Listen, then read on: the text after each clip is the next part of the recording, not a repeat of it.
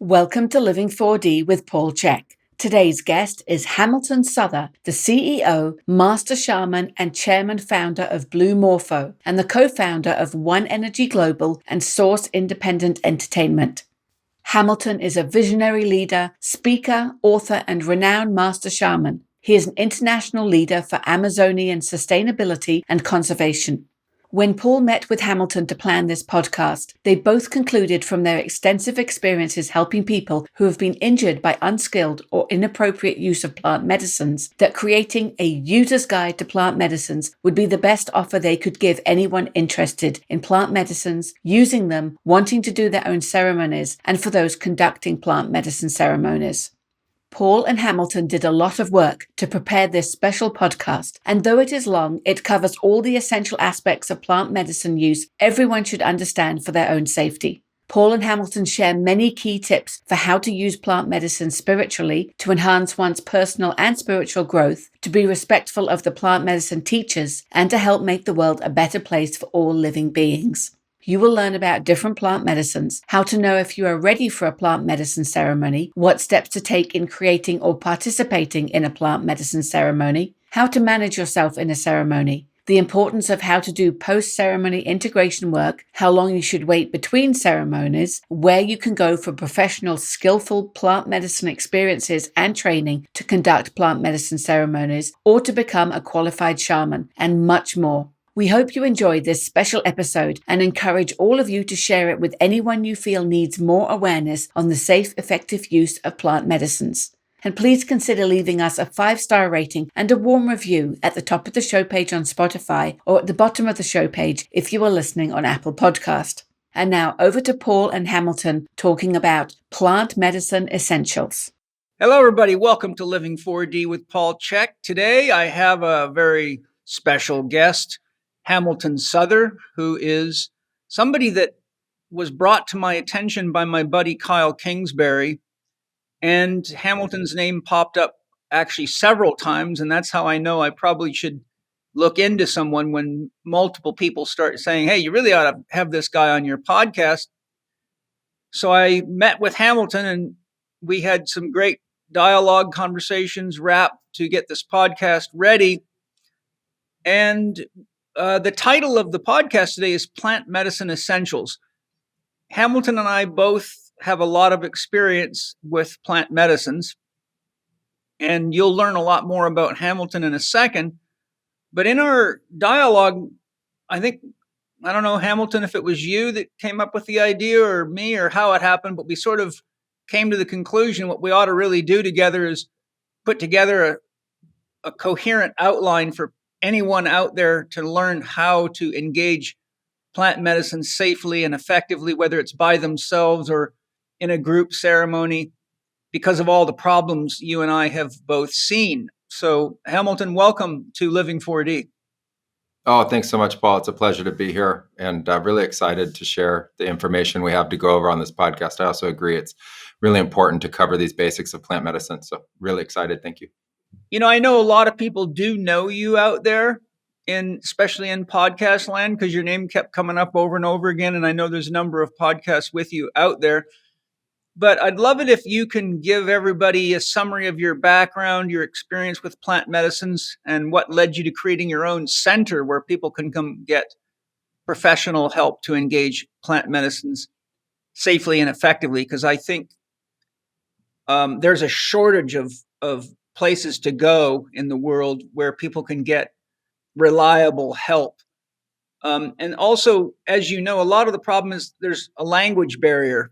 Many people go to Peru or to various jungle regions of the world, Brazil, all over the place, as you know.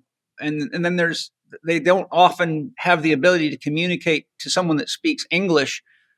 But to have someone like you who's in a more of a native setting, who has a lot of training and work with natives in their actual shamanic practices and uses of the plant medicines, but who can communicate clearly to people that have English as a primary language, I think is a real help. So please share whatever you'd like to share so we have a better sense of who Hamilton is and his experience with plant medicines. And I'd also like to know what encouraged you to do all the work to become a shaman, because if you do that the way most shaman are trained, legitimately trained, it's quite a journey. Oh, for sure. The journey of apprenticeship and training was epic in its own right, and it much harder than I ever thought even possible. Even though I had heard a little bit about it before I got involved. My background is that I grew up in the United States, and I went to university at the University of Colorado. I studied anthropology, and after I graduated, I had a spontaneous awakening. And as part of that awakening, and in the sort of extended experience of consciousness that I had, it was very clear that I was going to go to Peru and I was going to study mystic arts. And Neat. I didn't have any background in that. I didn't have any originating story to accompany it. I was fundamentally a scientist in the way that I understood and the way that I used logic and reason. And all of a sudden, I had these experiences in my early 20s that were akin to the awakening to shamanic apprenticeship. And I was presented some synchronicities, and people gave me some books that had heard about what I was going through. And they were all firsthand accounts of initiation into shamanic apprenticeships. And it was exactly what was happening to me, from the dream experiences to the lucid dreaming to the visionary experiences to the premonitions and things like that I was going through. And so I went to the Amazon to find out ultimately if what was happening to me was delusion or fact. And really asked for very key ways to corroborate the information, like set periods of time that things should happen in, et cetera. And so I was literally told in vision that if I went to Peru in 90 days, I would find my apprenticeship. I would stay in Peru and I would start learning there and training. And so I went to see if it was true. And it actually turned out to be true, funny enough. And I couldn't believe it, really. I mean, I kind of had to transcend doubt and fear in my own right. At that time, I was in my early 20s. There wasn't really a trodden path to follow to go look into this. I was in a very remote part of the forest in my first ayahuasca ceremony, and had visions that I had found my apprenticeship and that I needed to stay there. And the first sort of trial and test of the apprenticeship was just learn how to live in the forest and be accepted by the people to live there. And like I said, I was in a very remote part of the forest. I was 24 hours overland travel from the city of Iquitos. I was on a small tributary, and upriver from me where I lived, there were no permanent inhabitants. And so I was literally the last person on the river. That was as far as civilization had reached. And I was about 40 minutes past a native tribe who I actually ended up becoming really good friends with. They supported me and protected me out there through my apprenticeship. I became the healer of their tribe for a period of time through the early and late stages of apprenticeship. And all of that ultimately led to Blue Morpho, our center for plant medicines here in the Amazon, and our academy to teach people about the appropriate and safe uses, professional uses of plant medicine and the practices that accompany them, really now for this growing expansion of interest in plant medicines and psychedelics. And so I trained formally in the jungle for 4.5 years, and then we moved to a location closer to the city because the interest in our work was growing and the group sizes started to grow, and we needed to be in a place that was just closer to emergency medical attention if ever necessary, and something easier logistically for our guests to ultimately travel to and come to. And so my background, brought me deep into plant medicines in my early 20s. Since then, I've had a really extensive amount of practice and experience. I've held over 1,500 professional ayahuasca ceremonies and another 1,500 professional plant medicine ceremonies of various types of plant medicines. I developed a system of shamanism around cannabis and psilocybin based out of the Amazonian teachings, as well as San Pedro Huachuma. And so in the Amazon, I studied 5 disciplines of shamanism. I studied ayahuasca, the trees, they call them palos, the sanangos, mapacho, and toé, and then got the opportunity to practice with all different kinds of visionary plants outside of our specific lineage. And I got to work with over 10,000 people over the years from all over the world. And it's given a tremendous breadth of experience in knowing what people go through, the cultural differences, the differences in the psyche, and really using plant medicines for acute intervention, healing, and greater success in people's lives. That's fantastic. Well, Hamilton, that's a hell of a lot of experience. Now, those plant medicines that you'd worked with, you gave the native names. Can you translate those different medicines into English that you've worked with? Yeah, ayahuasca, that's Banisteriopsis caapi with Psychotria vigris, and then a number of different admixtures that are typically given to it. In our lineage, we work with anywhere from 10 to 20 plants that go into the ayahuasca that we make. And then San Pedro, Wachuma is a kind of cactus, psilocybin mushrooms of various kinds. I was just going to say the San Pedro, the active ingredient is mescaline. Correct. Mescaline based. Which is lovely. I like it straight up myself. It has an incredible way of grounding and teaching about the earth and the body, and incredible healing that can come, and transformation in terms of the deep connection to nature and our own nature. And I agree. I think it's an incredible medicine. And then the trees, there's anywhere from, depending on the lineage, between 20 and 40 different kinds of trees that are said to be medicinal trees or doctor trees of the forest. And they aren't psychoactive in their own right. They're done in dieta, which is a kind of deep purification and a long-term study and meditation with the tree. And they're in different lineages added to ayahuasca as admixtures to give greater spiritual support and energetic support to the ayahuasca. So it can add, in essence, make it a more powerful experience and just add the presence of the trees. And then sanangos are also a kind of dwarf tree, typically used in the roots. They're visionary. You do dieta with them, and there's a number of different kind of healing techniques that are done. The local names for them are Uchuk Sanango, which means like spicy Sanango, Chirik Sanango, which is the shaking or trembling Sanango, Chuni Sanango, which is a kind of small animal, Lobo Sanango, which means wolf Sanango.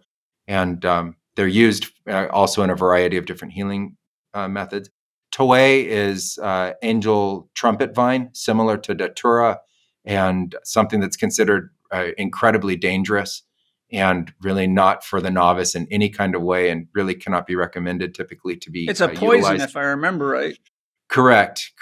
It just happens that in the Amazon, certain kinds of healers and mystics utilize plants that are, in other terms, known as poisonous as part of their practices, and they've learned ways to use them that are safe enough, I would say, but very expert-oriented and potentially extremely dangerous. But I was trained in those arts, and so I'm glad I survived them. Yeah, me too. It would make this podcast hard to do without you. And just for the listeners, dieta is the equivalent of what we would call a diet. So classically, shaman will do a dieta. So you might do tobacco in various forms for a given period of time and eat practically nothing else, or whatever the plant is that they're training you on, so that the spirit infuses you adequately enough that you develop a relationship with that spirit so you know how to work with it. So I just wanted to clarify that for people that don't know what that word means. What's your mission? What would you describe as your mission, vision, and values to support evolution of consciousness and support humanity in evolving consciously with your center there? I think the core mission is the evolution of consciousness itself, for ultimately the general improvement and expansion of consciousness based around core values of love and support for humanity, and ultimately a bond with nature so that we live in a symbiosis and a real understanding of being stewards of nature, and supporting the future generations, an idea of an incredibly expanded future in our thought, not just one generation or two, but 5, 100, 1,000, 50,000, 1,000,000 generations into the future. I would like to think that when people look back on the ancient history of humanity, thinking literally of us right now, 1,000,000 or 2,000,000 years from now, they would think that there were a group of people that really cared about Earth and really cared about people, and understood that it was through the evolution of consciousness that we would ultimately impact and solve some of our greater problems, and that we can use it for healing and ultimate success, and having a deeper understanding of our role within the cosmos. and transcending the philosophies of separation to understand the true unity that we truly experience and are part of. Yeah, that's great. Now, just since we're early in the podcast and occasionally people won't stick it out, but probably need this information, I would like it if you could describe what, if I wanted to come to Blue Morpho in Peru, what are the sort of offerings or packages you have? What's the cost? So people know as we go through our podcast today, if all of a sudden they decide, wow, I got to go see Hamilton in Peru, I should do this or I should do that. What is the options you have available to the people, and what's the cost generally to do that work at your center and the different types of ceremonies you do? Yeah, Blue Morpho is fundamentally 3 different kinds of offerings. And so the first is ayahuasca retreats. And an ayahuasca retreat is typically 6 days or 12 days. And so we have ones that run back to back, and we also have individual ones. And you either come for 4 ayahuasca ceremonies or 8 ayahuasca ceremonies. And the cost for those is around $2,500 to $2,700 for the 1 week, and double that for the back-to-back weeks. And people come from all over the world to experience ayahuasca, and we use it really for maximum success. And that can include tremendous healing. But the idea is that we come for expansion of consciousness, a tremendous amount of learning, experiential learning through the ceremonies themselves, lectures during the day to discuss what we're going to do in the next ceremonies and how we really set intention for those ceremonies individually and collectively. There's a tremendous amount of guidance and a tremendous amount of teaching that takes place. We really demystify the experience so that we can open up the true mystery of the cosmos and the mystical nature of these plants and what they can teach us. We also offer a dieta center. It's a lodge about an hour outside of the city. It's a lodge I built myself. And there we offer long-term plant medicine dietas and ceremonies. So people can come and experience the trees. They can do the fasts. They can experience the long-term, really deep healing that comes from both the visionary plants and also just the non-psychoactive ones, the ones that are part of the plant medicine practices of the forest. The forest has hundreds of medicinal plants. And so here you can come and experience dieta. You can learn about the plants in the forest. It's a very deep meditative practice. And the cost for that depends on your length of stay, but it's anywhere from about $1,000 a week to, longer depending on the length of time. But you can come for the length of time that you would like. You could stay for a week or a month or 2 months, et cetera, as you need. And the third is the Academy. The Blue Morpho Academy is an offering of online programs and in-person trainings to certify sitters, coaches, facilitators, and master facilitators in the plant medicine arts. And the online courses can be done at your own pace. They go anywhere from 3 months to 2 years of education. And the in-person trainings will either take place on retreats or at the Dieta Center. And you could come for a week at a time, or over a month if you can fit it into your schedule, and really go on the path of medicine and learning, and ultimately having a certified role within the plant medicine community and potentially a career. Yeah, that's great. I didn't realize from our previous conversations that you had the educational component to it. I think that's quite important because there's, the nice thing is that shamanism is in a revival state. But as you know, the challenge of that is that you get all sorts of stuff that, may or may not be very well grounded in real shamanic practices. And so there's just not a lot of places to go. My wife Angie did Michael Harner's advanced shaman. First, she did all of his basic shamanism, but then she did his 3-year advanced training program, which was quite comprehensive. But a lot of people, they're not going to go through a 3-year program, but they could. It sounds to me like they could go. What program would you say, or what length of program would you say would be what you would consider to be the minimum before someone could be qualified enough to lead plant medicine ceremonies effectively? I think it depends on the role. The role of the sitter is really a hands-off role, and it's a westernized role. So you can't really you can't equate it with that of a practicing shaman or a true facilitator of the ceremonies. So I think a sitter role can be learned within 3 to 6 months. You could have the skills and safety plans and understanding of what to do in the case of an emergency, but it really is a hands-off role.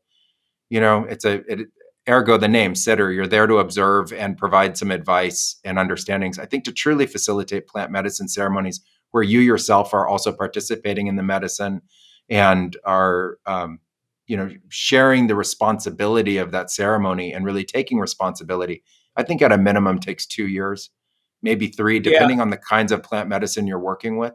Some are easier to work with and some are just wily and much harder. And I think for the much harder ones, you can't put a time limit on it.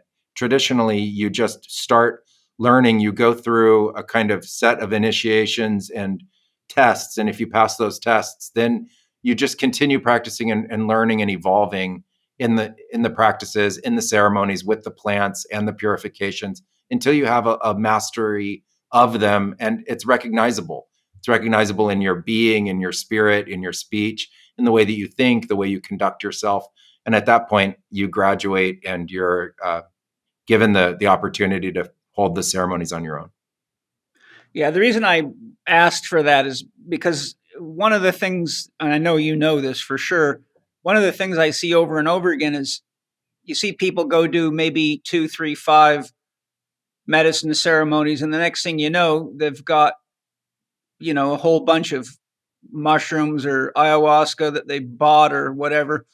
And then they're running their own ceremonies and charging people. But I've seen a lot of people get hurt in those situations because they don't have the depth of understanding. And I think it's not just the understanding of the plant medicines, it's the understanding of human beings and the psyche and what happens when the unconscious is able to percolate up into consciousness and traumas surface. And, so I think there's a real misunderstanding that just because you've navigated a few journeys that you can now take someone else on a journey, but you have no idea what's going to happen when you open Pandora's box. And I think that's where the real skill is not only there, but dosing, knowing who should and shouldn't do it.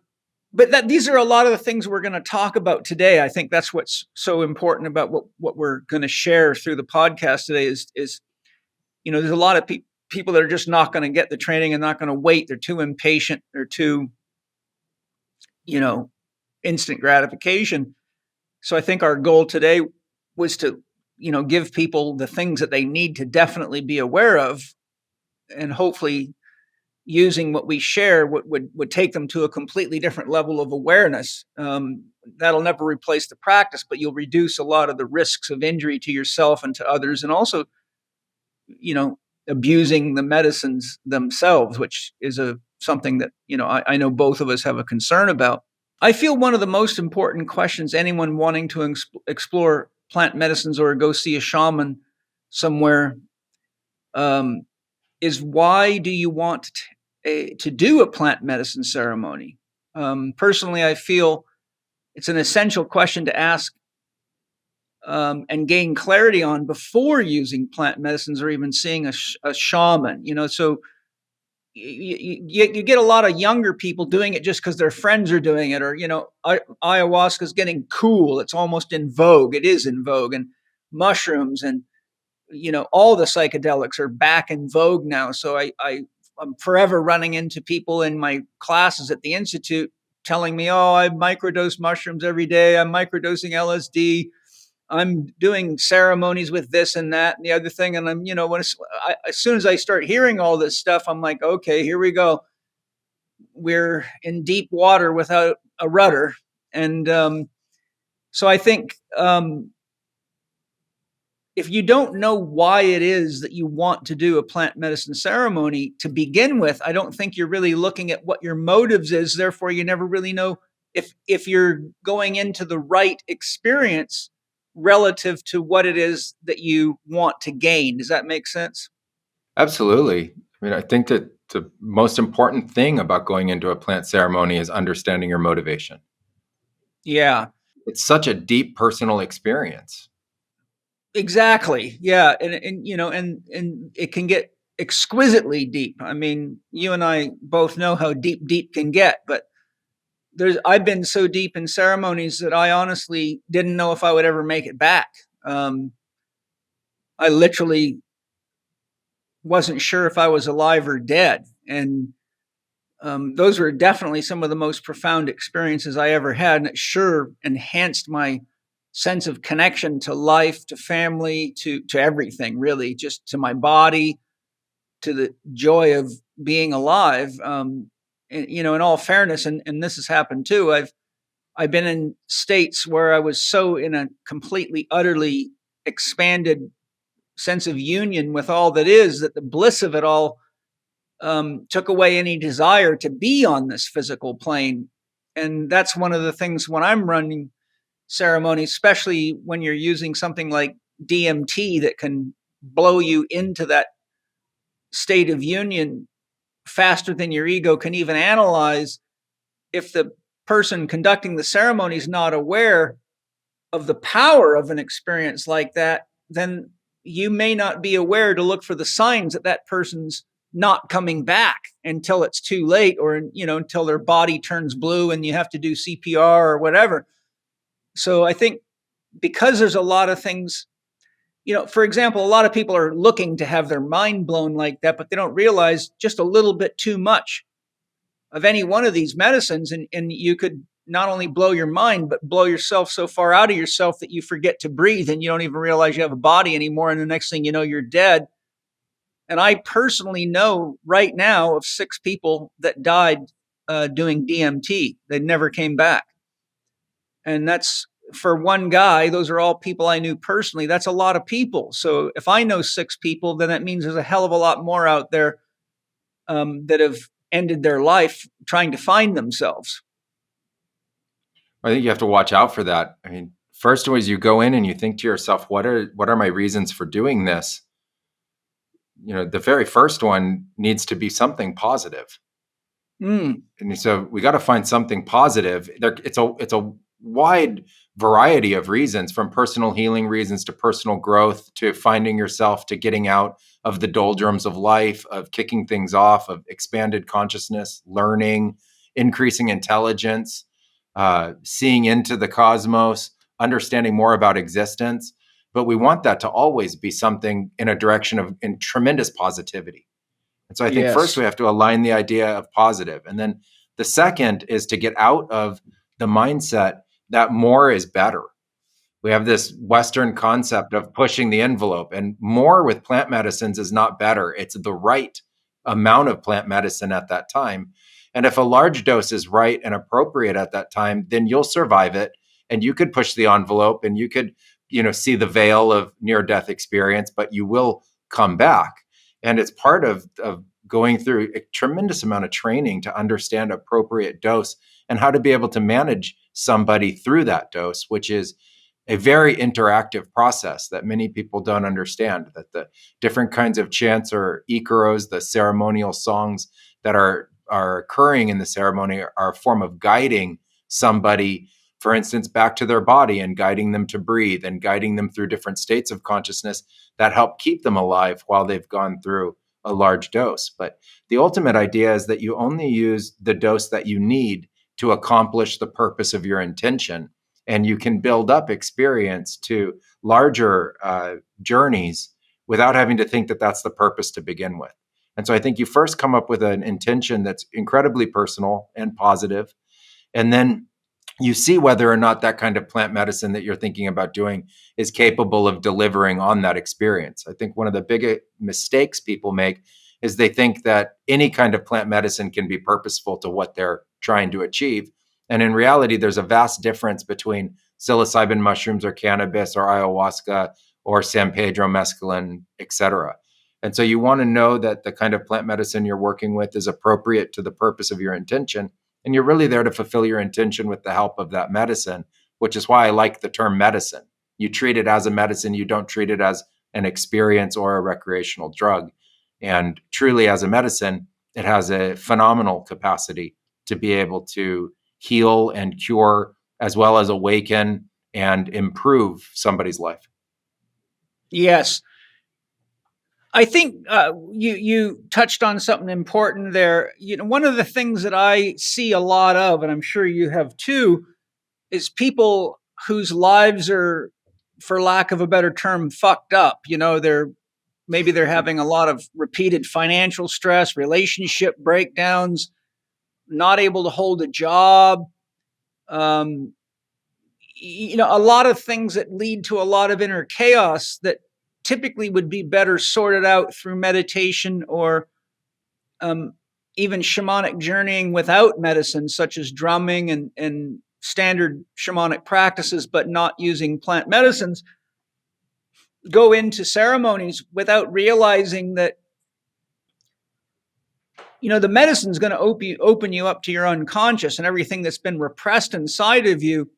And if you're not willing to work through that naturally, depending on the dose and the type of medicine, you may actually have to deal with more of yourself than you're ready to handle in a medicine ceremony. And it can lead people to a lot of, what they call a bad trip, but a lot of very frightening and scary experiences, which then often get blamed on the drug, but not realizing the medicine's only exposing what's in you. It's not bringing more of your problems to you. It's opening you to see what it is that you're creating with the consciousness that you're carrying and utilizing. So I think your comment that, it should be a positive reason for doing a ceremony, not a negative one, is very important. And I also think, how would you define where the threshold of mental stability is? In other words, if you're already dealing with psychotropic drugs because you got ADD or you got anxiety disorders or you're taking prescribed medicine for something, or you're already in a crisis of self or a relationship crisis, how do you feel a person should, what are some tips for distinguishing whether those are the types of situations you should get professional help with or shamanic help without drugs versus using the plant medicines as a healing process? Is that a clear question? Yeah, it is. First, touching upon what you were saying before about meditation or energy practices, body-based practices like Tai Chi, etc. I haven't found a medicine culture that bases the entirety of their practices in plant medicines. So on the contrary, every single plant medicine culture that I've studied actually has a vast and wide array of other practices that are their daily practices, and they use acute intervention with plant medicine ceremonies. And the only people that do them with any frequency are the shamans who are trained to wield those medicines on behalf of their community and the participants in their ceremony or their patients. And so first of all, everybody is involved in other kinds of practices. And from a Western standpoint, you could think of them as meditative practices or some kind of energy-based practice to provide grounding, stability, support, mental stability, health, overall well-being. So first, you always start with that. And then you could look at whether or not there's a need for plant medicines. And I think you can start a treatment with plant medicine, but if you do, you have to be very aware of the fact that you're dealing with a tremendous delicateness in the mental states at that time. So if you start the treatment with plant medicine, you're not going to go into a large dose of plant medicine. You're going to use an acute intervention in a ceremony with a very small dose of plant medicine to open up somebody to things that they might be blocked from, like their heart or their spirit. And you're going to kind of get that back online. And then you're going to follow that with a tremendous integration program, which is going to be all about the other kinds of practices that you described. That's if you start with plant medicine, and you're not going to do it on your own. And you're going to do it under the guidance of somebody trained in the art of healing that's going to take you on a journey. And that plant medicine ceremony or 2 or 3 that you would do at the beginning of treatment is going to kick off 2 months, 3 months, 6 months, or even a year of really a retraining of your daily life in an incremental, step-by-step, very logical and repeatable way to really build a life. And you'll have used the plant medicine as a catalyst. Now, the other way of doing this is you start these other practices, you start to balance yourself, you deal with the shadow within yourself and the difficulties that you're having to begin with as you build up to a plant medicine ceremony. Okay, now if you do it that way, you'll have gained more foundation, you'll have gained more stability, you'll go into the plant medicine ceremony now looking to break through because you'll in your own daily practice now have come up against blocks that the practice your current state is incapable of helping you get past, or you're incapable of self-guiding through that blockage. And then you're going to use the plant medicine to literally change the resonant state or vibratory state of your body and your spirit at that time. So very much like you're saying, living 4D, you're going to go into the 4D to make a change, a very specific, intention-oriented, guided change, so that you can come back from that experience and continue your daily practices and really accelerate the nature of that growth and development. And so, if you don't have a clear mental state, you're not ready for plant medicine ceremonies. If you have fear over confronting yourself and knowing yourself, and if you're still dealing with the inner child issues and you're still dealing with the inner shadow issues, what you need to do is be ready to work on those. And so you need to prepare yourself to be ready to see yourself and confront yourself in the totality of what you know is inside you. And I think the subconscious and unconscious is a misnomer in plant medicine practices because it's all conscious at that point. So if you're still in a place where your subconscious is negative for you and your unconscious is truly unconscious, then you have to be very careful about how you're going to interact with plant medicines so that we can ensure that you're going to have a positive experience. Part of that will be dose, part of that will be intention, part of that will be the types of plant medicines, and the nature of the ceremony that you're going to be part of. Yeah, the structure of the ceremony. Yeah, and the purpose of it. Yeah. Yeah. Now, I also think that this is a different approach. I think, I shared with you, and I think you were in line with me on this. I've learned more from plant medicine work than I have from any human being alive. And I have recorded all my ceremonies and the ceremonies that I've done for others for healing purposes in journals. When I look back through those journals, which I illustrate and spend often hours mapping things out, and sometimes I just go back and, there's probably, 80 or 100 of these journals that I've got full now. And I take stock of all the things I've learned, either talking to spirit guides or talking to my soul or talking to tree spirits or plant spirits or the consciousness of the earth, Gaia, and any number of beings that you can meet. I've met many extraterrestrial beings in ceremonies and talked to them. But when I say, okay, if I looked at all the stuff I've learned from reading books and all the stuff I've learned from human teachers, I can honestly say I've learned more from my plant medicine experiences that actually have changed who I am, either confirmed or helped correct my perspective on life and beliefs and things like religious ideologies or what God is or what spiritual development is. I can honestly say I've learned more from plant medicines than I have from any other source.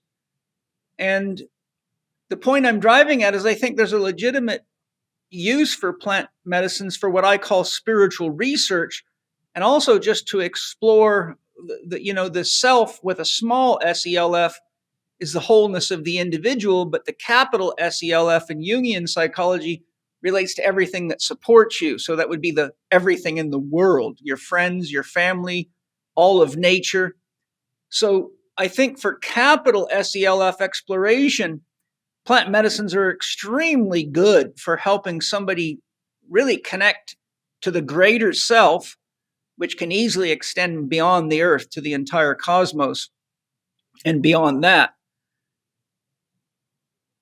I think today, when so many people are spiritually lost and religiously confused, that a properly run series of ceremonies over time can really help a person individuate spiritually and find who they are and what their own living spiritual connection is, be it to nature, be it to God, be it to family, friends, to spirit guides, to power animals and things like that. I just want to hear your thoughts in that regard.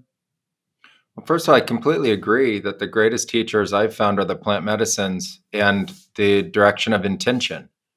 And so the first teachers I sat with, said, drink this. And I did. And for me, it was chaos at first because I didn't know how to navigate the experience and how to sit with it and concentrate. And then I asked them, well, who teaches you? And they said, the spirits teach you.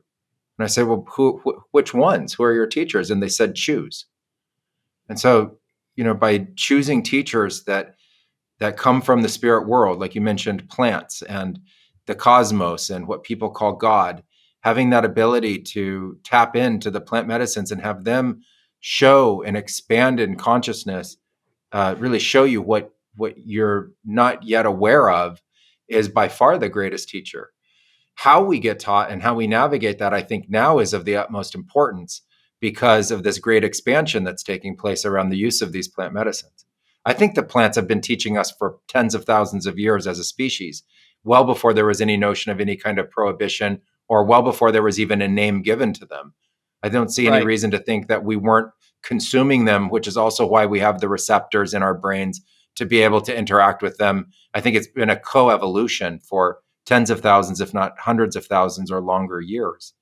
So I think it's innate within us to learn in this experiential way. When I was first in the Amazon, one of the greatest things I realized was that the way I was going to learn an apprenticeship was not with a whiteboard or chalkboard with somebody sitting there lecturing to me about information, but that it was going to be this great experience that was going to push me in a number of different ways. It was going to push me through fear. It was going to push me physically, mentally, emotionally, spiritually. I was going to have to give up falsehoods and beliefs that were just fundamentally not true. I was going to have to open up and face the nature of the small self or the large self.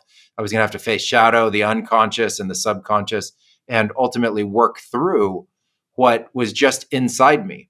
And one of the greatest gifts is an understanding that we're tapped into consciousness, and consciousness is something much greater than just ourselves.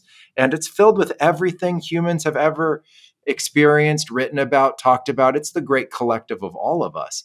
And we tap into that, and it teaches us through those experiences. But you have to be ready. You have to embrace this expansive process that you go through. You can't compare it to another kind of education. And that's the purpose of the shaman or the purpose of the medicine man as guide.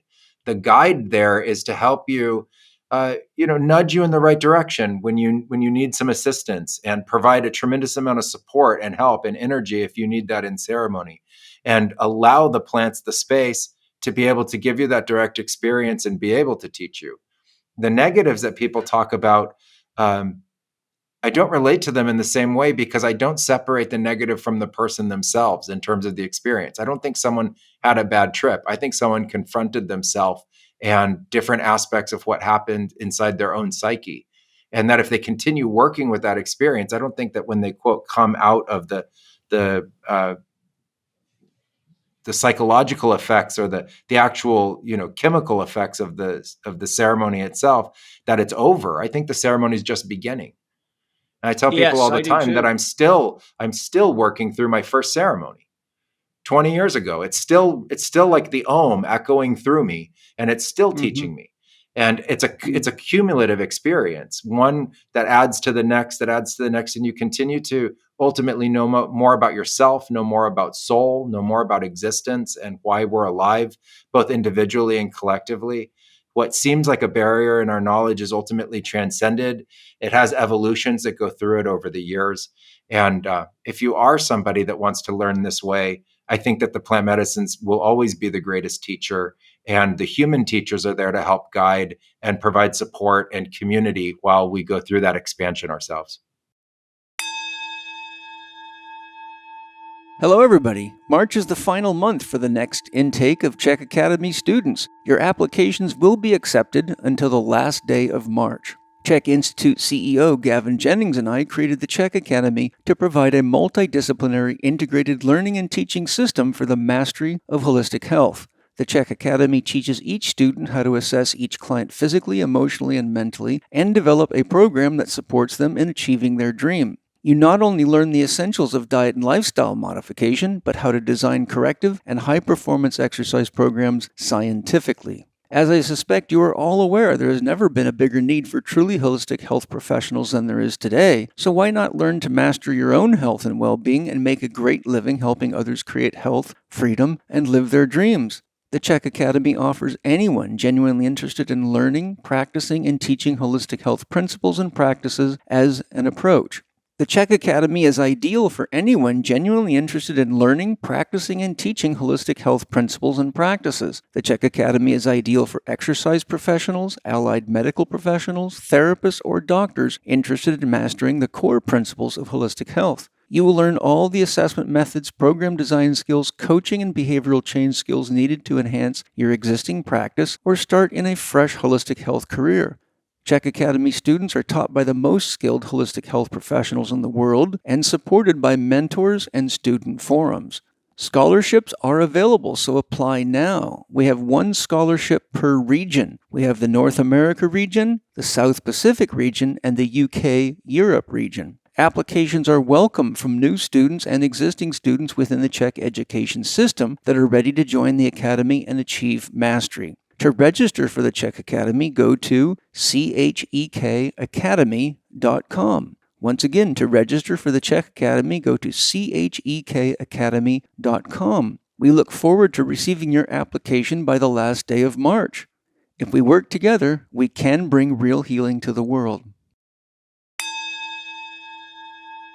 I think another important aspect, and I did a lot of spiritual research with plant medicines for this reason, and that is that so many people worldwide have been programmed from children with dogmatic religious beliefs, be it Catholicism, Judaism, Islam, even Buddhism, all of them, right? They're all belief systems. And what I find is, having worked with thousands of patients in my now almost 40-year career and tracked back what the beliefs are behind the choices that led to the illness, I almost always come to some rigid belief about what God wants or what God demands, or the guilt and the shame that I've sinned because I masturbate or I had sex or whatever the story is.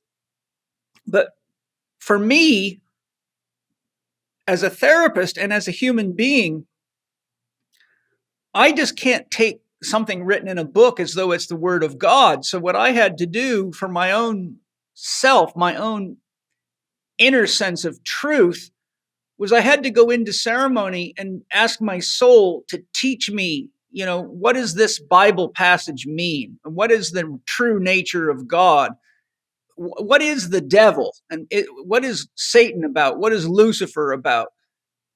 And I've had encounters, multiple encounters with Lucifer, where I sat there and asked him questions and, got to the bottom of things. And if I had time to talk about that, I think it'd blow people's minds what happened when you talk to this being. But the point I'm driving at is, you see, what happens is you now have a vehicle of your own personal, authentic, lived experience of engaging your soul or engaging God or engaging any number of sources of consciousness. And then you can look at the Bible or look at what other people are saying or what other people are warring about and have your own inner compass that says, boy, these poor people, they really have these weird ideas about God. If they only had a chance to have a personal relationship with God and ask God these questions themselves, they wouldn't be so lost, confused, and destroying each other. So I really feel that the gift of the plant medicines from this perspective is it allows you to authenticate your own beliefs and or have them challenged in loving ways by highly intelligent aspects of consciousness that, as you know, when you engage a lot of these different levels of consciousness or beings, there's no question that they're, undeniably more evolved than you can even put a measure on. You could say 1,000,000 years more evolved, but it might be billions. I don't know. But I, for example, have run into ETs in various experiences, a lot of them not on plant medicines, we're doing remote viewing. And I've been shocked and astounded at how far evolved they are compared to us. And so I guess in a nutshell, what I'm saying is I think at this time in the world where there's so much division by race, by color, by sex, by religion, this is a really important time to develop your own authentic connection to your soul, to God, and to whatever you want to call your own belief system, so that you actually can sit in your center. And I find that doing that not only grounds the individual in the true self, which is really important, but it helps them have empathy and compassion for other people who have bought into, consciously or unconsciously, these belief systems and don't realize they just become pawns on the chessboard for somebody who's making a lot of money off of their belief. I'm just leaving space for you to comment. Oh yeah, that. No. I mean, I'm listening. I'm listening. Yeah, no, I agree with you completely. I think right now in time we have a very polarized notion of philosophy to try to describe what's happening in the world. So you could describe what's happening in the world any way you want, but the way it's being described is in this very tremendous polarization. You mentioned the polarization of race, political systems, this us versus them, gender, etc. And I think a lot of us aren't aware of the fact that our belief systems drive us, and that we weren't born with the belief systems that we have today. And so there's been a tremendous form of manipulation around belief, and a tremendous form of manipulation in, like you say, for profit purposes or power purposes, etc. And control. Plant medicines give us the control. Yeah, absolutely. They give us an opportunity to be able to bear witness instead of being, prodded by. And often what happens is these waves and veils are kind of lifted through these experiences as we go through onset, and we kind of start to wake up in our own consciousness. And fact, it becomes much easier to parse from fiction, and that which is being manipulated and controlled all of a sudden has that kind of quality associated with it. And having that ability to sit in your own soul and sit in the true nature of your own spirit again, I think is one of the great gifts, and one of the very important things that's happening now in the expansion of the use of these kinds of medicines. We have to pierce through the veil and be able to both see ourselves, but also see the important role that we have within our society, so that we can align ourselves with what will help us be successful and be positive. And being a pawn on anyone's chessboard is ultimately not supportive of your soul and supportive of the real reasons why you're alive. And so taking that into consideration and using that as a reason to explore these kinds of medicines, I think, is one of those positivities that we discussed earlier in the podcast. Yeah, I mean, to summarize that very succinctly, anytime you're a pawn on someone's chessboard, you're participating in an abusive relationship, which will never turn out good in the long run. The problem is we have it going on a worldwide scale now, as you're well aware. So I think right now, when people are so confused and scared and don't know what the hell's going on, and you got the World Economic Forum doing all of its crazy stuff, and there is no God, there is no soul, you're a hackable animal, you'll own nothing and rent everything and be happy, and you be in an electronic jail. I think paradoxically, now is a time to find a guy like Hamilton and get the guidance to develop your own inner sense of connection. Because if you don't have your own inner sense of connection to God or to soul or to spirit or whatever you want to call it, you're very, very susceptible to manipulation, because they're going to and are using every form of way to divide people, which is the first strategy to conquer and brainwash them. And I think that well-run plant medicine ceremonies can really anchor you in your authentic self and give you a real good capacity to discern, bullshit from reality. Yeah, agreed. You have to find yourself in the ceremonies, and you have to sit there and see both what has happened to you and what you can do. So part of it is witness and part of it is empowerment. And the point of personal empowerment is so that you can make decisions on your own. On the last retreat, I was talking about this with people, is that really the higher dimensional aspects of ourself is controlled by our choice. And so the reason why our choice is so important for groups that want to manipulate it is specifically to control you.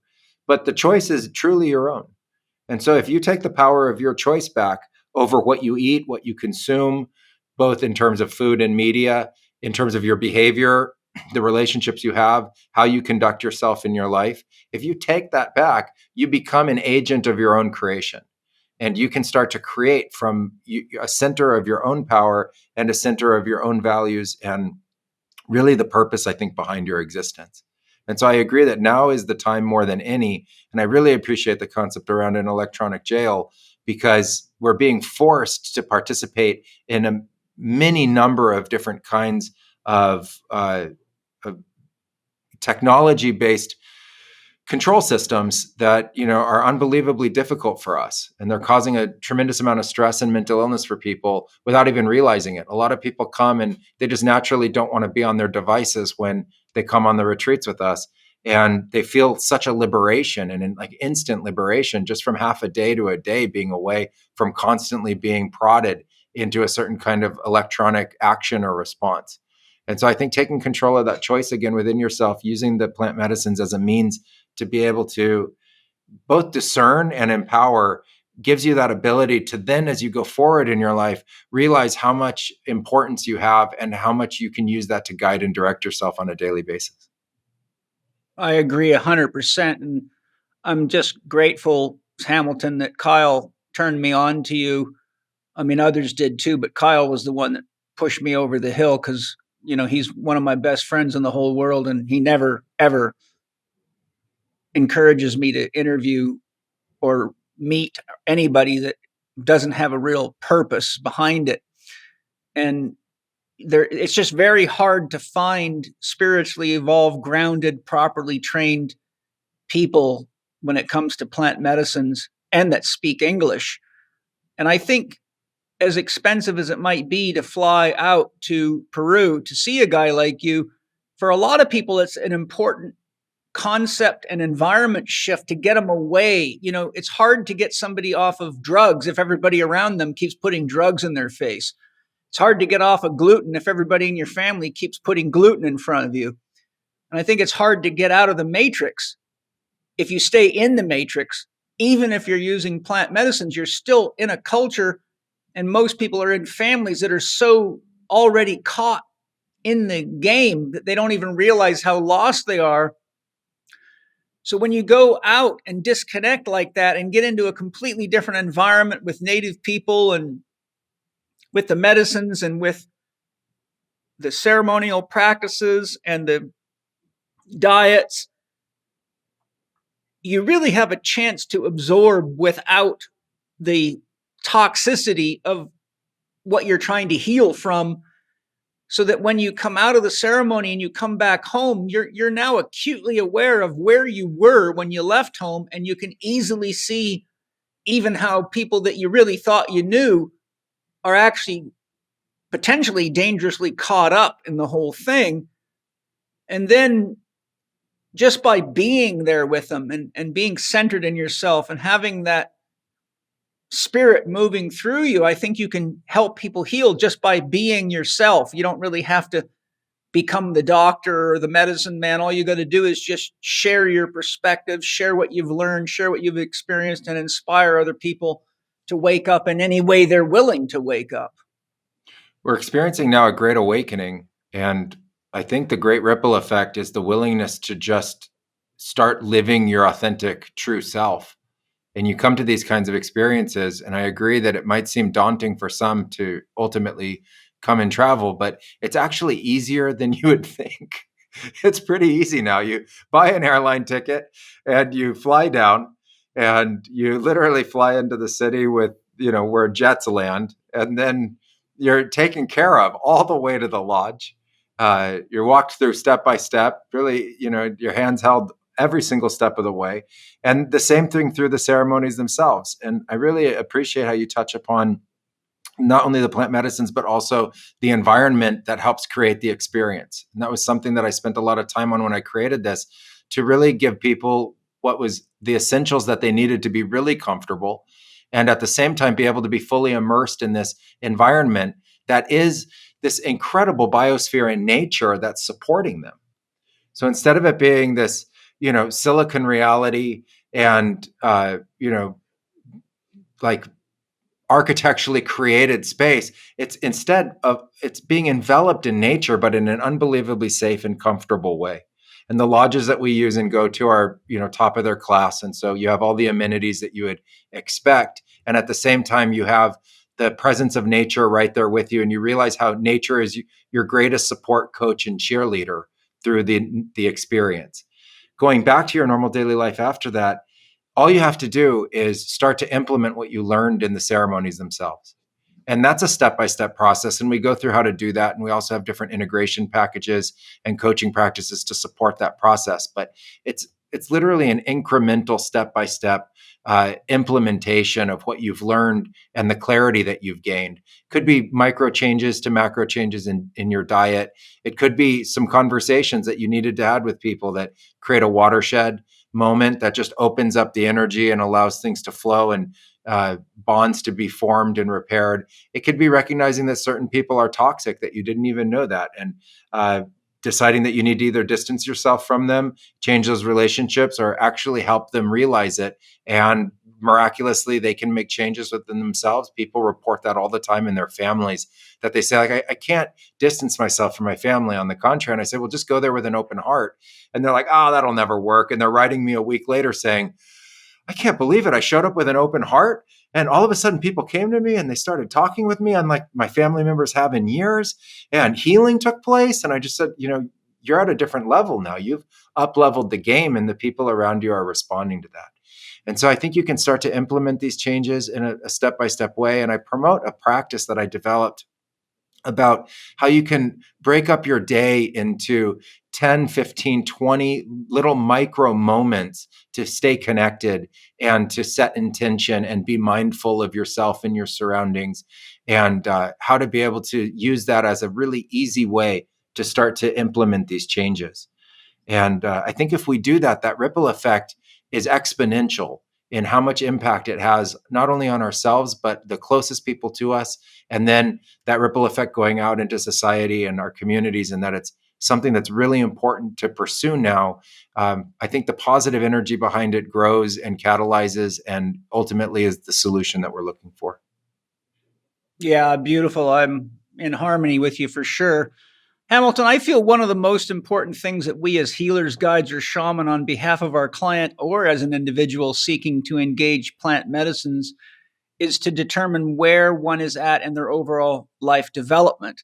To do that effectively myself, I developed, based on a lot of study and clinical experience, I developed a 4 archetype system that I created, and it includes the following archetypes. It begins with the child archetype, which is what we all know a child to be. But a child can be a child at any age. A child is someone who is codependent on parents or parent figures. So, for example, if someone's living on welfare when they don't really need to, but they've just become accustomed to government handouts, they would classically be in the child archetype in my system, regardless of the age of their body. The warrior archetype begins when we go through puberty and we begin to reject our parents' ideas. And that phase of our development is where we have to decide who we choose to be and what we choose to keep or reject from our parental conditioning or parents' ideas. And it's the stage of our life where we have to decide what values we're willing to live for, but also willing to die for. Like, there's certain things that I will not do, even if it comes at the price of death. Like, I wouldn't allow somebody to harm my children. For example, when the whole vaccination thing was going crazy and there was reports of them going door to door and putting parents that wouldn't vaccinate their kids in lockups and taking kids away. I just said to my wives, I said, they best not come here to do that, because it'll be a showdown. I will not let them take my children and do that. I'm willing to die for that. So there's the warrior archetype. The warrior has to discern what values are you willing to live for and what are you willing to die for. And that was the function of all initiation ceremonies in native tribes, was to knock the child out of the child so that the warrior could step up and know what is it that you're protecting. What are you willing to die for? And what are you willing to protect so you can live for? So the warrior cycle is someone who's really still trying to discern who they are, what their values are, what they are willing to defend, what they are willing to put their life on the line for, who their people are, and what their belief about life, about nature, about values is. And that we carry all these archetypes in us. So we transcend but include if we're healthy. So the warrior still should have the child in them. They shouldn't lose their spontaneity, their creativity, their open-mindedness, for example. The warrior evolves to the king or the queen, and each step of the way, the number of people that evolve drops down because each one takes a higher level of conscious and or spiritual development. So the king or queen becomes the individual who has reached a high level of success in their career. They're highly skilled at something. They're not dependent upon others for income. They usually have their own resources, their own companies. So someone like that would be someone like Stevie Wonder or Clint Eastwood or Oprah Winfrey would be a queen. And it's not just people at that level. It's someone who's really skilled at what they do, and they have their own, shall we say, kingdom. They can pay their own bills. They have their own living philosophy. They're well centered in themselves. They know what they're doing, why they're doing it. Now, that doesn't mean they may not be negative, because you can be a negative child or a positive child, a negative warrior or a positive warrior, a negative king or queen, and be dark and controlling, or be loving and supportive. The tipping point for spiritual development then comes at the king and the queen, because the king and the queen usually get so caught in the world and identifying themselves with material excess, material accumulation, but they reach a point of emptiness and come to a choice point where they have to decide where are their values at, what's important to them. And by this time, they're usually in their midlife, and they start thinking about, well, what do I want to leave behind? So the biggest evolution is when the king or queen transitions into the wise man or wise woman. And to put this into another context, the child archetype is oriented towards sex and violence love. Sex and violence love means you're still learning how gravity works, what'll burn you, what'll cut you, that dogs bite. You're still learning that not everybody that looks nice is nice. People can give you candy on Halloween that's poison. So the sex and violence stage of loving means that there's a lot of polarity. It's not well controlled, and there's not enough consciousness to understand how to manage love. The warrior is the introduction to conditional love, where you learn, in order for relationships to work and business agreements to work, that there has to be some agreed upon contractual relationship. So if you rent a car, you have to bring it back in good enough shape that they're not going to charge you for it. If you rent a house, you can't destroy it, or you're going to have to pay for it. So conditional love means I love you if these criteria are met. I love you, and you've got to be able to do this or that, or the relationship's going to break down. The king or the queen is kind of the master of conditional loving, because they have to run an empire, and without rules and regulations, you can't hold an empire together. The wise man and the wise woman is the beginning of the pathway of authentic, empathetic, and compassionate love, in which they actually begin to see everybody in themselves. They can find the criminal in themselves. They can find the cheat or the liar in themselves, because they've evolved enough to realize that everything that they used to criticize about other people, they can now realize they too did that at some point in their lives. So they begin to have empathy and compassion for all beings and all people and all situations, because they know that we're all human, and we're all loving the best we can with the life experience, the depth of wisdom, knowledge, and leadership that we've had. So when someone comes to me that wants to do plant medicines, the first thing I'm doing is, there's a lot of things I do, but when I look at them and I interview them, I'm looking, is this person still a child?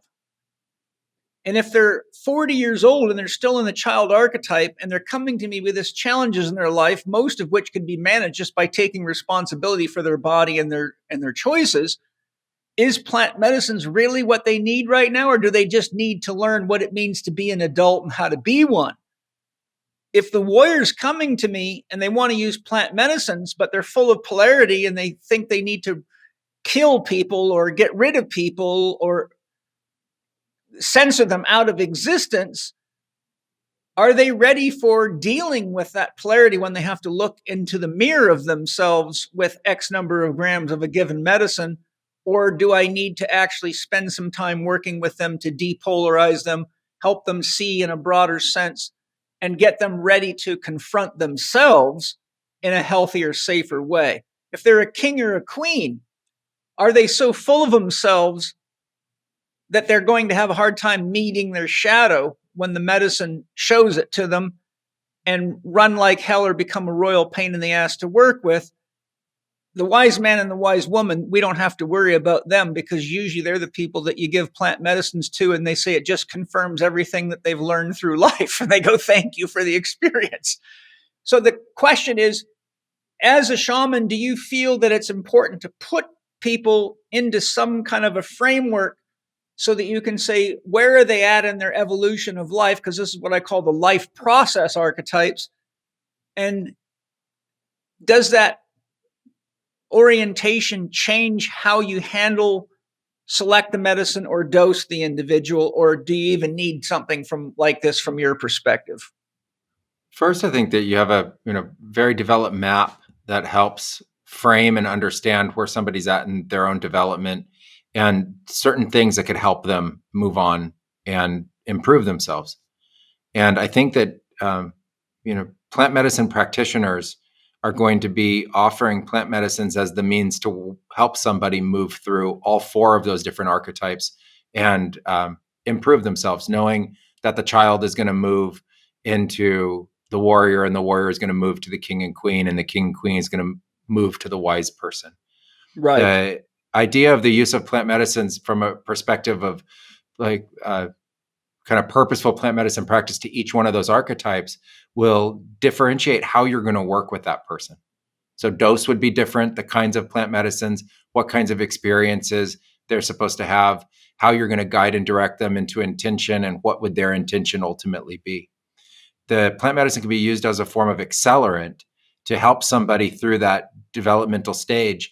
But really, what is the greatest accelerant is the willingness to implement what they learn in the plant medicine ceremony into themselves, like a self-oriented implementation to grow and understand that no matter where we are in our life, we're growing towards something, and that's part of our ever learning, our consistent progress and development, and that we have to be open to that idea.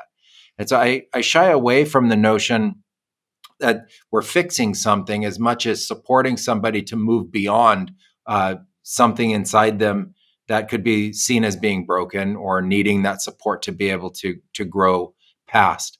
I really do like the frame that you provide, and as you described it, I can relate to how people go through that, how all people go through that evolutionary trajectory, and how those archetypes are represented both within the traditional apprenticeship and the tests of virtue that you go through to ultimately accelerate that process of growth so that you can be wise and still young, so that you can then support the community around you, even though you wouldn't have had years upon years or decades upon decades to be able to amass that wealth of knowledge. And it's also indicative of why the people who've been on a path of knowledge, typically when they're elders, are seen to have amassed so much more knowledge, because they've just had so much more time living to be able to both have bear witness and gone through it themselves in their own evolutionary process. So it's not the application of information, but knowledge gained through each and every breath, second by second, having lived, witnessed, seen,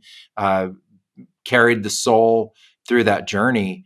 And in terms of the support around the plant medicines, I think that that's as important to the journey as the medicines themselves. So to give you an example, I was helping a young person this week through rite of passage. And the focus of that journey is very much the child to the warrior. And part of the training was about letting go of the part of youth that isn't ready yet to step into the role of warrior, but also part of stepping into the role of warrior to surrender and release the arrogance and hubris that leads to a lot of pain and suffering through that warrior archetype. So be ready to stand on your own 2 feet, use the heart and use divinity and use an intention to support the development of soul into the warrior to be able to filter that information and those values, like you said, but not be in opposition to the greater forces, like the educational systems, or rejecting all of the teachings of the elders that don't seem to fit, so to not move into that place of arrogance and hubris, but rather to stay centered in love and centered in heart on that transition from child to warrior.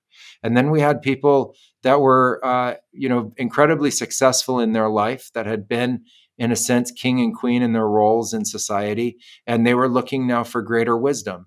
And we were all part of the same group. And the teachings to them was about the deep healing of the child to warrior to king and queen that is still needed to be able to move into wisdom, and how there's a movement to allow innocence to flow through the body in a truly pure way, where soul has been reawakened from the essence of life, even in the embryonic or pre-embryonic stage of life, going all the way through birth, and having lived through the trials and tribulations of those other 3 sets of archetype, and then how to be ready to fully embrace wisdom. And we talked about it in terms of source consciousness experience, and opening the consciousness to divinity and the wholeness of the universe, and transcending that binary duality of good and bad and light and dark, to be able to really perceive the light through everything that is our consciousness, and how we could understand ourselves as beings of light, and how we could understand ourselves as extensions of divinity, or the channelers and expressors of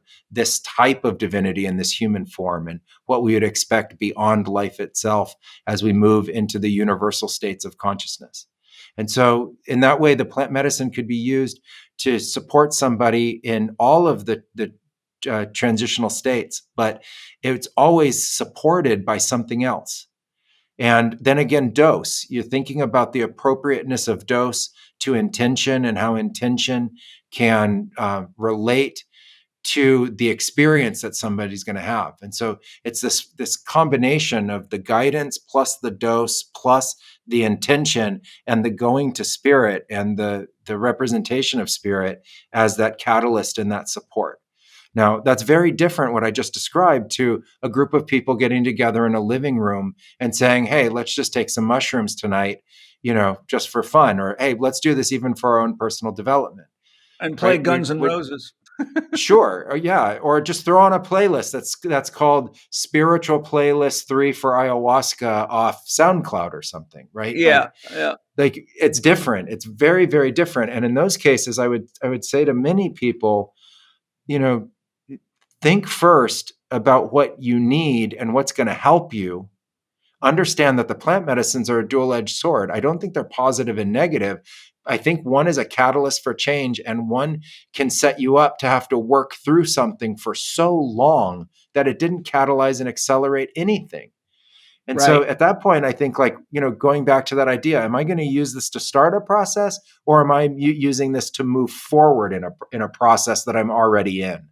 And I think if I use that lens, I could say, okay, in the child archetype, in someone who's in their mid 20s or 30s, I was in Vegas at a conference actually recently. It's kind of a rare scenario that I was there, and I saw a group of adults. They were all between 30 and 60 years old, and they were all still in the child archetype, trying to be warriors. They were trying to move into that stage of warrior. And, so much of the maleness in America has been sort of restrained and kind of retarded in its development, and hasn't really been allowed to fully grow and express itself in a positive way and in a healthy way. And so it gets this myopic view, placed on it of this, toxic form and expression of it. And I want to say that that's an immature form in an old body that hasn't been allowed to progress. It hasn't been allowed to evolve and grow. So I go back to that lens. Does that person need to start a process, or does that person need to catalyze a change within themselves now? And if it does, then we find the appropriate way to be able to start that. But in all honesty, for most people, the beginning of a practice that they can do every day that reinforces the personal state of discipline, that makes you confront your own mind, that allows you to connect with things that we dissociate from, like the breath and our feelings and our understandings of our emotional state, is really what the first stages of plant medicine is doing anyway. And so you could do those without the need of plant medicine, or you could use plant medicine as a support to that. If you are going to use it as a support to that, you have to know how. And that's where the guide or the facilitator or the shaman comes into play. And you need a good one, because a bad one is just going to mess you up. I mean, it's a detriment to the process. And so then I would say, look to all these tools that have been amassed that are incredibly powerful. Let's use those tools. Let's start to implement them in our life. And then let's look for where we find struggle and blockage. And then let's look at what we can do to support you to ascend beyond that, and start to apply that, because it's the application of these practices that mean more than just having the experience. So we can have the most amazing plant medicine experience, but if we don't apply it, that was just a night of our lives. But if we apply it, it changes the totality of the context and the texture of our life going forward. And I think that's where the real fruit is of the experience. And if we change our life, we change every life that we touch. That's just the like you say, the ripple effect. And one of the things that I've seen that's a problem in my estimation is that, Timothy Leary used to say, tune in, turn on, and drop out. And what I've seen many times, because, we have some over 60,000 students that have been through the Institute or are in it now. And so I'm in front of a lot of young people that are out there, blowing their minds. But one of the things that we are constantly dealing with is people will join the academy. They'll stick at it for, maybe 6 months or 8 months or a year, then they'll drop out. And then, having interviewed a lot of these people and talked to them, it's a habit that they have. They can't stick through a process. They don't have the adult quality of doing the work to develop mastery at something, because they want this instant gratification. They want to do a weekend seminar and then tell everybody they're an expert at the lumbar spine or something. And so what I've seen a lot of with people that do plant medicine is usually too much, not skilled application, mixing medicines, and kind of just like kids in a candy shop, is that they actually don't get more conscious and get more evolved. They actually start becoming more and more passive about their life, and have a harder and harder time stepping into the role of being an adult contributor to society, family, friends, culture, and world. And I think one of the problems is that if you're not doing a plant medicine ceremony with a skilled leader that has truly done the work to evolve themselves to be capable of leading most every other person on the planet, except for the ones that are as evolved or more involved than they are, then you don't have that person's. If you have someone that's really done the work to develop themselves and grow themselves and become a real adult, that their presence and their psyche creates a stabilizing field that changes the outcome of the whole experience. So even if you left the music the same and the medicine the same, having that person in your presence actually creates a shift in the environment that stabilizes everybody in the room and can dramatically change the outcome.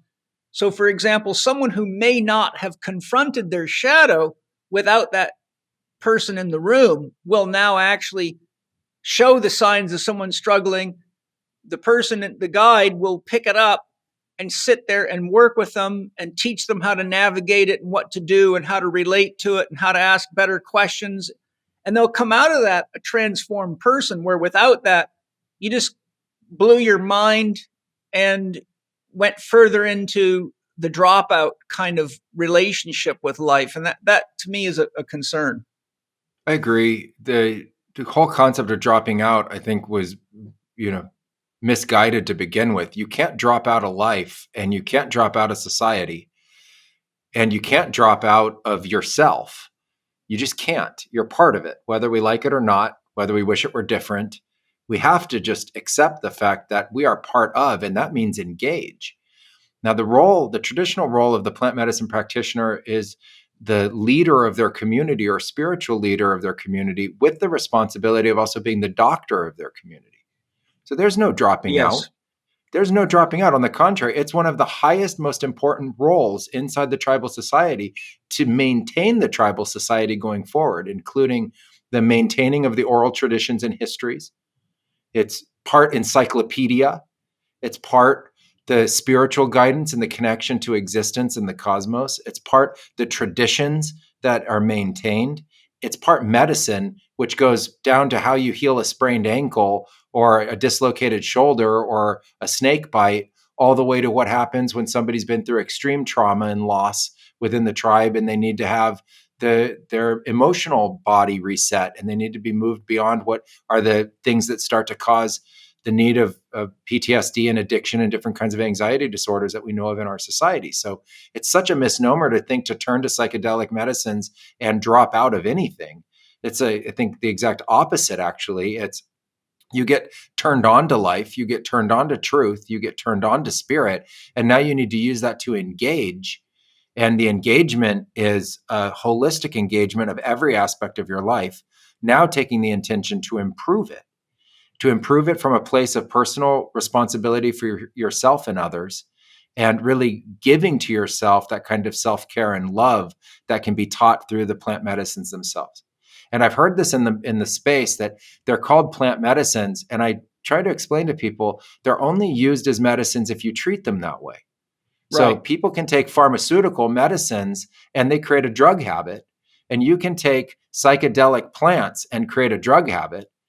And you can take all sorts of things, including petrochemicals, and create a drug habit. Like we need to be careful about the way we discuss the use of the term medicine, to understand that medicines are used when treated as a medicine for really medicine-oriented or medical purposes. And it blurs the line in the plant medicine community because of the combination of spirituality, personal growth and development, expansion of consciousness. It's not just the treatment and healing of illness, disease, or injury, but it is an understanding of where you're coming from when you're engaging with these visionary substances. And so I think that when we treat them as medicines, they treat us back in a positive way. And then we understand that we're improving something fundamental to ourselves, to our consciousness, to our spirit, and the other people around us. And if we want to treat them as drugs, we can, but that is ultimately not the purpose of medicine. That is not the way that they're handled inside tribal societies. The people in the tribes don't even have access to them to treat them that way. They are literally controlled substances, in the sense of controlled by the sacred carriers of those medicines, and shared when appropriate. And that's something that's actually lacking and missing in our Western understanding of the plant medicine culture. And one of the main purposes of the revival inside Blue Morpho Academy, to be able to teach that understanding of how these are medicines to support real medicine-oriented purpose. And I agree that there's a deconstruction that takes place. There's a dissociation that takes place, and there's an ultimate breakdown that takes place if we don't use them in responsible ways. And you articulated perfectly the symptoms of that, where you see people withdraw, and you see very egoic states start to take over, and the shadow starts to take over, and there's more and more need of these experiences to, quote, get back there and feel okay and be connected. And those are all symptoms of misuse that we can also watch out for and try to minimize within our communities. Hi, everybody. You know, when I first tried Paleo Valley's essential electrolytes, I had a noticeable increase in energy and an improved sense of stability in my body. This really surprised me because I did not suspect that I needed electrolytes. My wife, Penny, has been drinking a glass in the evening, eliminating the cramps she had been getting at night in her calves, and has been getting a more restful, uninterrupted sleep.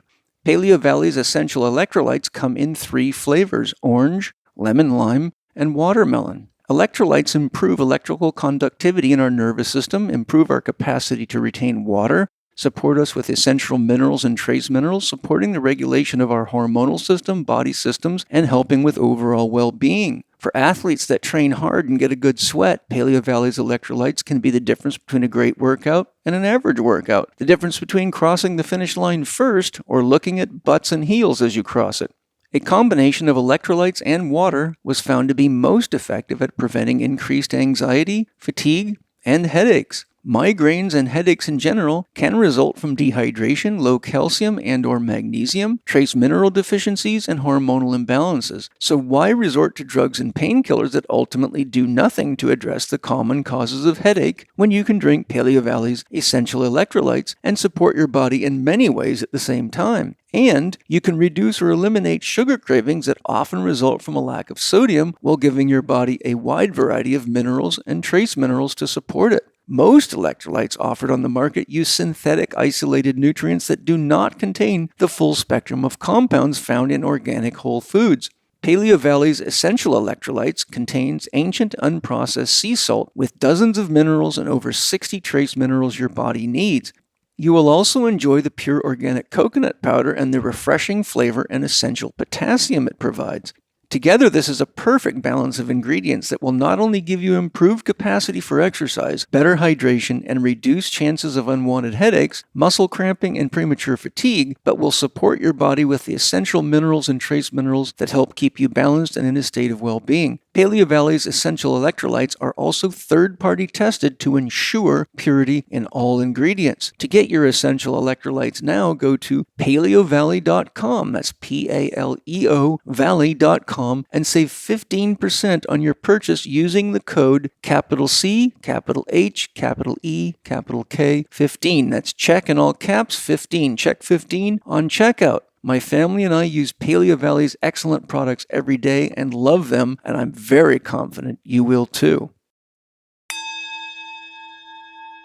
One of the things that came up in my mind, I didn't have it in our outline, but I want to bring it up because it's very, very important. And I'm going to tell a story just to show how important it is. And that is, most of the people that are out there doing plant medicines don't really know where the medicines are coming from. And this is more important when you get to things like chemicals like LSD, MDMA, anything that's synthesized. It could be mescaline. It could, there's so many things out there on the market. But the problem is, there's all sorts of grades of chemists out there, from very skilled to very unskilled. And there's, something like 75 derivations of the LSD molecule. And the one, of course, that Albert Hofmann brought to us was LSD 25. But one of the things, and I've actually had multiple people get injured, and I can tell you of a couple of cases so that people listening know this is important to pay attention to. I had 2-3 people get badly injured with a guy that was running ceremonies who, let's just say, was putting people's lives at risk.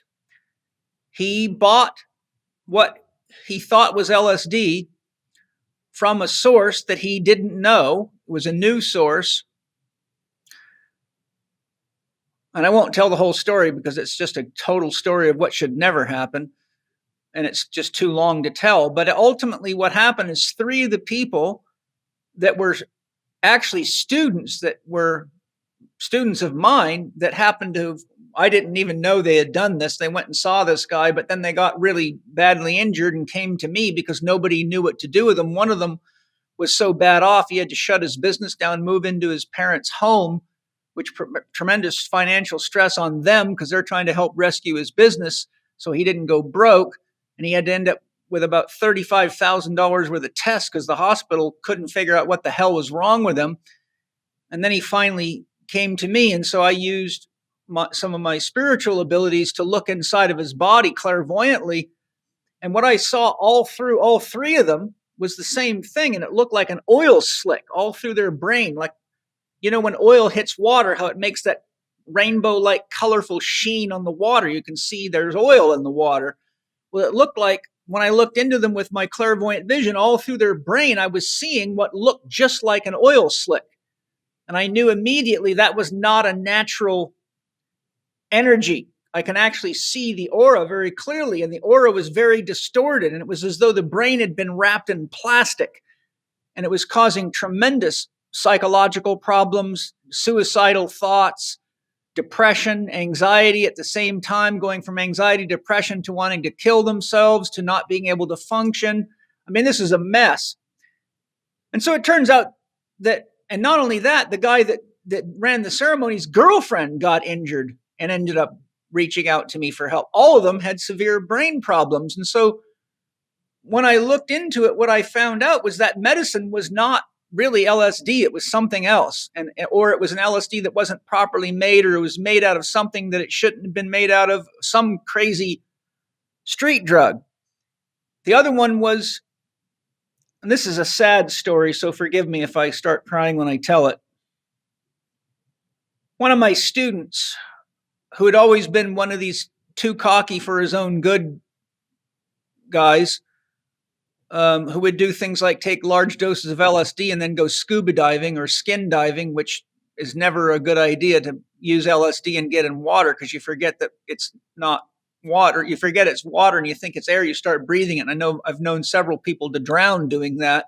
So getting in rivers, lakes, streams, swimming pools, and jacuzzis on LSD is a bad idea. And knowing his history, he's working on me as my massage therapist, and he was a very good massage therapist. And he just happened to mention, and I'd already gotten wind through the grapevine that he was one of these guys starting to do journeys and charge people to do journeys. And I knew damn well he didn't know what the hell he was doing. And I also knew he has one of those warrior, half-cocked warrior personalities. But he says to me out of the blue, he goes, Paul, he says, I bought some DMT on the black market, and I'm going to be doing it this weekend. Is there anything I should know about it? And man, my soul lit me up like a Christmas tree. I literally, every meridian in my body lit up with electricity. And I went, oh shit, this is bad news.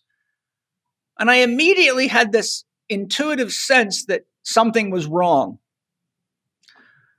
Normally, I would never do this because I for a lot of reasons you would understand. But I said, look, I know telling you not to do it isn't going to work, because I know who you are and I know your personality, and you're probably going to even do it more if I tell you not to. So I'm going to show you what DMT looks like, smells like, its texture.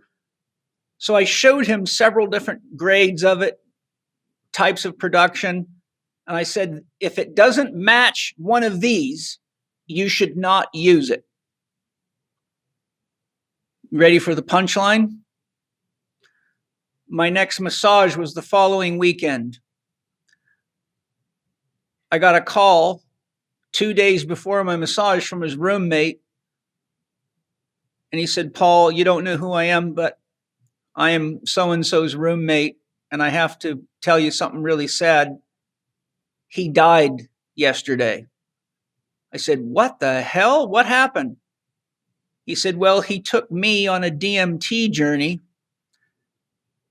We were laying on the bed. We each took a hit out of the pipe. He said, something happened to me. He said, my whole body went crazy.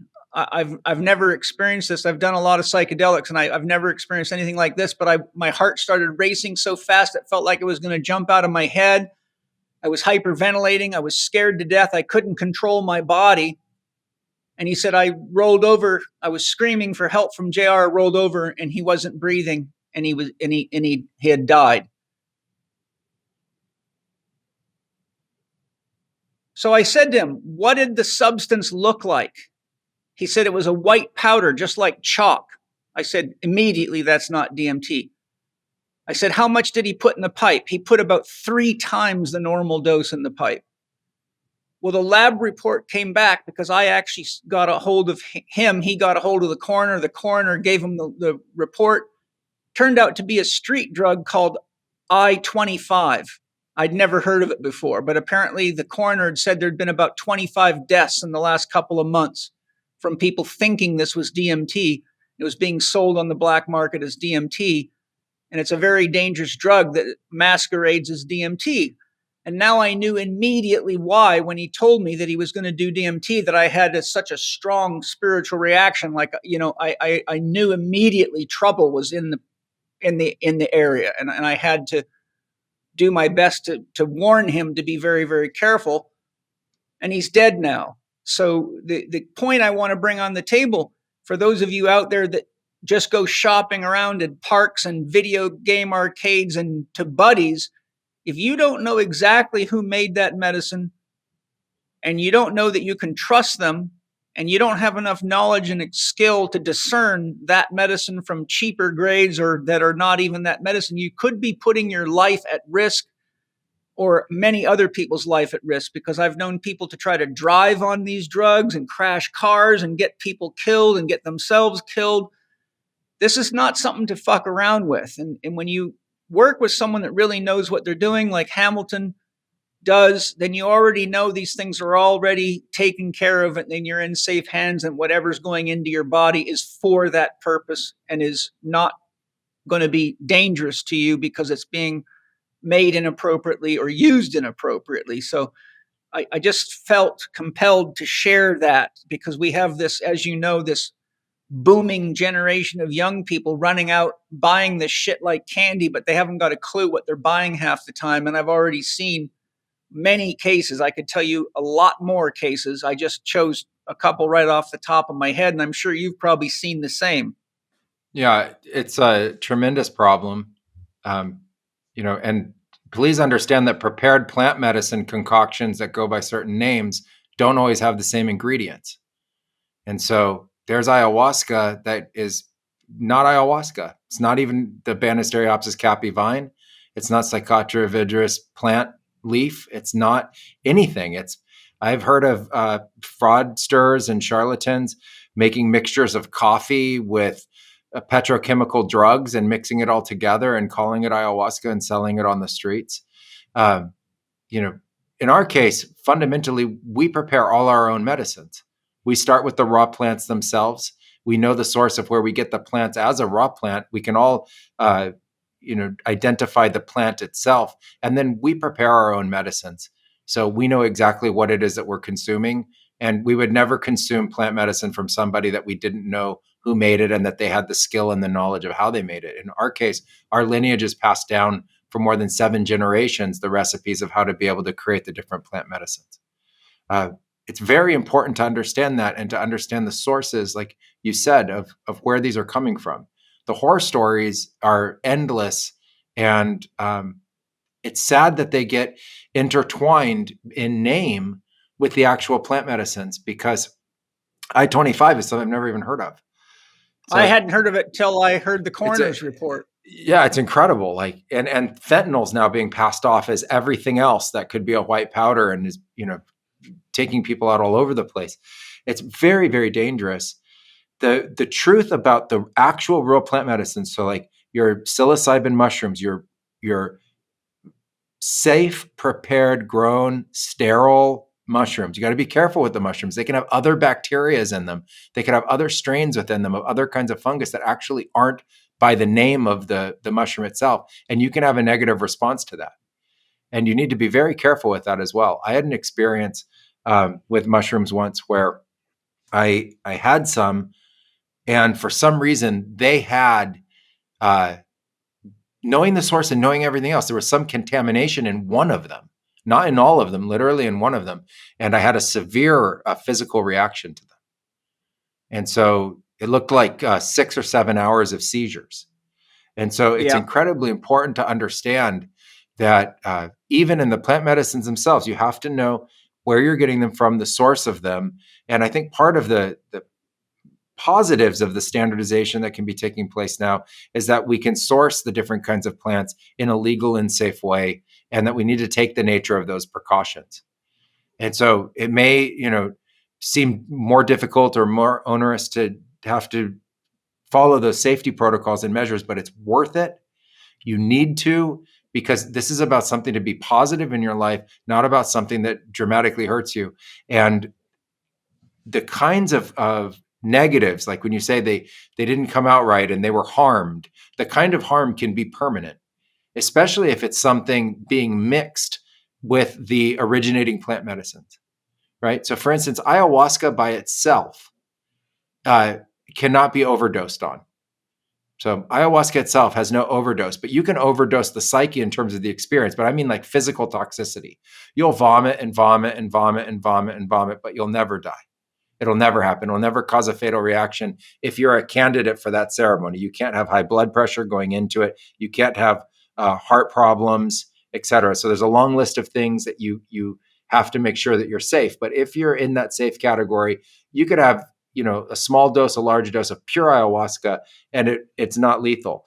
But if you add Toei to it, the Bergmansia, angel trumpet vine, it can make it lethal. It can become, and it's a common admixture. And on the street, people will put in large amounts of that, 10x, 20x, 100 times the appropriate amount to make it quote unquote stronger for people, right? So that they can sell a stronger, more potent substance. And so you have to be very, very careful. And like you say, the best thing to do is to work with people that prepare their own medicines, that know the strength of them, that know how to work with them, and have the nature of that expertise.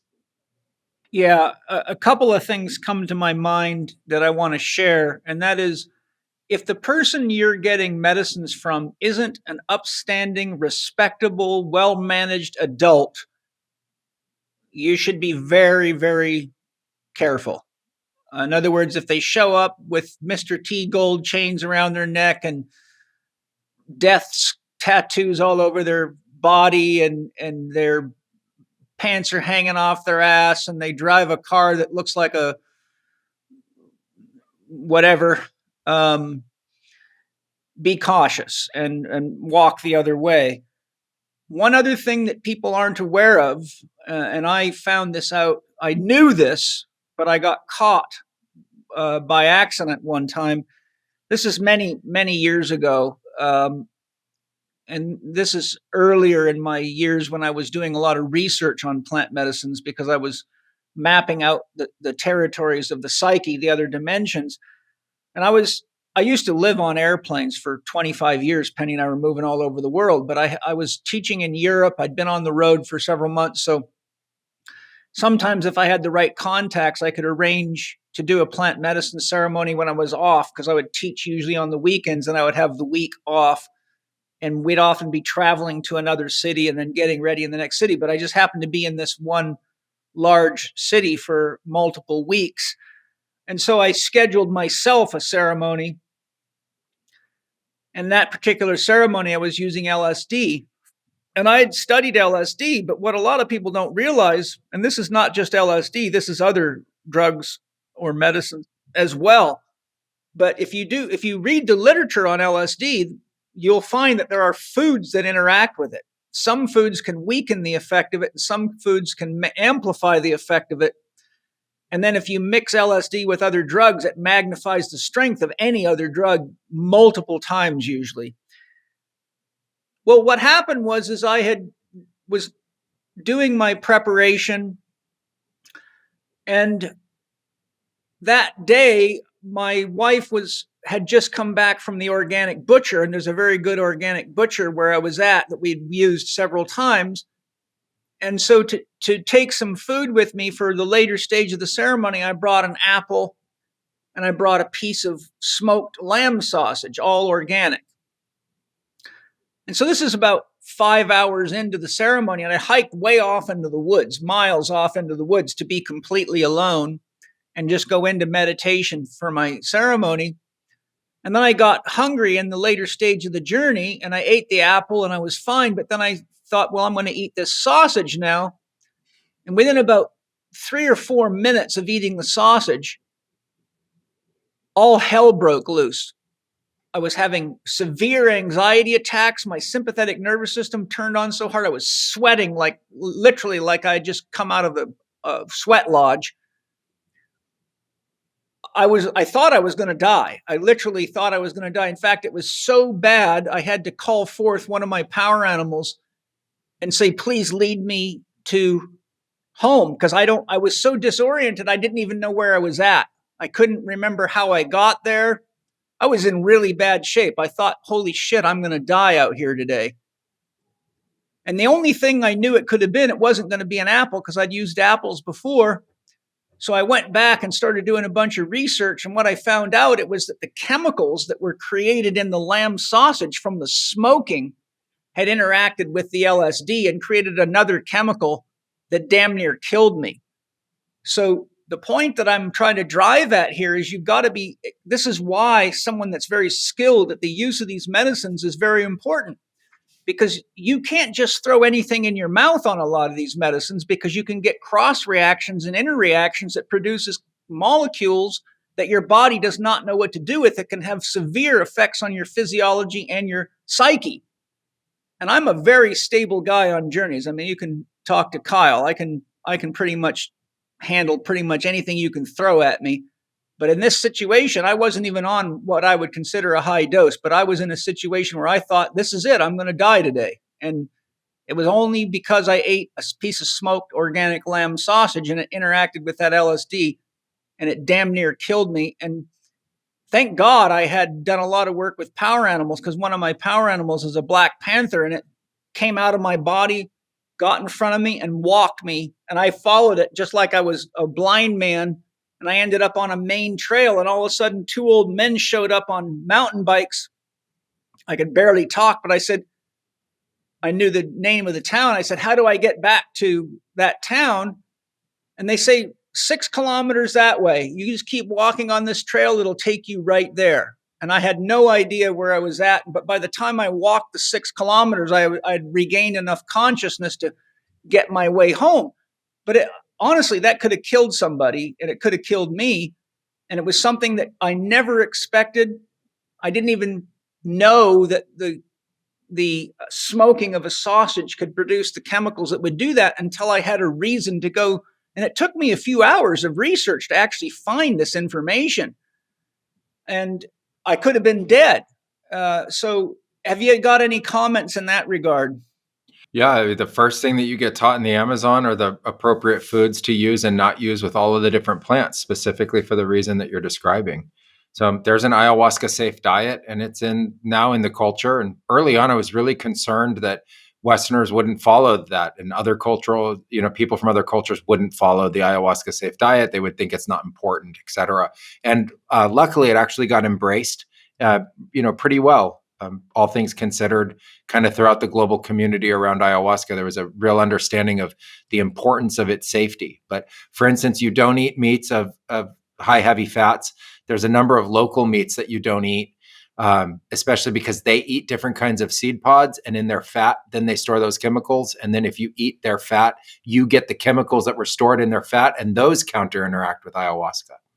And so some of the foods that the animals eat are actually counterindicated. And so then you don't eat those kinds of foods. But predominantly you eat very small amounts of fish or chicken or vegetarian meals. You don't eat different kinds of large beans like lima beans. They can have a chemical in them that can create hypertension. Same thing with fermented foods, large amounts of avocado as well. You have very reduced amounts of sugar. Even just a small amount of refined sugar can have a counterindication. You don't have any kind of alcohol. You don't mix any other kinds of substances with it. It's counterindicated to mix other kinds of plant medicines with it at that time. You don't have hot peppers or spicy like capsicum-filled peppers. You can have a negative reaction associated with that as well. And even sexual activity before, during, and after is considered prohibited for up to 3 days, and in some cultures up to a week or even a month. And so there's an actual tremendous amount of restriction around food and diet so that you make sure you don't have any kinds of chemicals that create that reaction. And even on the days of ceremony, it's recommended to have a very light lunch or even skip lunch. But I think it's best to have a very light lunch so that by the time ceremony time comes in, you've fully digested all of the food out of your stomach and you drink ayahuasca directly to the stomach. In the case of San Pedro mescaline-based, or Wachuma, it's known as, during the ceremonies, they go for sometimes 15 to 20, 24 hours even. And in those cases, obviously you need to eat something to keep going. But we eat dried fruits and nuts and raw cacao and fruit. So dried fruits, fresh fruits and nuts and raw cacao during that time. And it works really well for maintaining a light balance. But you think about how light that is compared to like your typical, lunch meal or something like that. In terms of psilocybin, there are chemicals that can intensify the experience, and mixing it with other kinds of plants isn't always the best idea. So a lot of people talk about psilocybin and cannabis together. I think it's important to be careful about that mix. Anytime you're That was one of mixing, the questions I was going to ask you, actually. mixing dissociatives. There's a conflict of opinion out there, because I've heard shaman that are pretty well knowledgeable that I would trust say, oh, it's fine to mix those two. And then I've heard other ones say you shouldn't mix those two. Whenever I see a conflict like that, if it's safe, I test it myself. But what I've found is that the spirit of the marijuana is so very different than the spirit of mushrooms that it's hard to really decide who's your teacher. And you get kind of like too many voices in your head. You don't really know who's on first, to use a baseball term. Yeah, I was going to say it's a double dissociative. So you have one kind of dissociation taking place and another kind at the same time. I don't think it's like one's right or wrong. I really shy away from those kinds of terms in and around these plants. I just think that if it's dangerous, you shouldn't do it. And if it's beyond your skill level, you shouldn't do it. And if you don't know, don't do it. And if you don't know, you absolutely shouldn't do it. So it depends on the severity of the reaction you're going to have, and also the dose. So in terms of mixing them, I always think when you start mixing the plant medicines together, that you have to know that there's a kind of synergy that's taking place, or there's a kind of antagonist that's taking place that makes it even harder on you. And that traditionally could be seen as a test. And maybe it's used traditionally for that kind of a purpose, but then that's a more advanced kind of practice, and not something you do if you're not ready for that more advanced kind of practice. I think of it like free solo rock climbing. Like, like it's not even, you don't want to free solo a rock that you're going to fall off of. But there are some people who can free solo things that I can't climb with ropes, but they can do it free solo. So they can go and do that, but that doesn't mean I can. And I think in the plant medicines, there's a real need for that level of scrutiny to understand what you're ready for. And that's not what a person who's had thousands of ceremonies of experience is ready for, or a different constitution in the body, a different reaction to the different kinds of medicines. You'll find that certain ones just are easier on your body than others. The nature of the way you metabolize it is going to be different. And the intercombinations of them will change also for you individually. And so I would listen to the different reports that people have, and look for both what are the positives and what are the negatives that people talk about, and make an informed decision. And then if I were ever going to try something in terms of a mix, I would start with very small doses so that I could see what the reaction is, because sometimes small goes a long way. Sometimes small is actually a really big experience. And if I were ever going to do something new on those types of experiments, I think it's all about meeting the plants in that way. And like you described, not knowing who's on first is a common problem in the intermixing of plants. And ultimately, we teach that you have to be the one to define that for the plants. You either have to make them get along, you have to focus on one and turn that one into the teacher. If that is hard to do, then you need help from somebody else who can do that. And it can create tremendous confusion for a period of time. And that's another role of the facilitator or the shaman. For instance, like I mentioned at the beginning of the conversation, that in our ayahuasca, we can use over 20 plus plants. Well, we've also worked with those plants to make sure that there's a copacetic, friendly, balanced relationship between all of the different kinds of plant spirits that are found within the ayahuasca that we work with, so that we don't have that issue. That being said, we find people that come who've just had lots of other kinds of experiences. They're psychedelic practitioners, experimenters, psychonauts, et cetera, in their own right.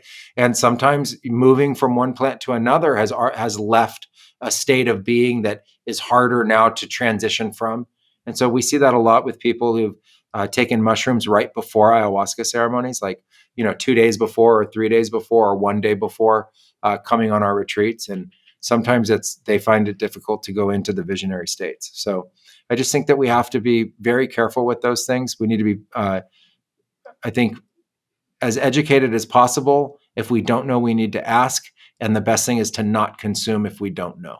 So we should never assume that we can eat something or we can take something and come out okay, especially because you said inside the body, what you took from the lamb sausage ended up combining with the LSD into another chemical or molecule. So now technically you're not really on LSD anymore. You're on this analog that we don't have any understanding about. And if you were asked going into that experience, hey, Paul, do you want to take this analog today? You would have said, no, I'm not doing that. I wouldn't And know I what think it that's a was. great lesson. Exactly. It's a great lesson. Yeah, I mean, what shocked me is I typically won't eat any red meat. Since then, I don't eat red meat, not because of that, but because my body has changed through the years of spiritual practices.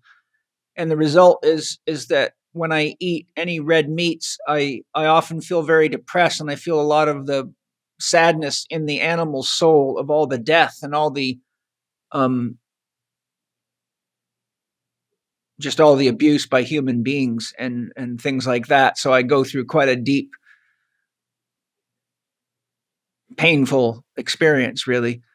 Um, but I at that time, like I said, this is probably, I don't know, 2006 or seven. It was quite a while ago. I had, and I was in the later stages of the ceremony when the medicine was coming down, so it wasn't like I was really under a heavy influence, or I wouldn't have eaten it. And I'd never had a reaction like that. And I knew it was organic lamb, and I knew it was butchered in humane ways, so I knew I was safe. And I thought it was.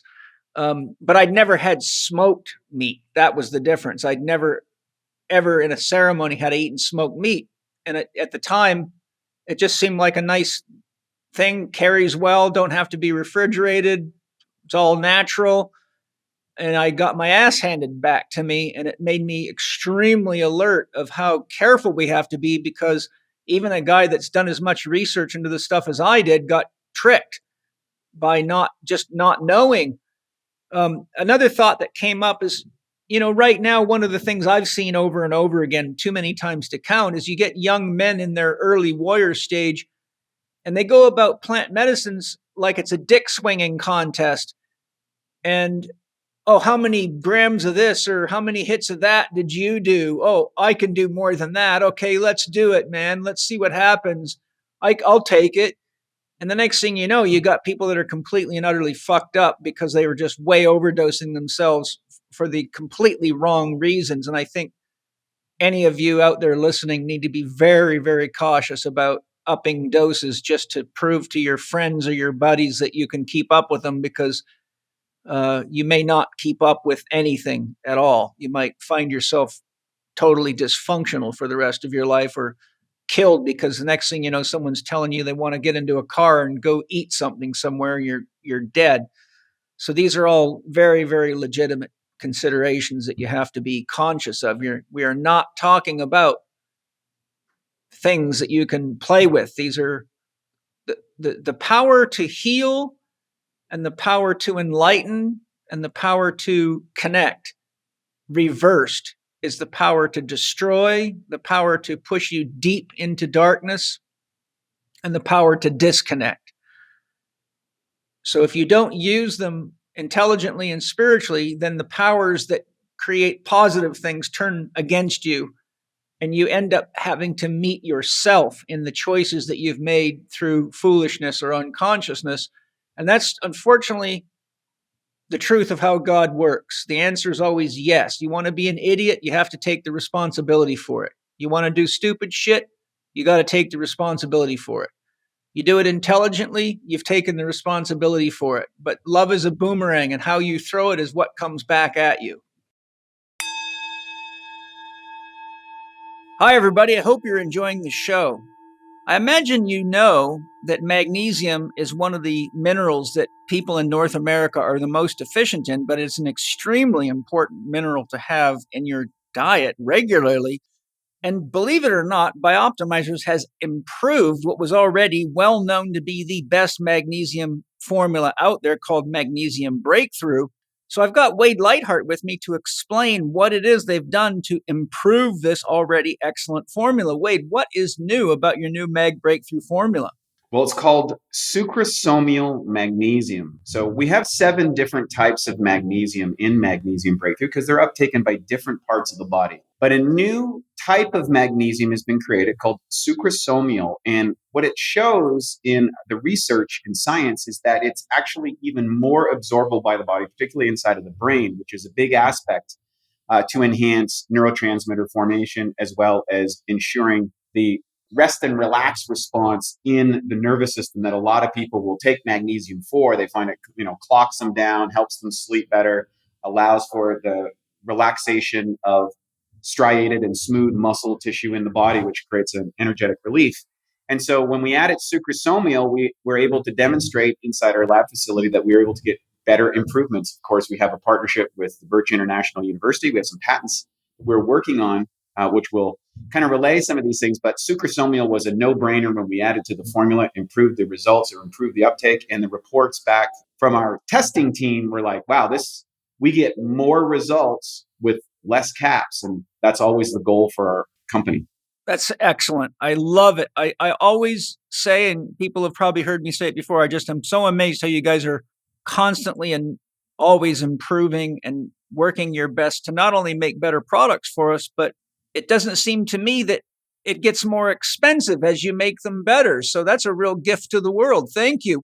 This month, Bioptimizers have a special gift with purchase offer. When you buy a 3-month supply of Magnesium Breakthrough, you not only save 25%, you also get a free gift of a bottle of Masszymes and a bottle of P3OM. And when you purchase a 5-month supply of Magnesium Breakthrough, you save 30% and get free bottles of Masszymes, P3OM, and HLC. An incredible offer no matter how you slice it. To take advantage of this special offer now, go to magbreakthrough.com/living4D. That's magbreakthrough.com/living4D. Enjoy. Hamilton, one thing that I've seen occur of late is people such as podcasters and some of their guests going from being pro-plant medicine users to all of a sudden flipping and saying that plant medicines expose one to evil spirits, and are now encouraging others not to use them, telling them that they're dangerous and that they're satanic worship and all sorts of other crazy shit. Some of these people I've noticed also revert back into heavy dogmatic emphasis on Christian and other Orthodox religious views, which is a classic indication of psychological stress. My analysis of this, and having personally known a couple of people in this camp, is that they overlook the fact that plant medicines properly grown, prepared, and used do not bring any evil to anyone whatsoever, but do amplify what is in the user's psyche so they can see what programming they need to work with and heal, where their own shadow material is at, and may come face to face with the reality of the dualistic nature of the human mind in general. To me, this kind of negative exposure of plant medicines is not only a glaring advertisement that such people are inadequately prepared, are using plant medicines for the wrong reasons, or too much, or too high of doses, or don't understand the nature of the mind and the consequences of the medicines, or are simply copping out on the real work the plant medicines and often meditation alone invites us to do. Hamilton, could you share your thoughts and any observations you have in this regard? Fundamentally, you have the plant medicines themselves. And then if you think about it, you have you. And you on plant medicines is a much more expanded version than you in your normal daily life and in your normal consciousness, or the states that you're most habituated to or most comfortable with. Now, plant medicines have this incredible way of awakening the imagination at the same time as awakening the analytical mind, or what I call whole brain function. And what's locked in your psyche, locked in your mind, locked in how you've been taught to frame understandings, mythologies, which includes Judeo-Christian mythologies of heaven and hell and angels and demons, to polytheistic mythologies like Egyptian religions or Hindu religions with tens of thousands of deities, or the demigods associated with Roman philosophy or Greek philosophy are all in there somewhere. If you've heard about it once in your life, it's in there. And if you haven't heard about it, and a lot of people have been worshiping it, praying it up, and believing in it over thousands of years, it's in the collective consciousness.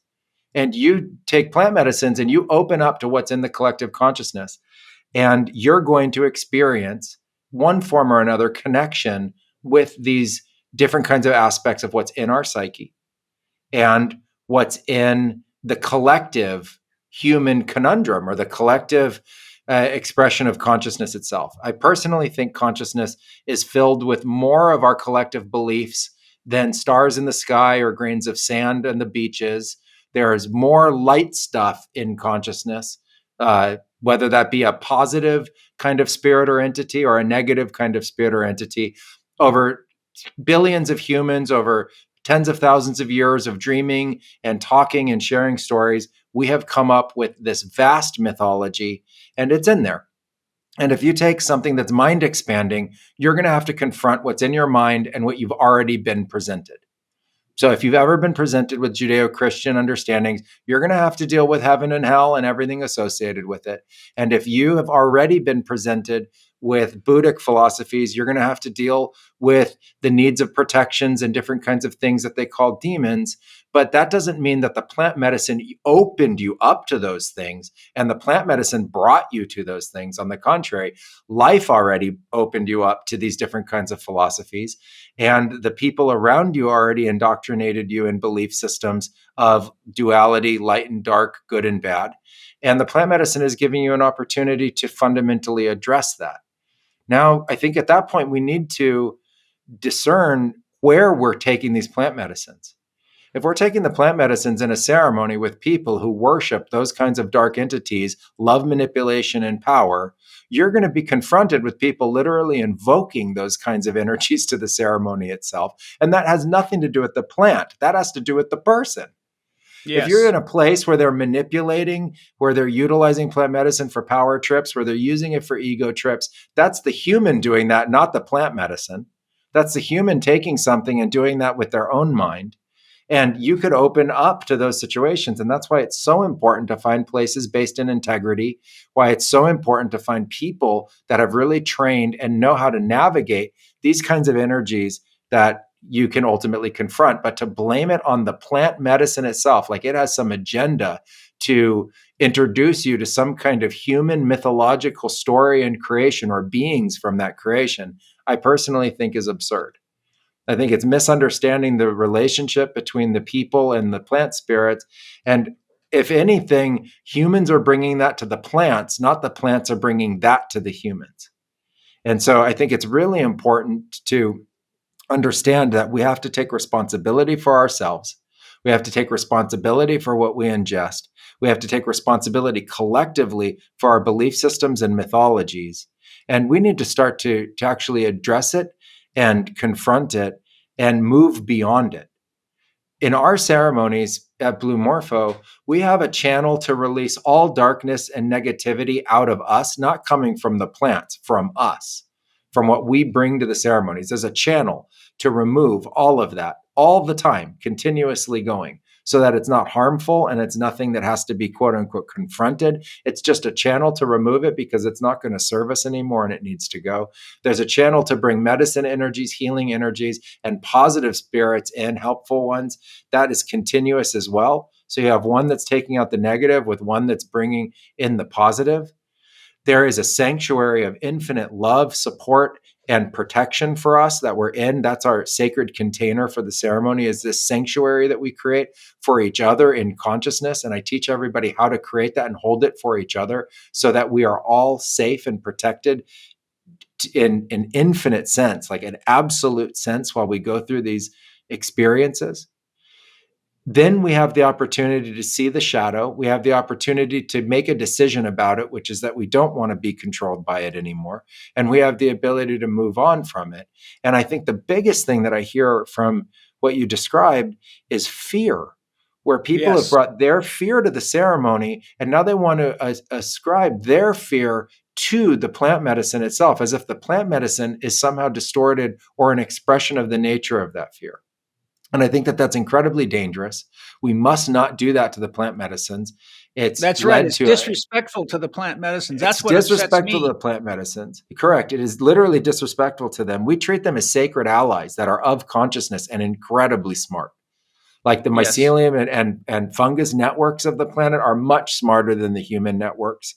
The much more advanced evolutionarily, like you said.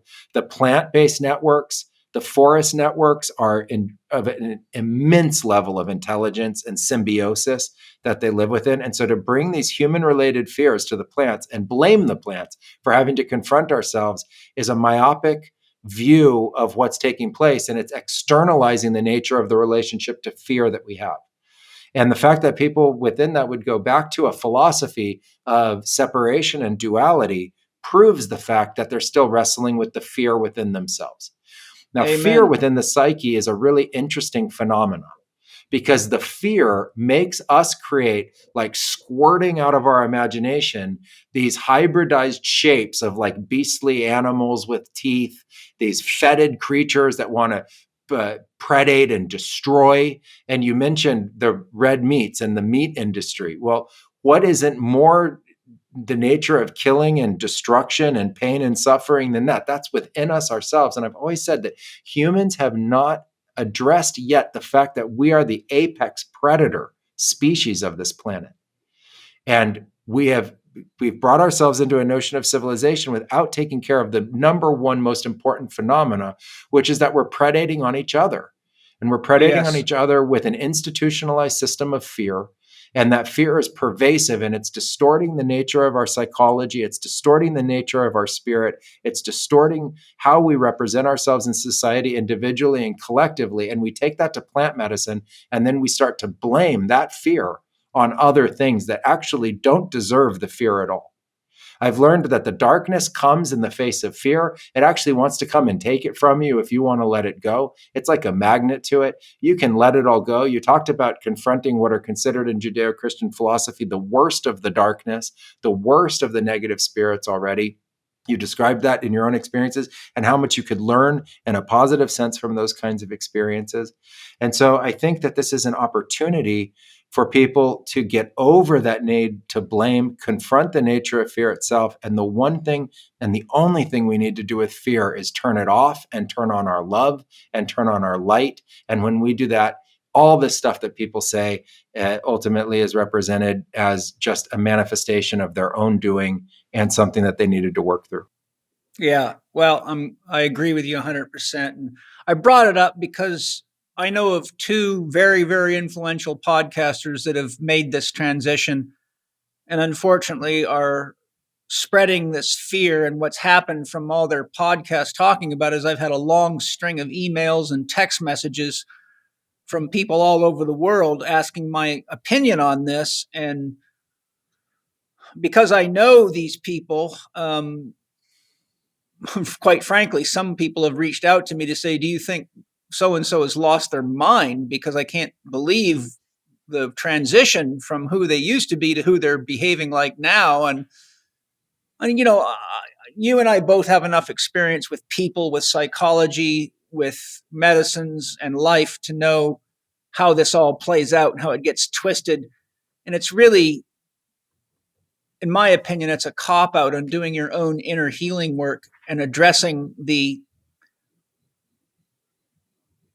mythology that you were programmed with potentially as a child, but haven't really confronted in a state of rational consciousness to discern whether or not living that mythology is actually serving you. And I think the fear that they encountered is really just showing them what's happening in their unconscious 24 hours a day. But because they're not doing enough spiritual work without medicines to be in touch with their unconscious, then they don't realize that the medicines are only showing them what they need to look at so that they can begin to see how that's playing out in their lives. Because, you know, Jung said it best, until you meet your unconscious on the inside, it will meet you on the outside in the events of your life, and you will call it fate. So when we are in a life that's all fucked up, we can't seem to hold on to money, relationships, jobs, etc. Those are the That's the programming, usually parental and societal, playing itself through our life. But as long as we're not conscious of it, we always play the victim or the saboteur or the poor me or the some sort of a negative expression, or the child archetype. Somebody has to rescue me and fix me and make my life better. And I think that this is why plant medicines need to be part of a legitimate spiritual growth practice that extends itself between any ceremonies. Because if you think you can just use plant medicines as a spiritual practice, then you're on very dangerous territory. That's not how they're meant to be used.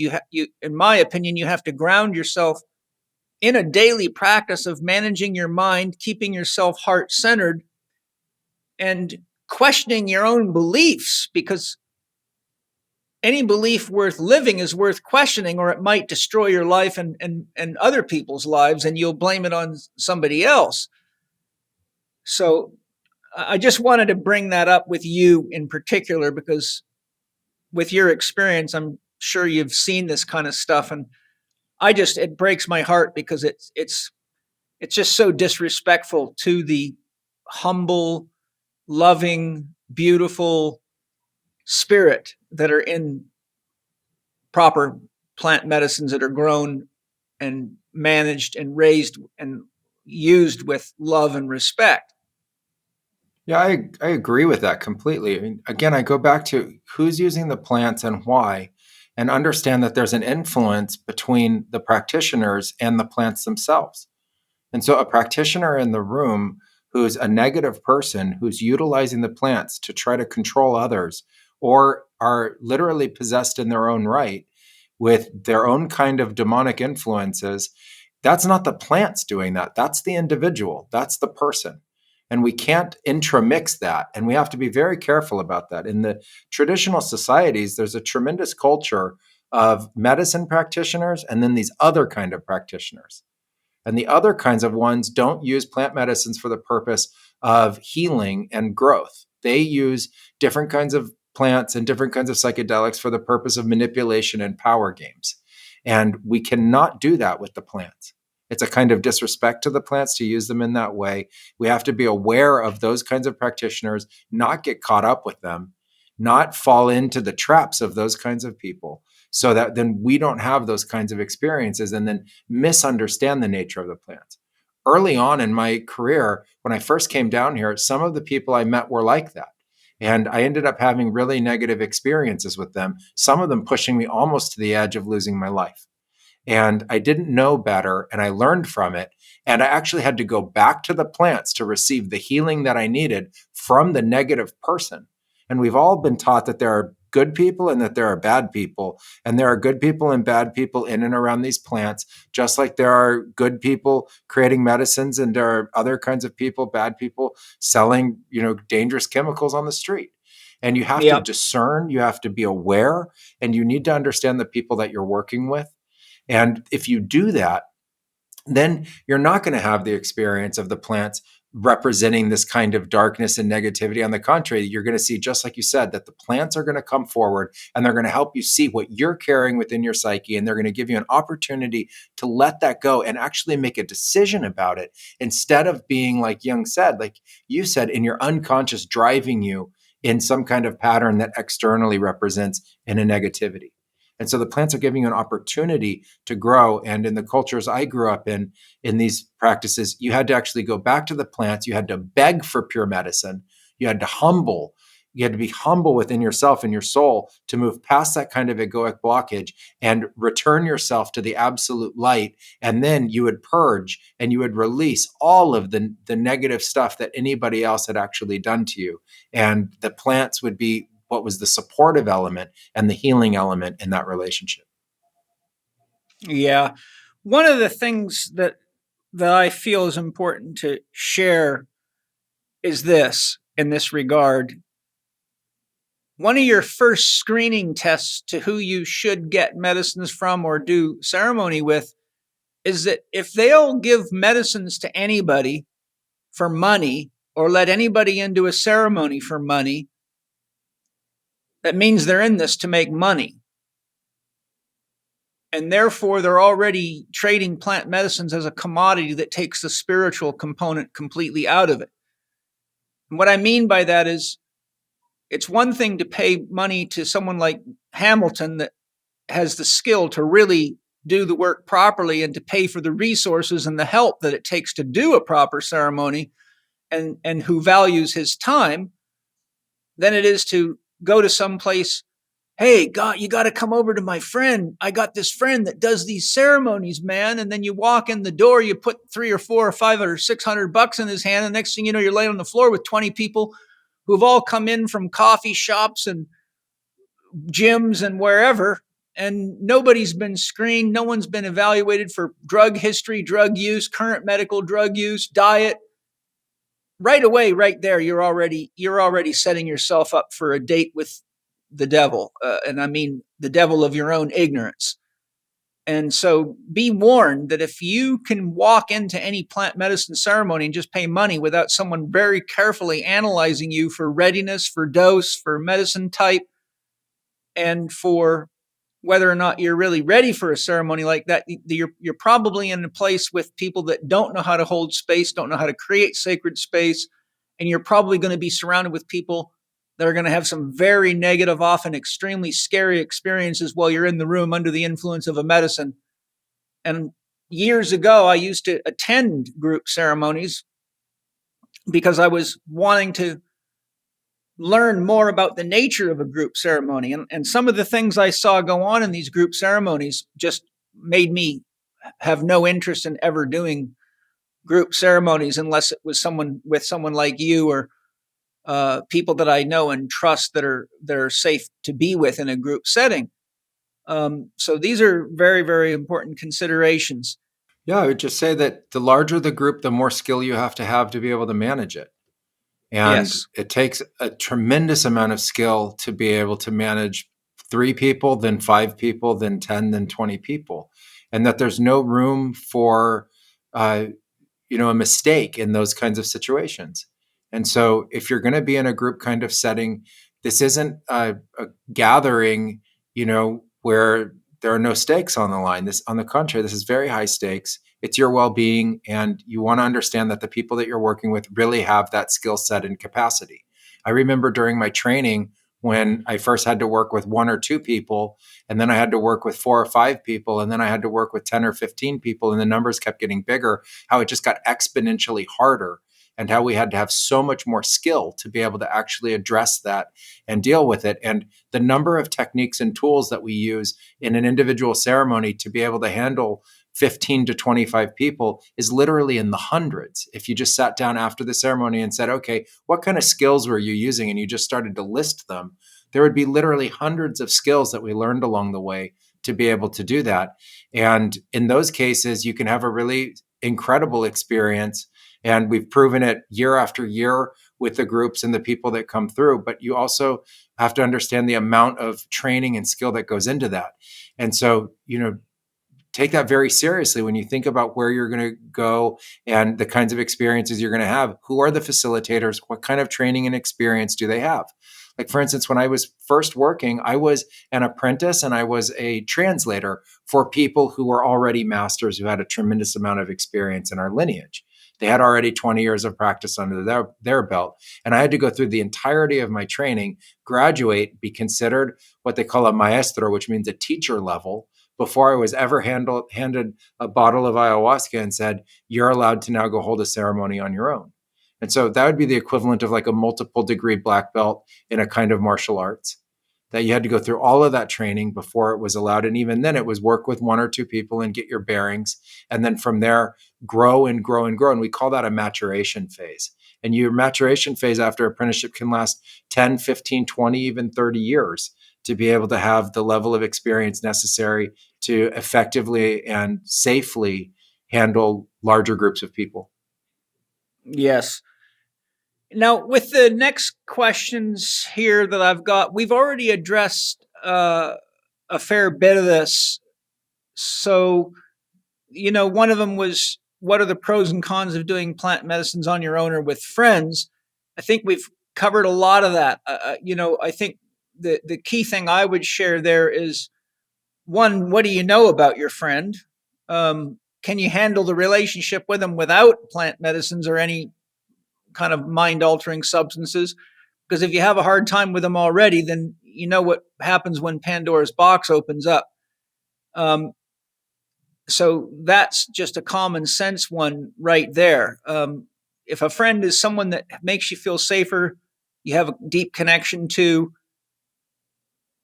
if you're willing to go to hell with that person because you know that you're safer with them than without them, you're probably going to be safe in a ceremony as long as it's properly run. That's my opinion. Who you shouldn't do a plant medicine ceremony with is anybody that doesn't meet the criteria that we've been talking about, or isn't managing themselves, or is copping out on their life, or is running from their life.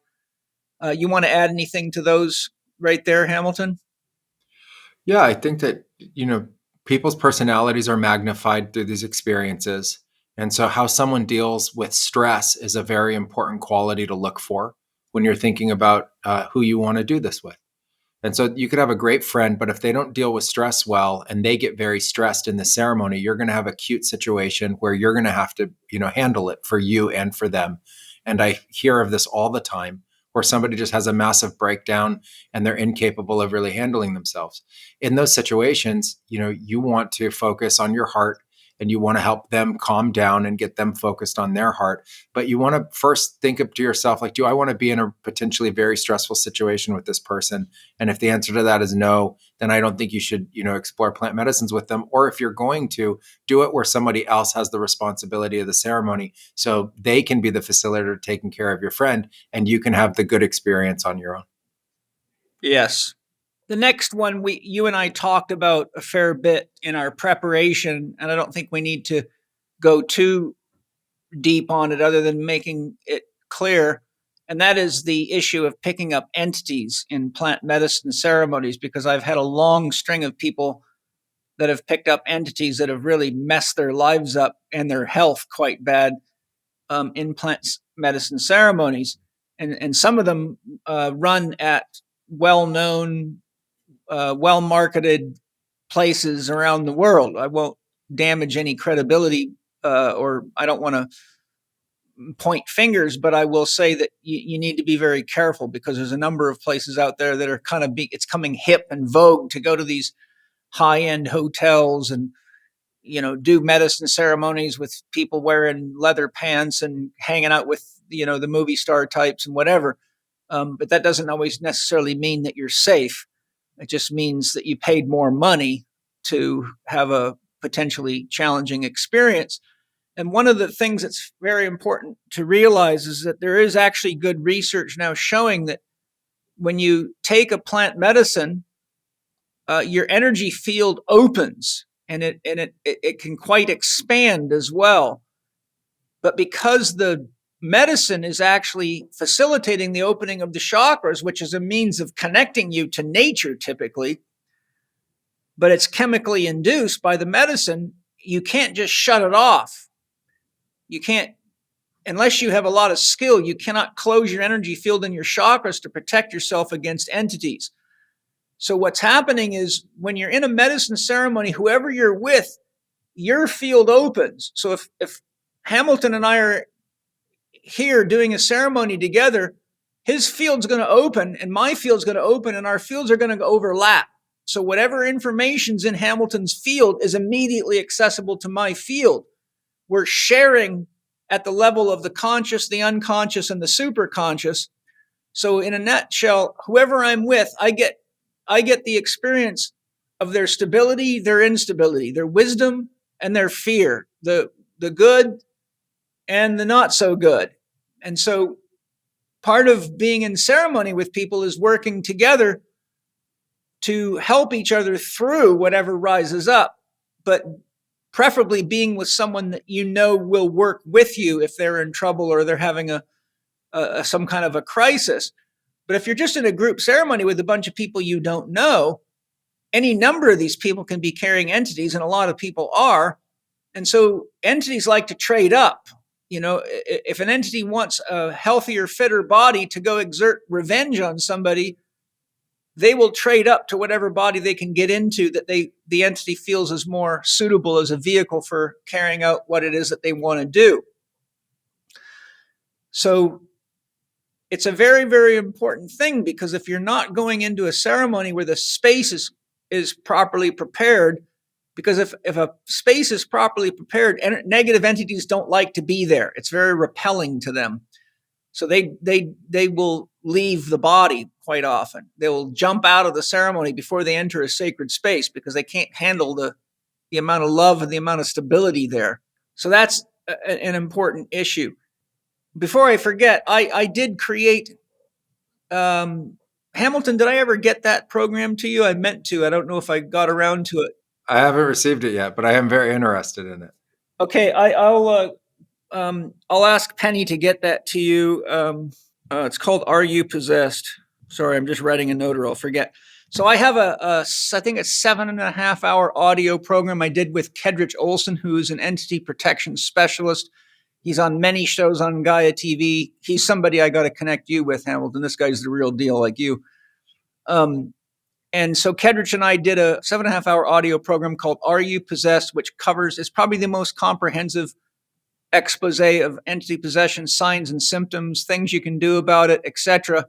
And there is a podcast I did with Kedrich Olson that gives you the first 2.5 hours of the program for free. So if you just look the name Kedrich, KAEDRICHOLSEN,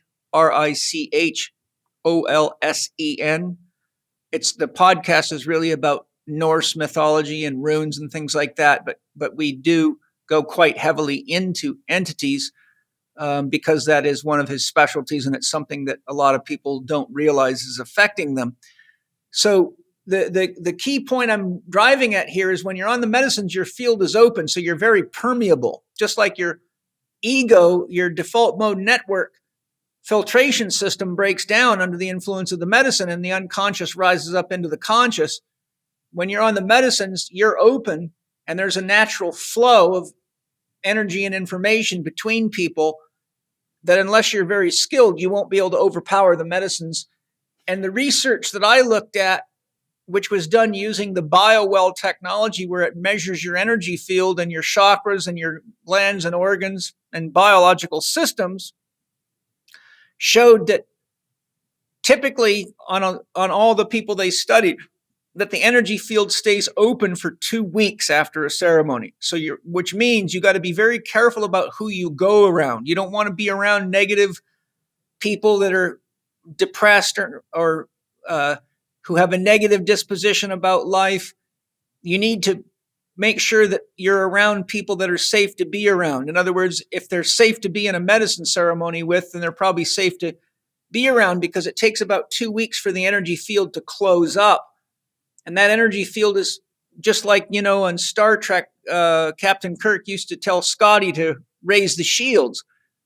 Your energy field is an energetic protection that cocoons you from negative energies. And if it's working, it's regulated at the unconscious level, and your unconscious is much smarter than your conscious mind anyhow, vastly smarter. So the body protects itself, the psyche protects itself. But with the effect of the medicine, you cannot protect yourself against entities unless you're a very skilled practitioner and have worked with subtle energies and know how your chakras work and how to manipulate your own field. So it's very, very important. And there's also things that I do in screening and preparing people to make sure that if there's an entity, that I deal with it before they're in a ceremony. Because you haven't seen a shit show till you've seen a negative entity come out of people in a ceremony. And I've seen it without medicines, where it scared the hell out of people in healing ceremonies that I've conducted. And I've seen it in medicine ceremonies as well. Not that I was running, just that I happened to be at. And there's been times where I had to get involved because people there that were running the ceremonies didn't have a clue how to handle a situation like that. So is there any comments you want to throw in on that, Hamilton? Yeah, I think that there's some basic, safety things to do. First of all, if you're in a ceremony and there's a transference of entity and you're aware of it, don't go back to that ceremony. Okay, the ceremony is not being held right. it's not being held in a safe way. So if you're on a retreat and there's 4 ceremonies or 5 or 6 or whatever, and you see that in the ceremony entities are leaving or people are talking about entities crossing over and going from one person to another, we consider that to be a sign that the ceremony isn't being held in an integral container. The other piece of it is, if for any reason you find that you feel like you're being taken over by any kind of spirit in the ceremony ever, all you have to do is go deep into your heart. You have to go really, really deep into your heart. It's like a move into your heart, and you call on as much love and as much divinity as you possibly can to release that entity to the infinite, or to release the entity out of the ceremony, and ask for help. So you can always say to somebody, like, I feel like something's in me and it needs to come out, and you're going to get it out with love. And I think that that's it's not just kind of like the love feeling. It's a really tremendous explosion of love and intense energy in the ceremony that opens up the light field and expels those kinds of energies. And then ask for help from the practitioners, and they should know how to be able to handle it. And if they don't, then continue to seek some kind of support. But those things aren't supposed to happen in ceremony. You'll hear in the culture that people will walk around like a badge of honor that things like that are happening. And we just consider it to be really unskilled practice. And you have to be able to hold a container that knows how to manage different kinds of spirit energies and entities. And it's just kind of fundamental to the learning process. And I will just close that commentary with a comment. If you're one of these people that does not believe that negative entities are real, you're a goddamn fool. I hate to be so direct, but I've been in this business for almost 40 years, and I have seen so many people seriously screwed up by entities. I've extracted more out of people's bodies than I can even count. I've encountered them, and they're as real. To say an entity's not real would be to say that a movie and its effects on you are not real, or that your beliefs are not real, or that energies that you cannot see are not real. You can't see an X-ray and it can burn you. There's a lot of things that you cannot see that can kill you and can manipulate you. And all you got to do is look at the psyops going around worldwide right now and look into the research. There's a great documentary out there right now called Enjoy the Show. You should all look for it. It's by a CIA operative who retired and wanted to warn people of what was going on and how the CIA was involved in controlling people's minds on a mass scale. And it's highly, highly informative. And there's many others I could point out. But the point is, if you are someone that doesn't believe in entities, you're probably carrying one. That's what I would say. And that's one of their defenses, is to make you not believe in them.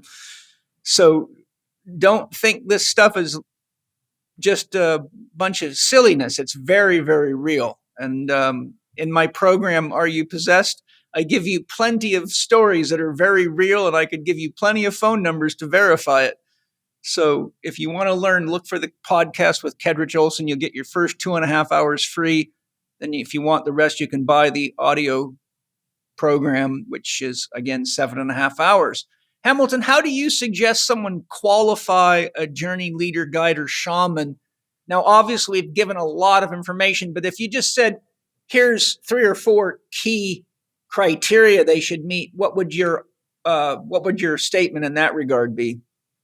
Real ceremonial leaders should be masters of their craft. And so they need to have a long history of practice, or they need to be certified or graduated from a lineage or a group that knows how to be able to train them. You need to also think not just what their whole practice has been, but the recent practice, because we all go through things, and sometimes life gets difficult and circumstances change for different kinds of facilitators. So things can also change, and your desire to maybe work with them could change at that point. So you also want to see testimonials and things like that of the recent results that people are getting from working with them. And then do as much research as you possibly can, just in general, to see if you vibe and are positive with their message and the way that they express themselves, because that's what you're going to get from them in ceremony and beyond on an energetic level. So if you really feel connected to them in that way and you feel like they can do something positive for you. And then the final thing is to make sure that your intentions and what you want from ceremony is something that they can deliver, or you'll be disappointed. And so I think if you follow those steps, you have the best chance of aligning your intentions and interests and finding someone who has the professional background to be able to offer a really positive and a really good experience. I would just throw in this. When you're investigating someone to take you through a ceremony, ask yourself this one question. Do I feel safe enough with this person to trust them with my life? If you don't have that, and it's not a conscious thought where you say, well, I like their jewelry or the car they drive, or they seem like a nice guy or woman. It's go into your heart, connect to that person, and be very present with them and say, do I feel safe enough to expose the deepest, darkest parts of myself that I may not even know are there, and trust this person to guide me to the light and to the stability and to the truth of who and what I really am, knowing that I may not be able to be rational and conscious and may not even realize what I'm acting out at the time. If you feel safe with that person and you trust your life with them, you're probably in a good place to be. But if you have any insecurity whatsoever, then you should listen carefully to that insecurity. Hi, everybody. Did you know that Symbiotica now has a new excellent plant-based protein for you? Symbiotica's plant-based protein is a scientifically backed protein powder that fuels your body with essential vitamins and minerals, whole food nutrients, and a full range of amino acids. It features 3 complete proteins, raw greens, fiber, pre- and probiotics, digestive enzymes, and adaptogenic mushrooms. Crafted with the highest quality of organic ingredients, Symbiotica's plant-based protein is made for all lifestyles and is trusted and used by the world's top athletes. This product is ideal for those living a vegan or vegetarian lifestyle, or people like me that like to give their body a rest from flesh foods and detox once in a while being able to still get enough protein to meet your needs, even if you're athletic. For those of you wanting to deepen your meditation, enhance your subtle energy perception, and voyances such as clairvoyance, try taking 2 to 3 weeks off of flesh foods and use Symbiotica's plant-based protein supplement. Drink lots of clean water, sauna regularly, avoid recreational drugs, and you'll be amazed at what happens. You'll feel like you've been super tuned to Great Spirit and the cosmos, and your body will love you too. Symbiotica's plant-based protein boosts energy and recovery, promotes gut health, and offers you 20 grams of protein per scoop. To get your Symbiotica plant-based protein, go to bit.ly/Symbiotica L4D. That's bit.ly/Symbiotica L4D. To get your discount, use the promo code L4D15 for 15% off. That may be case sensitive, so make it all caps. That's capital L, number 4, capital D 15 for 15 off Symbiotica's excellent plant-based protein powder.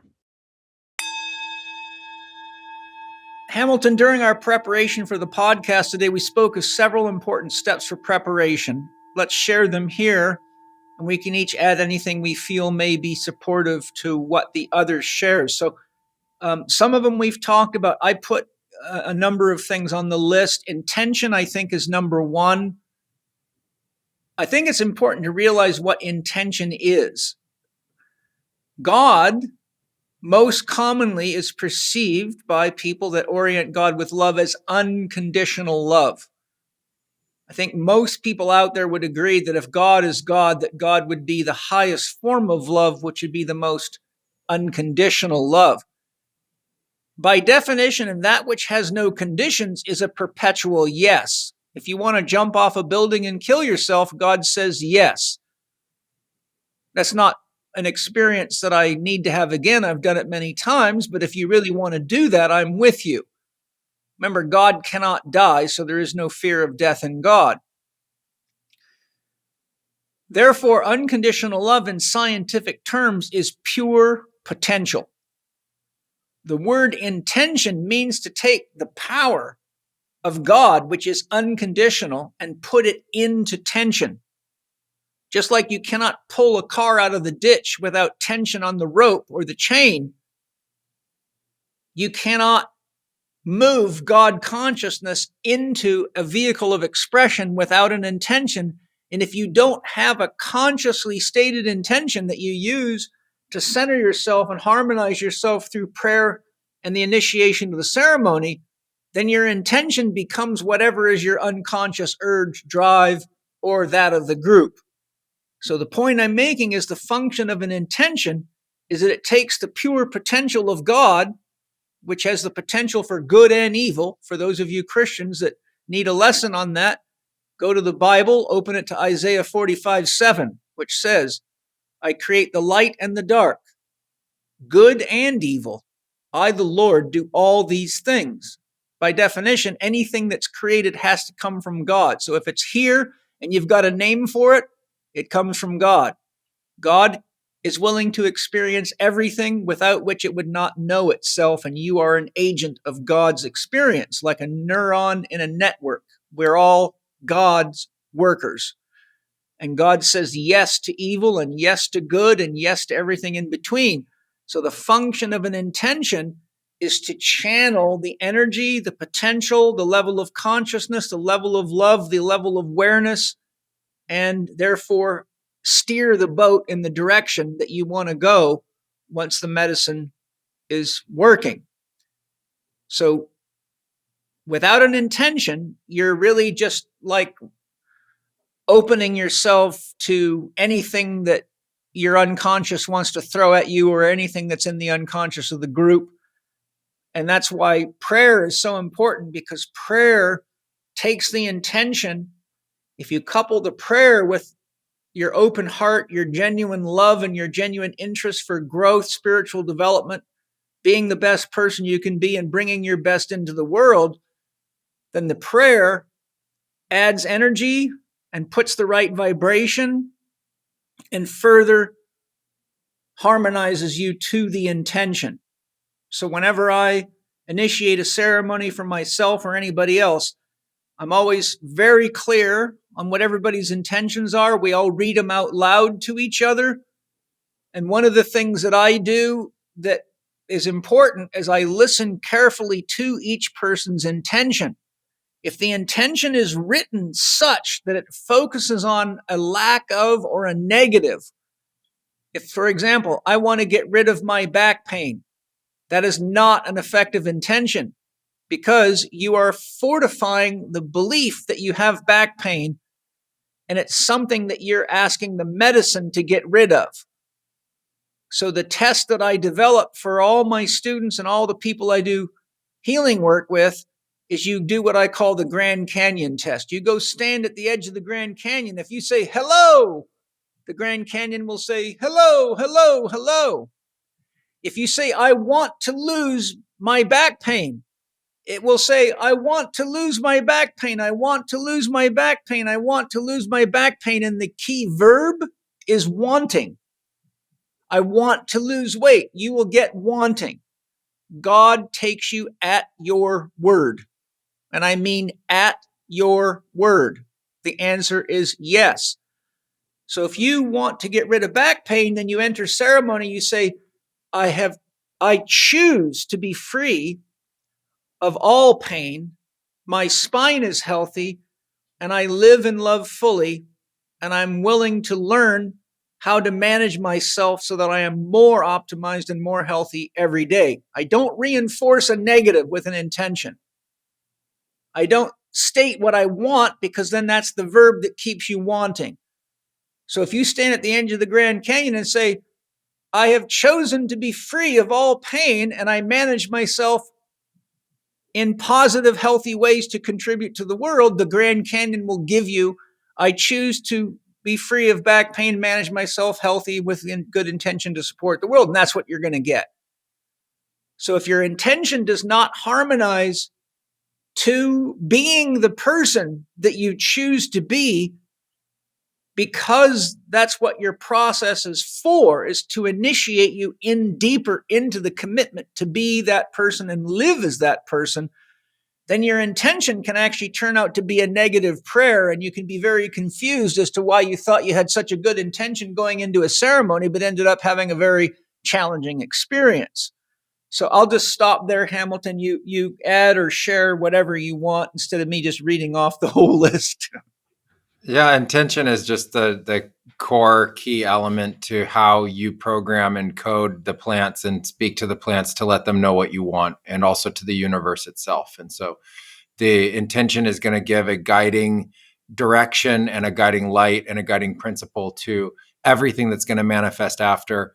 And so the clarity of the intention, the positivity behind it, the choice of words that you use are all the most important part of that ceremony. And then also, if you're having difficulty putting it into words, but you can frame it in your mind, like you understand the idea, but you don't have the words for it, express it from your heart. You don't always have to have a specific word if you don't know how to form it, because you can really mean something and know it and invite the medicine to go to that deep meaning within yourself, and it will still function in the exact same way.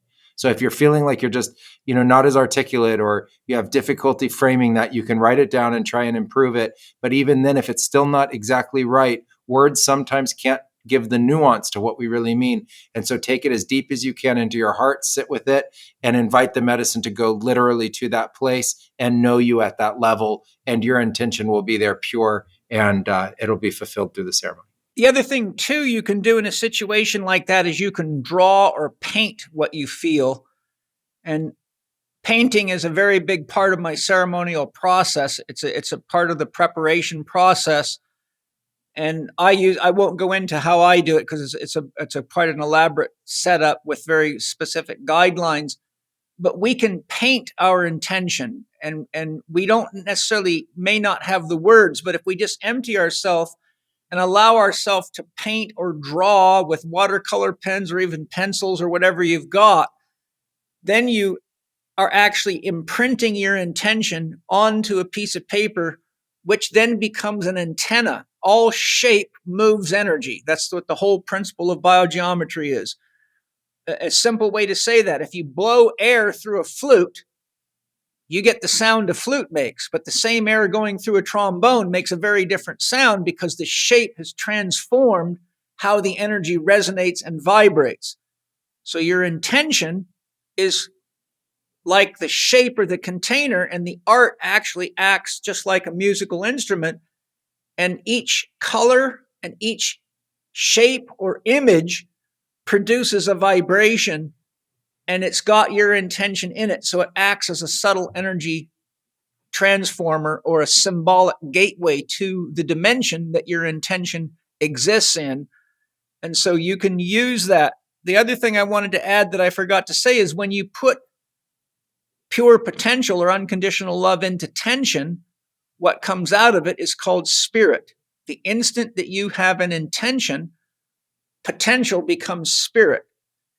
If your intention is negative, then you have negative expressions of spirit.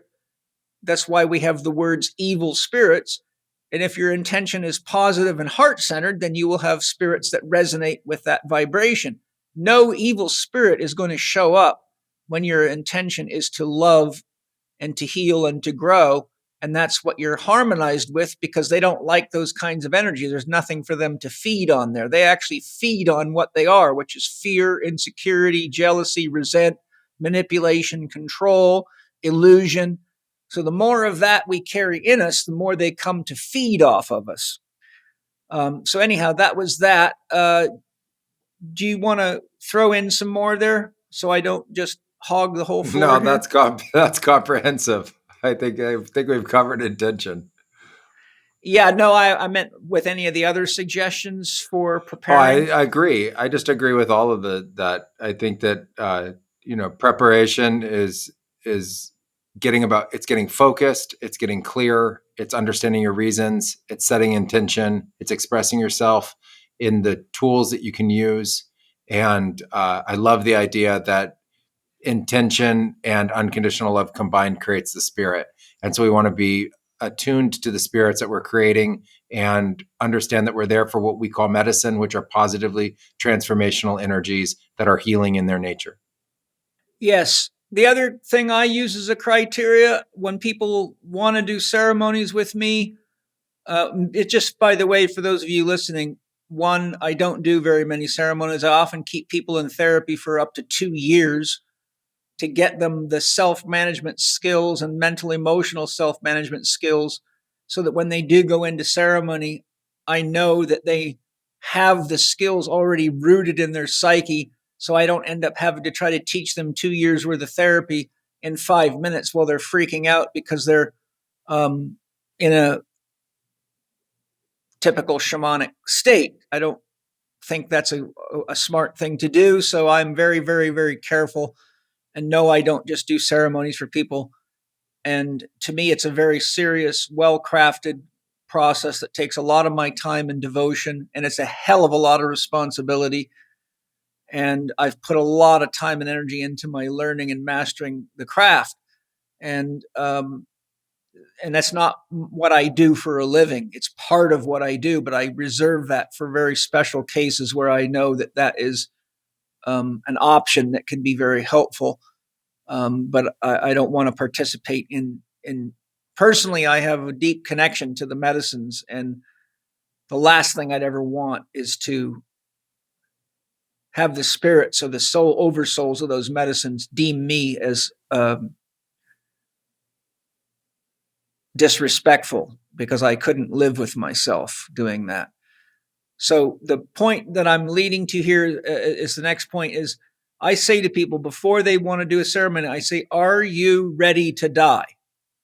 Because for a real ceremony, you have to be ready to let go of something. Your beliefs about God might have to die. Your beliefs about your judgments of your parents might have to die. Your beliefs about almost anything may have to die for you to become the person the medicine's inviting you to be. And as I've already highlighted, you could die. People do die. I've heard of people dying even in well-run ceremonies. Sometimes Great Spirit comes to get you and there's nobody that can intervene. It's just your time to go. And so I say, if you're not ready to die at some level or die, then it means you're not ready for that experience. And I think that's an important litmus test because it stops people from playing around with medicines. You know, if, for example, if I was a fighter jet pilot and I flew an F-18 or something that can do Mach 2 plus and pull G forces that would stop your heart and stop you from breathing, and you said, would you take me for a ride and show me what this thing will do? I might say, are you ready to die? Because when I pull X G's and your heart might stop and your lungs might be under so much pressure you can't breathe, you might then freak out and scream your head off and cry and bitch and say, why did you not tell me about that before you took me in this fighter jet? And so we, as the pilots of the jet, the leaders of the ceremony, have to make sure you're ready for the G forces and the reality of a deep look at yourself, which can be more scary than a fighter jet. Someone else is usually flying the jet. So you can take that to any level you want to, but I'll just say the higher the dose, the more you need to ask that question, am I ready to die today? Because if I don't have that willingness to go that deep into God and into myself, then I'm really not, I either need to talk to the medicine carrier about reducing the dose, or I need to wait till I'm ready for that level of commitment. Diet suggestions we've talked about. The use of art I've talked about. One technique that I use and very successfully, and it's helped me a lot of times, is tarot. Now, I don't have time to give you a tarot lesson, but tarot is a series of 78 archetypes. The most important ones for preparation for a ceremony are the major arcana. If you do a tarot draw, you can get the book Universal Tarot by Beatrix Quintana. It's the best. It tells you what all the symbols mean. It's simple, it's clear, and it's quite accurate in my observation from years of study and practice. Before you go into a ceremony, if you're thinking about, I want to go do a medicine ceremony with anybody, whether it be Hamilton or anybody else, I would recommend you ask, well, you might not have the skill to ask your soul, but I would do at least a 3-card draw, one for the beginning of the ceremony, one for the process, and one for the conclusion of the ceremony. I like a 6-card draw. Whenever I'm doing ceremonies, I have people do a 6-card draw that takes the span of the medicine, divides it into 6. So if you're using mushrooms, typically a 6-hour ceremony, each of those 6 cards will tell me what's going to happen in that hour. And I direct them with that intention to draw the cards. So if you pull a 3 of swords, which shows a heart with 3 swords through it, I'd use the Rider-Waite deck because it's a lot easier to interpret. It means you're probably going to go through an opportunity to heal some kind of severe heartbreak. If you pull the 16 card Tower, it shows the top of a building being blown off and people flying out. It almost always means that your ego is going to get destroyed in the process. You got to be ready to lose your ego, which is a form of death. If you pull 13, Death, it means you're going to have to transform something, or you're going to have to go through some kind of a letting go process. It could be a rebirthing experience. It could be an experience of dying in a past life, but you need to be ready for it. So without going through all the cards, if you use the Rider-Waite deck, the images are very realistic to life experiences, but a lot of the decks are so convoluted with crystals and flowers and wands and magical, mystical shit. You'd look at the card, you wouldn't have a clue what the hell it's telling you about what you're about to experience. But the Rider-Waite's very realistic. For example, any 5 card means you're going to go through some kind of challenging process. So I don't care if it's 5 of wands, cups, pentacles, or swords. Whenever I see a 5, it means I have to earn my money that day. And when you look at your readings, and then you can even just look them up in the book, it starts to give you a picture. And if it's your soul is telling you, because that's who's drawing the cards, your unconscious is a big part of your soul, and you read those readings and you say, wow, that looks pretty scary, then you got a choice. You either cut the dose right down, or you say, maybe I should work on these issues in my life now, get a better handle on them, and then when I've shown some adult responsibility and willing to take responsibility for the situations that the cards are showing me, then I can do a redraw in a month or 2 when I'm ready to up level and go to the next level of my growth and development.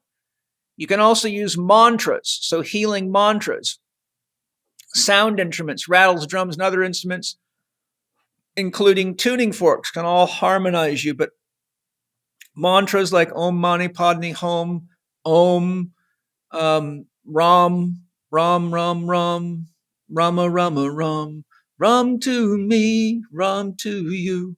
Ram is a creator god in Hinduism.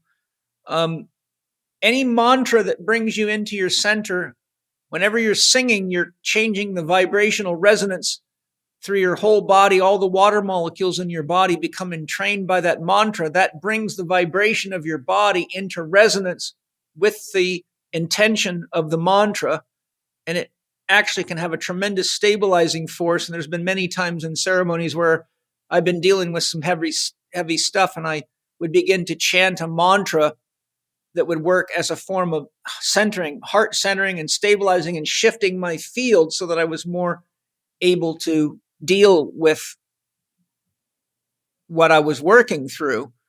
Gemstones can be very useful. They can change the energy of the environment. If you want to keep something very helpful with you, a large chunk of obsidian is a great tool for pulling. It'll pull a lot of entities out of people's bodies. So should you be in a ceremony and feel like something's in you, you can hold that obsidian in your left hand, which is your feminine hand, unless you're a left-handed person, then it would be the right hand. And you can hold your intention to draw the entity out, and think of it just like using a vacuum, and just rub it where you feel the entity in your body, and hold the intention of pulling it out, and then visualize your hand like a giant magnet working right through the stone. Pull it out and either run it under some sage smoke or under water, or Put it near fire, but water and sage smoke are very effective and easy, and that will pull the entity out of the body and out of the stone in most cases. There are entities that are too strong for that, but a lot of them will come out with that. And then, of course, we talked about creating safe space. Hamilton, I'll stop there. Is there anything else you want to add, or you think we've touched on it? No, I think that's pretty solid. I think around the safe space is that remember that you have a responsibility to the space as well. It's not just the practitioners that are there. The space around you is your sacred space. And the more divine you can make it, the more centered in love you can make it. Call on and invoke the different kinds of beings and entities, the positive ones that represent love and light and medicine and healing and holding of the space and balance and harmony and equilibrium for yourself and for everybody. It'll help everyone in the room. So, when you go there, think of that place as your temple. Think of it as a sanctuary for yourself and for everybody else.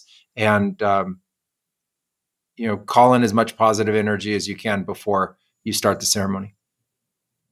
Great, good stuff. So Hamilton, we're moving along pretty good here. We've got a few more stops to conclude, so I'll be as efficient as I can to get through the rest of this outline before this podcast is something that we should have put into a university program, which wouldn't be a bad idea at the end of the day, but it would probably get all screwed up there, as you know.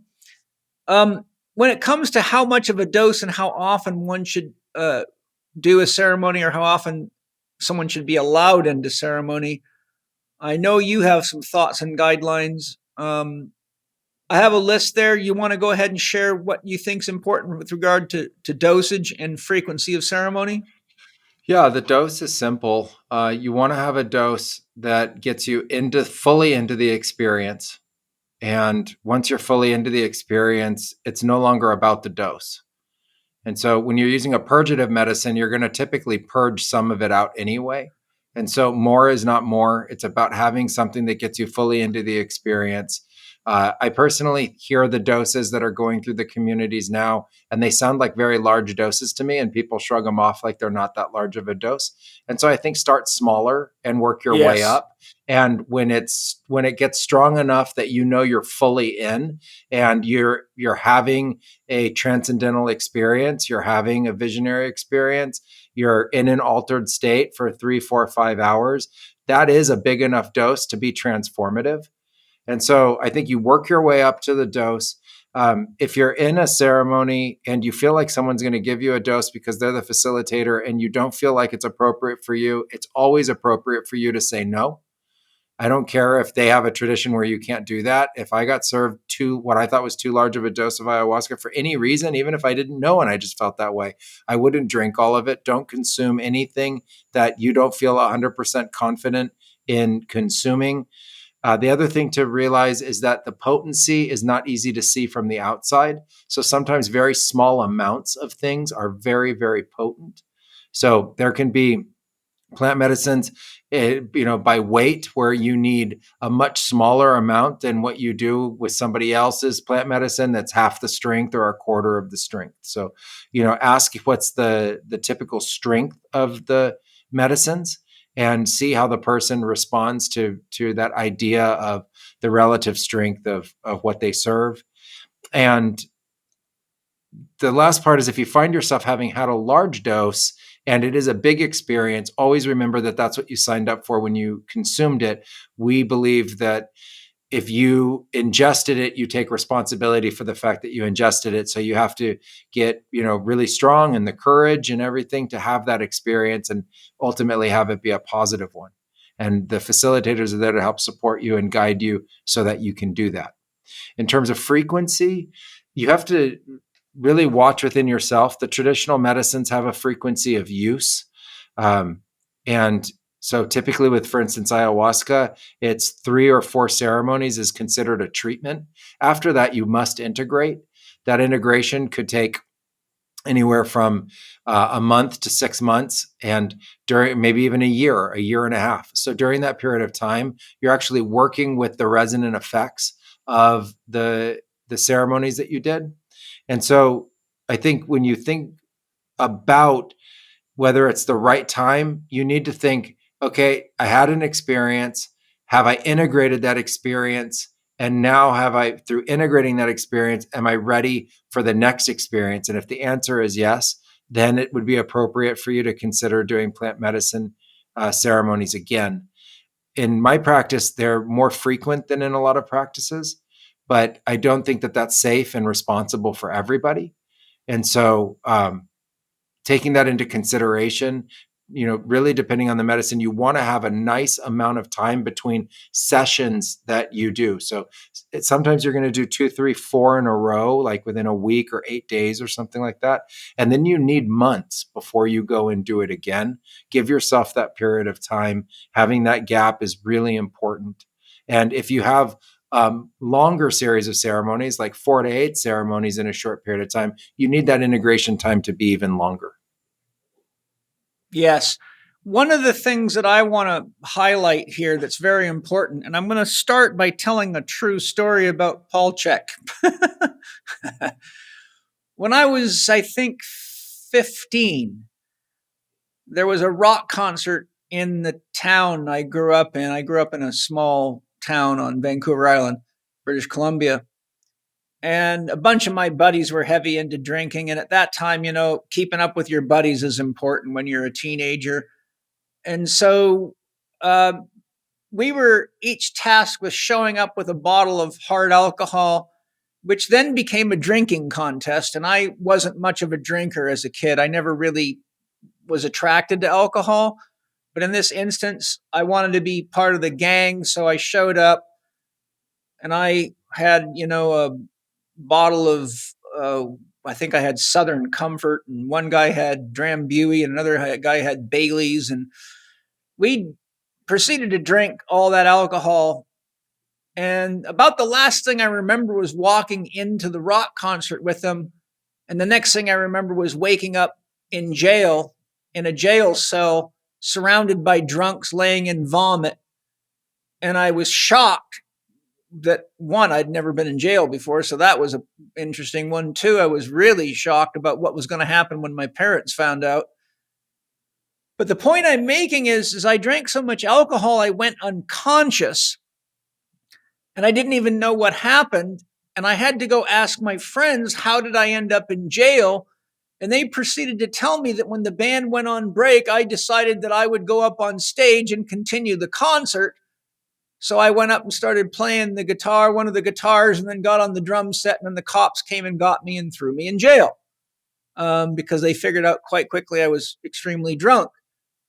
Why is that a relevant story? Because if you take too big of a dose and it pushes you into a state of unconsciousness, you cannot learn anything in the ceremony. You cannot defend yourself against anything in the ceremony. You're a play toy for sexual abusers. You're a play toy for entities. You're a play toy for anybody. But the worst thing is you've just wasted medicine. So the key thing about dose is, if you're not sure, remember the words, less is more. You can always come back and do more next time, but you'll have the confidence of knowing how much you can handle, what the experience was like. And that gives you sort of a sense of measure of, 1 gram, 2 grams, 3 grams.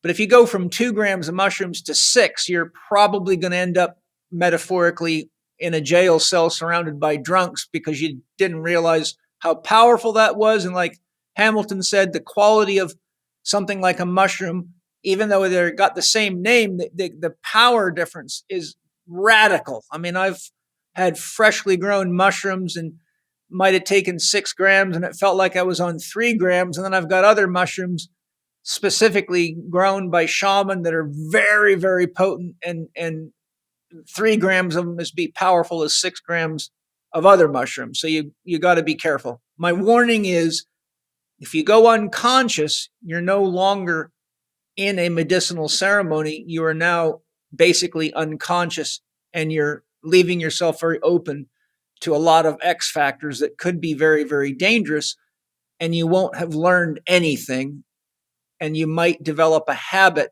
that only fortifies your habit of copping out of your responsibility to yourself, your relationships, and your life.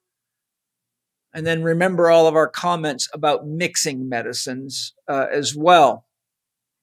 Hamilton, we spoke of several important steps for preparing for a ceremony, but I'd like to share some tips on how to initiate a ceremony. So if we could give the listeners some tips. We've already talked about invocation. We've talked about things like tarot draws. We've talked about chanting. We've talked about singing, creating the right vibration. Some of the things that I wrote down, I'll run through real quick just to be efficient, and you can add to them. Prepare your sacred space.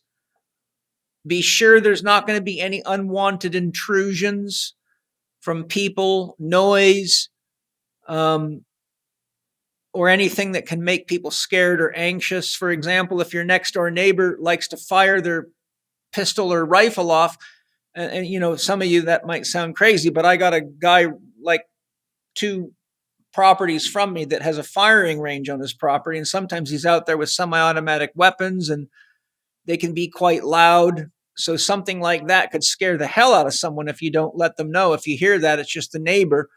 So you got to be thinking about these things.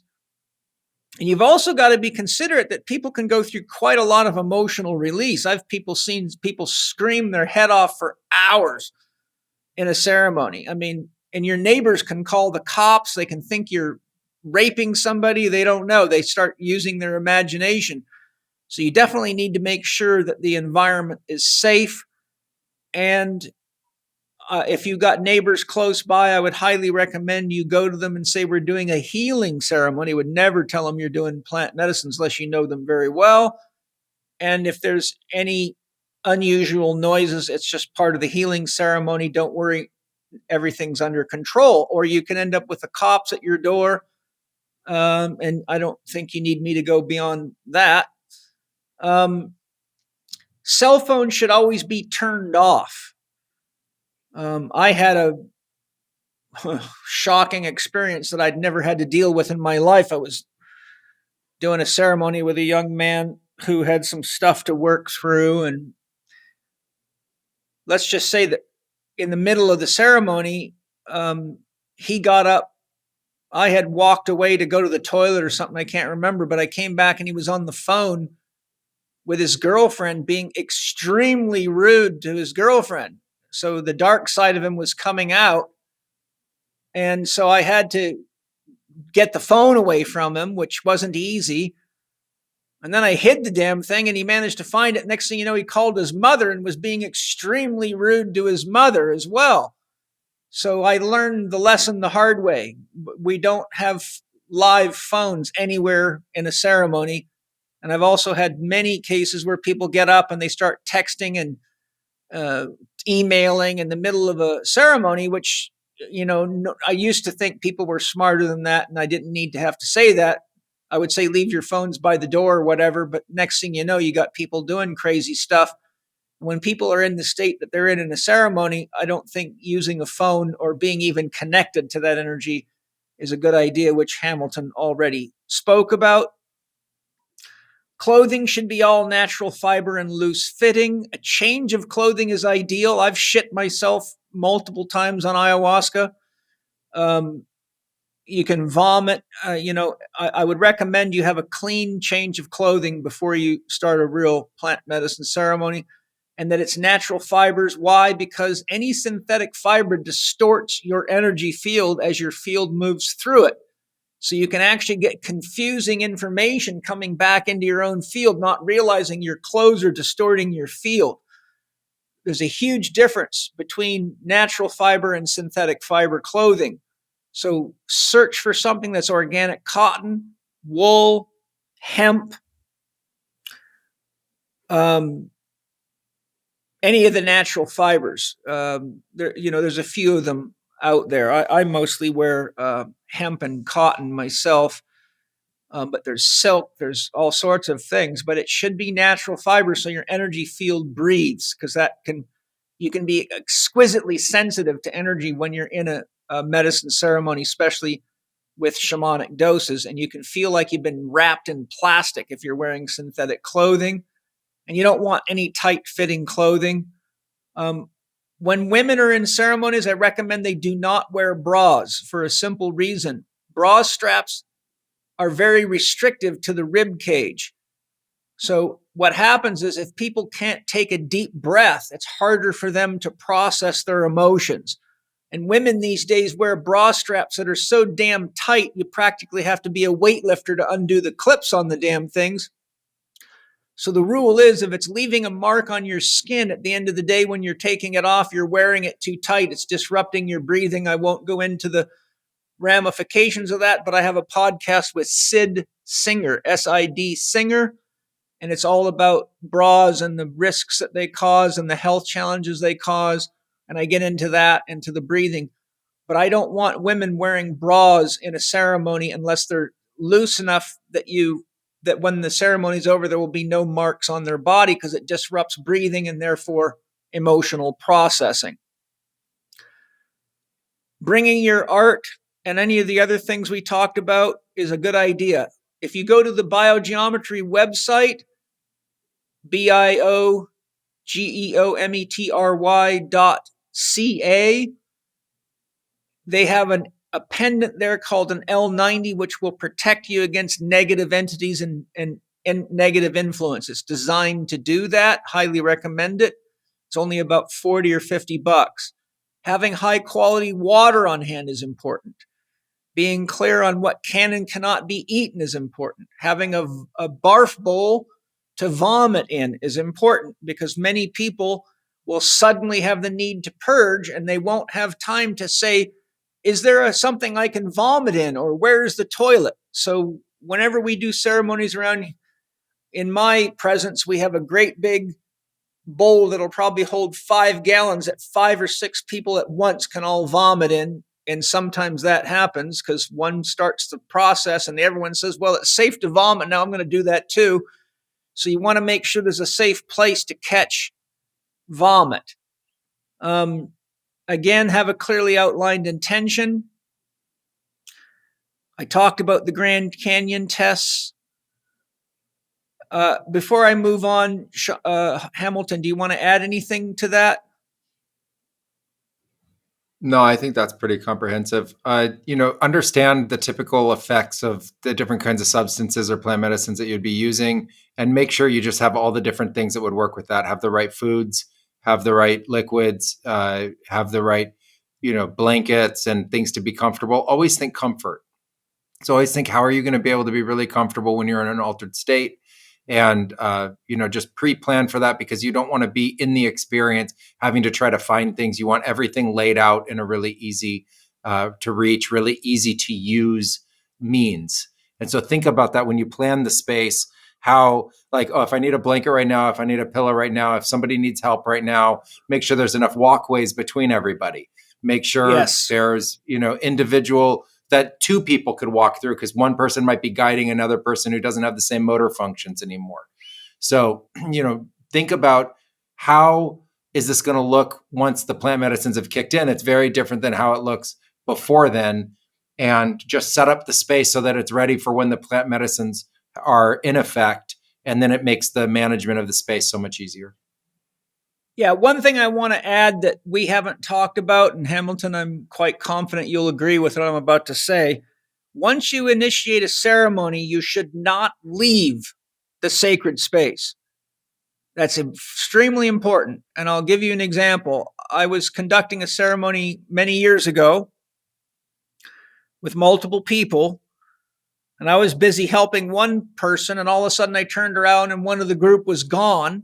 There was the son of one of the people I was doing the ceremonial work with.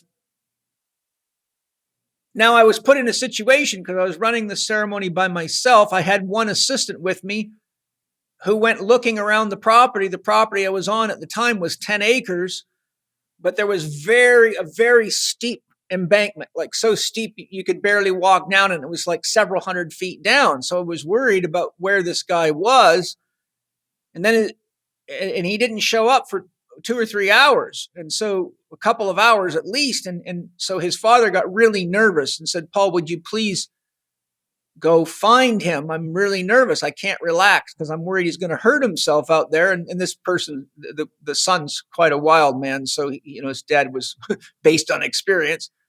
Fortunately, I'm a remote viewer. So I remote viewed and I found him and I could see what he was doing. He's a world-class athlete, this guy, and he was jumping between boulders, but it wasn't more than 5 or 6 feet. And then I could look out the window and see where he was way down the trail that went down to a lake where I was at. And so I knew he was safe, but when he came back, I gave him a good little talking to about leaving the ceremony without telling me. The point I'm making is when people are in altered states, they can think that they're supermen. They can think they can fly. They can think they can do all sorts of stuff. So it's extremely important if you're doing ceremony with friends or however you're doing it, whether you're listening to us or not, that you make an agreement that you do not leave. Everybody needs to know that each other person is safe. And if someone does leave and they're not accounted for, somebody that's responsible should go look for them. I had a sitter there helping me, but she wasn't in shape to go climbing down practically cliffs and foraging through 10 acres of brush to find this guy. So I had to remote view, and I watched enough to know that he was safe. So any comments in that regard, Hamilton? Yeah, you can't leave the ceremonial area until the ceremony is formally over. Like, period. Right. Unless no. Unless you're like this guy who sneaks out the door without telling you, then you got yourself a pickle. You're not allowed. Like that's fundamentally just not part of the safety protocol. You stay in a defined area. That area could be larger or smaller, especially if you're outside, but you agree beforehand with everybody what the defined area for the ceremony is. And then that's the sacred location for that ceremony. And when you're picking a location, really look at it to make sure that it's safe along the perimeters and stuff, and think, if we're in an altered state and we need to have some kind of an emergency intervention, is this the kind of environment we would pick and we would want for that kind of a scenario? And so I've heard of just situations like this where people run off and people disappear and, have to be found later on. And in some cases, what seemed like incredibly dangerous scenarios. And I just think to myself that could have been avoided with a little bit more pre-planning about what can happen when people get into these experiences. But most importantly is that everyone promises the ceremonial leader that they're going to stay and that there are people there to be able to help enforce that and make sure it's like that even if somebody wants to go. Yeah, and remember, everyone, when you're in a ceremony, you're in a state of altered consciousness. So what's said rationally at the beginning of a ceremony doesn't necessarily hold when you're under the influence of the medicines. So the key thing is everyone has to, in the military, when I was a soldier, they had a buddy system. You were always assigned a buddy. So it was your buddy's important task to always know where you were at. Because in a battlefield, people get their heads blown off and disappear out of the blue. And so we're each assigned a buddy, so that our job in battlefield training is to know where our buddy is at, so that if they can't be accounted for, somebody's responsible for knowing, he went over there to have a piss in the woods or whatever. So my point is, rational agreement doesn't always play out. That's why you have to work together as a team in a ceremony so that everyone's looking out for each other, so that someone doesn't slip through the cracks like I just described.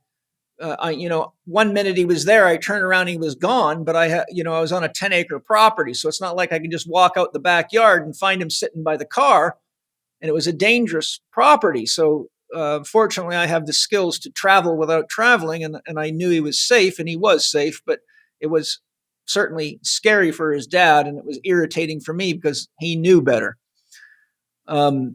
But some people have a real resent of any kind of authority. And even when they're with someone like me that they trust and want to be with, one of their unconscious tendencies is to reject authority. And so you can have people that do it just to prove to you that they can go above your request.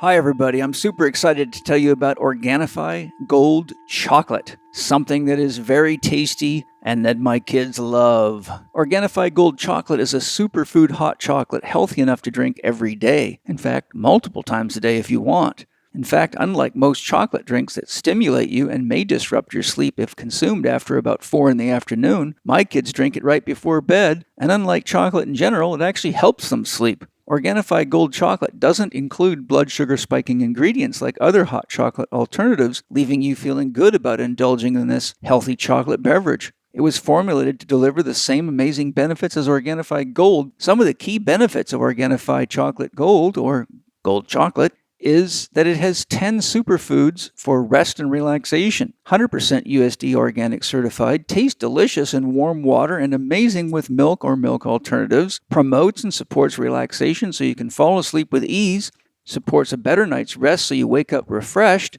and promotes a healthier response to stress and gives calming support. As you know, what most people reach for when they want something super tasty and enjoyable is generally not healthy, but that's not the case with Organifi Gold Chocolate, which is USDA certified organic, certified gluten-free, and certified glyphosate residue-free, which is very important, dairy-free, which is great for guys like me, soya-free, which is very important, vegan, non-GMO, and clinically proven ingredients, 100% organic whole food, which means it's great for everyone. Save 20% on your purchase of Organifi Gold Chocolate by using the code capital C, capital H, capital E, capital K 20. That's Chek 20 on checkout. Go to Organifi.com, Organifi.com/Chek20. And again, for your 20% Living 4D discount, use the code Chek20 in all caps. Enjoy Organifi Gold Chocolate. We're getting close to the end here, but we've got some important stuff to share. Tips for navigating a ceremony experience. Stay heart-centered. Hamilton talked about that. We've both talked about that. Whenever you're in a state of fear, concern, or having to deal with something challenging in yourself, bring your consciousness within your heart and speak to your soul and say, "Dear soul, show me the love that I'm not seeing." So if you're seeing yourself being abused or you're seeing yourself being the abuser, ask your soul to show you the love that you're not seeing.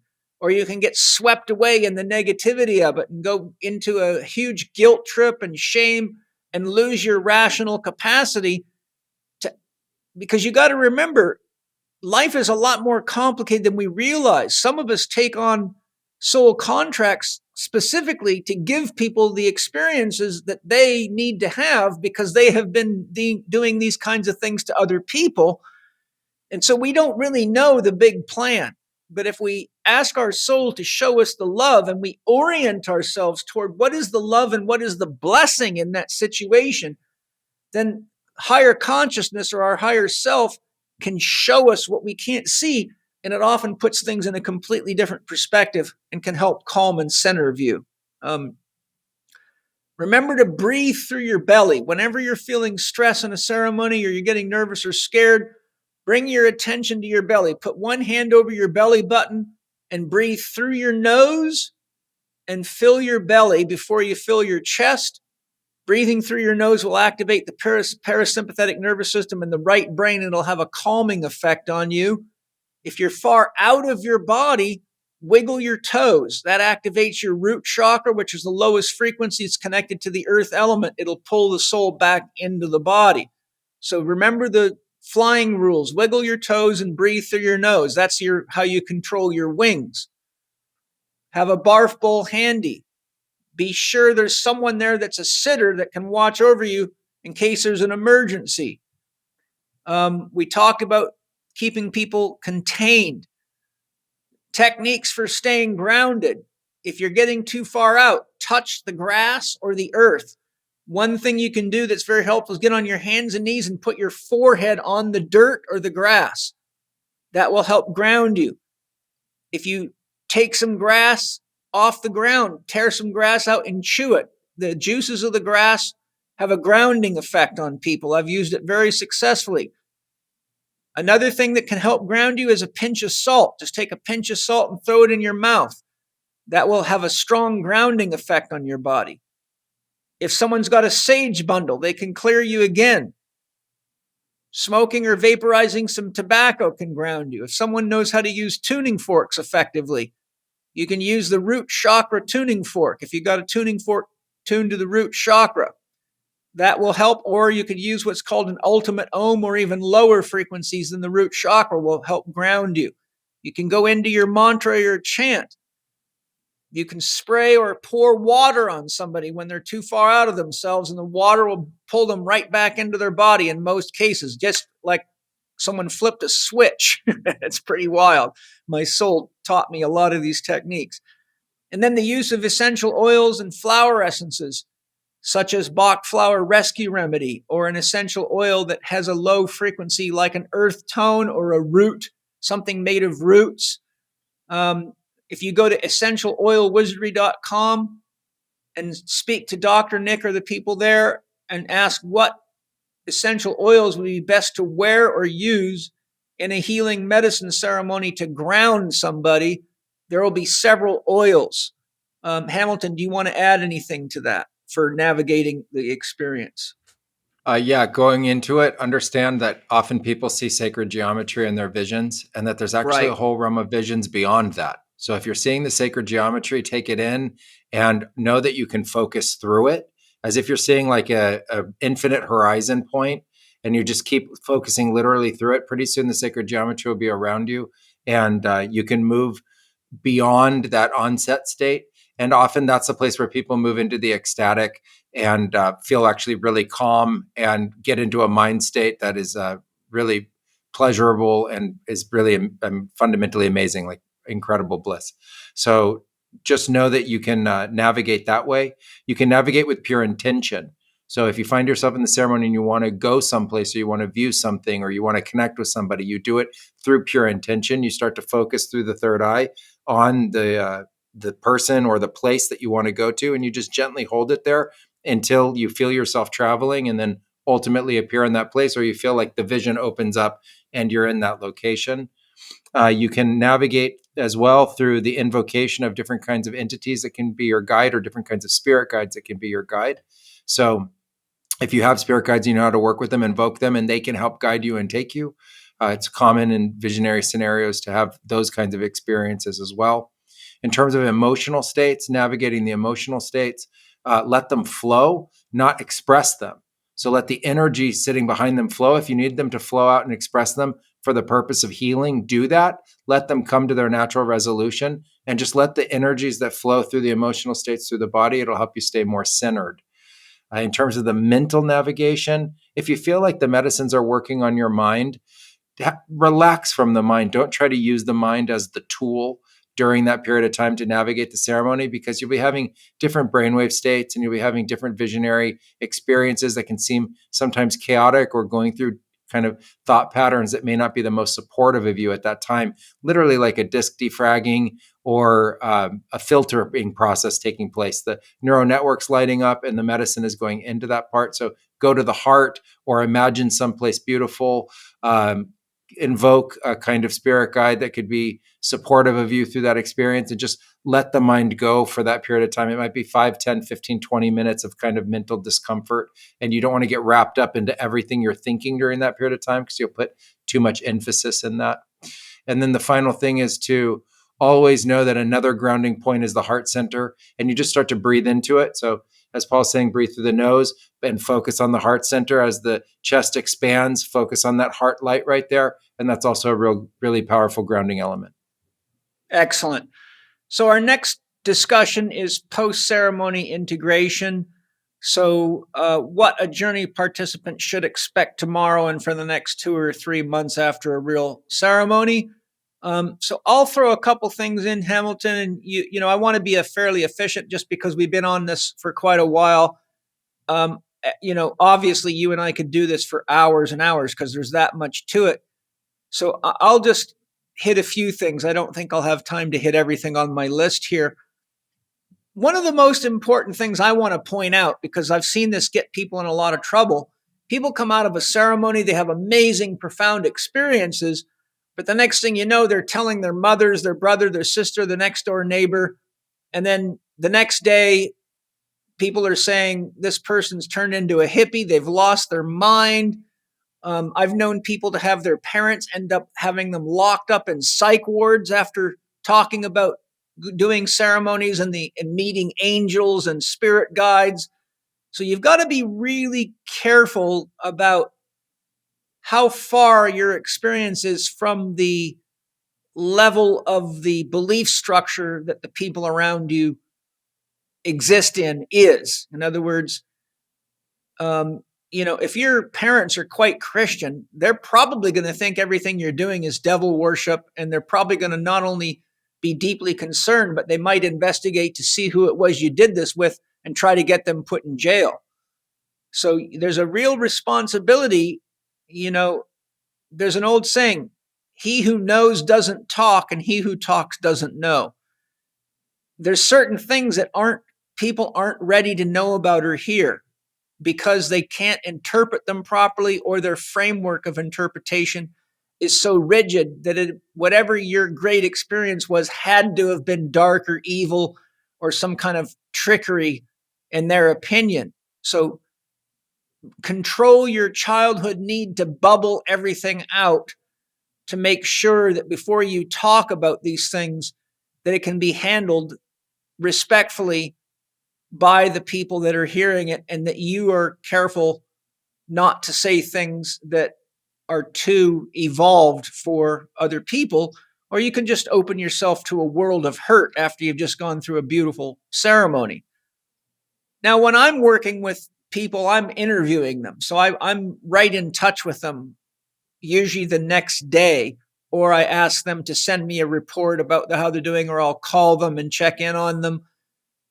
So typically with well-run ceremonies, someone's going to be checking in with you usually the next day or soon after to make sure that, your feet on ground, you're not, disintegrating instead of reintegrating.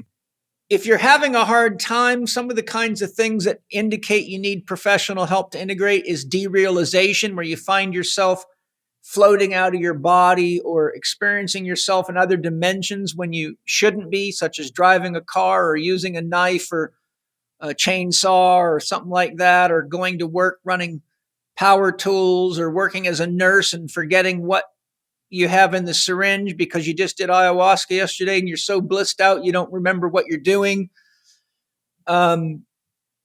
So if you're having things that you can tell are still indicators that you're not in your normal waking conscious mind, then you should get help to integrate if you don't know what to do. Again, doing art can be very helpful for the integration. Journaling can be very helpful. Tarot guidance can be useful. Intelligent four-doctor management, which most of you listening to my podcast know what that is. If you don't, look at my book, How to Eat, Move, and Be Healthy, second edition. It's right at the beginning of the book, or look for my audio or ebook, The Last Four Doctors You'll Ever Need, How to Get Healthy Now. There's various types of meditations that can be very helpful for integration. Reaffirming your journey initiation and giving thanks that it has been done and seeing it as complete can be very helpful. Avoiding relationships that are challenging is extremely important. Those are the things that I just off the top of my head think are important. The most important thing I think is to decide consciously if you need skilled help to integrate. I've seen a lot of people come out of ceremonies and be very, very still in the journey state for a good 2 weeks after. And there's been cases where I've had to direct them to healers or guides to help them, either because they couldn't afford my help or were too far away and needed somebody that they could find. My point is these things do happen and each person's different. And I'll give you an example of that. Everybody's capacity for our detoxification systems to clear medicine varies wildly. Within one family, you can have as much as a 1,000% difference in the capacity for the liver to clear alcohol out of the same family members. If you read the book Biochemical Individuality by Roger, I think it's Wilson. Anyhow, biochemical individuality shows you all the research on this, and it's very, very wild. I was doing a ceremony many years ago where for this ceremony, each person got 1 tablespoon of San Pedro cactus preparation I'd put together, which really was just enough to kind of open the gates a little bit. I mean, it was a low dose. But there was one guy in the ceremony who actually was quite high for 3 days and ended up reaching out to me for help. And I had no idea because of, I think, the 30 people in the training program. Most of them complained that they didn't feel anything. They actually kept asking me for more. I said, no, not in this class. It's not the right thing to do. But this one guy who must have just had a really backed up liver was literally blown almost into like a shamanic experience for 3 days. So there's an example where you have to realize not everybody reacts to the medicine the same. And there's a lot of internal factors such as their unique biochemistry, as Hamilton mentioned earlier, but also how healthy their detoxification pathways are. And some people can't clear these medicines out of their body very quickly. So they can have multiple days where they're actually in a much deeper state than almost anyone else would have ever expected. I think I covered that, what I wanted to share there, Hamilton. Is there anything else you want to add? Yeah, I think afterwards you want to watch your mental and emotional states, and you want to get plenty of rest and hydration. Part of flushing the system and helping the liver and other organs detox from everything that's come up in the ceremony, as well as the alkaloids that are in the plants themselves, can be supported by just hydration and rest. You want to be able to have time to have rest. You want to be able to have time to process for a day or 2 or 3 after the ceremony before you have to do any kind of activity with high level of concentration that's required for safety, especially if it's around work. During that period of time, Epsom salt baths are really great if you can have an opportunity to take them. Anything that's a relaxing meditation or behavior is really supportive. To wake up in the morning, in the transition from waking up and going to sleep at night, to check in with your intention and just use that intention in that quiet time to be able to connect to the plant medicine spirit, to the plant medicines themselves, can continue the work of that intention going forward.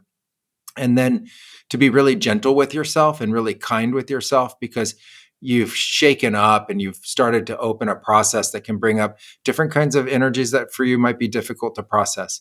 And so just practice self-care, practice self-love and self-compassion during that period of time. Know that you've created a transitional state yourself, so continue to take responsibility for that state. And if you need to get professional help during that time, look for it. It's out there. It can be received. We have integration programs as well to be able to support people in coaching programs through the integration period of time. Know that it can take anywhere from 2 weeks to a month to regain a new normal. And during that period of time, you want incremental steps of success and incremental improvements so that that new normal is incredible for you and made that ceremony really purposeful. Yeah, I'll just throw in too, saunas are good for helping speed the detoxification process to get stuff out of your system. And anybody that feels like they're still not in their body would be very well served to either use the coldest showers they can take or put some cold water in a bathtub and put a bunch of ice in it. Go buy a couple bags of ice from a gas station and get it, at least down to about, I would recommend 47 degrees to 44 degrees. Most people won't like it if it gets below that. But even 1 or 2 minutes in ice cold water like that can really have a powerful effect of closing your energy field and centering you in your body. So those are a couple of also useful tips. As Hamilton said, hydrating very well is also important. Hamilton, one of the biggest downfalls among people using plant medicines and attending plant medicine ceremonies is avoiding the responsibility of taking action on what the plant medicines taught them. In other words, what you get is this great realization, I shouldn't do this, I need to be more loving. But then they as you well know, often end up going back to being the same person they ever were, which I think is not a good idea. So do you have any tips that you would like to share just on how people can take what the medicine taught them and bring it into a grounded, legitimate practice, so it's not just getting stoned out of your mind and then going back to being the village idiot you used to be? Yeah, I think what's really important is to understand first that you don't want to make massive life-changing decisions in the ceremony itself or the integration phase. So if you Right. have like a big change that you hear that in ceremony that you need to make, give it a week and you see if it's still that same massive big change. And then really big changes are step-by-step changes in life anyway. So understand that there's going to be literally moments every single day to be able to work towards those transformations. Big changes inside yourself are easy to make, but this is about like career decisions, parenting decisions, relationship decisions, etc. Right? So work with it on a daily basis. Again, the self-care I think is the most important thing, and break it down into tiny little bits that aren't overwhelming, because sometimes it just seems like it's going to be too hard. Like, how do I become more loving? How would I actually work with that? If we took becoming more loving as the example, we're going to have to balance brain with heart energy. And as we do that, there's going to be a new neural network. The new neural network is going to require balancing of the left and right brain hemispheres and creating whole brain function. That's going to require intention, meditation, and some step-by-step processes. As you go through that, your diet's going to probably want to change. Probably the foods that you're eating are supporting a dissociation between the brain and the heart. So nature of diet's going to change. It's going to take a while for you to be able to make those kinds of changes. As that takes place, thought patterns are going to change as well as diet changes. Relationships are going to start to change. You want to work on those little by little. And so you can see from a process like that, it might take 2 or 3 months. At the end of 3 months, you're going to say, wow, I'm much more loving than where I was before. I was told in ceremony I needed to be more loving. I didn't know that it was going to take 500 or 1,000 or 1,500 micro changes to be able to actually make that all happen. So that's why you want to keep working with your intentions, make those changes as you can so it's not overwhelming, and ultimately then manifest those big changes. And that's like the real transformation that you want from that ceremony that you participated in. Yeah, I'll just add too, you alluded to it, Hamilton, but I'm going to expand just a little bit. People have wild premonitions, wild, deep realizations in ceremonies, and they can be anything from I need to divorce my wife, I'm never going to be compatible with her, to I should sell my business or quit my job, or go get a dragon tattooed on my face, to piercing, to a lot of wild stuff comes to people in ceremony. And that's fine, but there's a transition from that state back into a rational state. And that can take as long as the integration process. So what I want to share with you, and I've had many of these types of things happen to me where I thought, okay, I've got to do this now. But I am wise enough and mature enough and old enough to know, let's just sit on that for a week or two before I announce to everybody that I'm giving the institute away or something. And just give yourself time to get your feet on the ground. If something's really important to you from the experience, like I should divorce my wife and leave my kids or whatever, write it down and then take time in meditation and prayer and use your inner guidance and your heartfelt connection. And if you're really got this intuition or this insight from the medicines or from the medicine experience, I would say, talk to somebody that you really trust, someone that's rational, someone that's got their feet on the ground. It could be your grandmother, could be your best friend, it could be a counselor at work that you know. Just be careful, because I've seen a lot of people make some wildly drastic decisions that can be very, very hurtful to people that they love, and do things that they later resented, such as completely shutting down functional, profitable businesses because they think God told them that they should give everything to Jesus or whoever their favorite place to donate is. So just be conscious that it takes time, and you have to be a mature adult in how you handle this.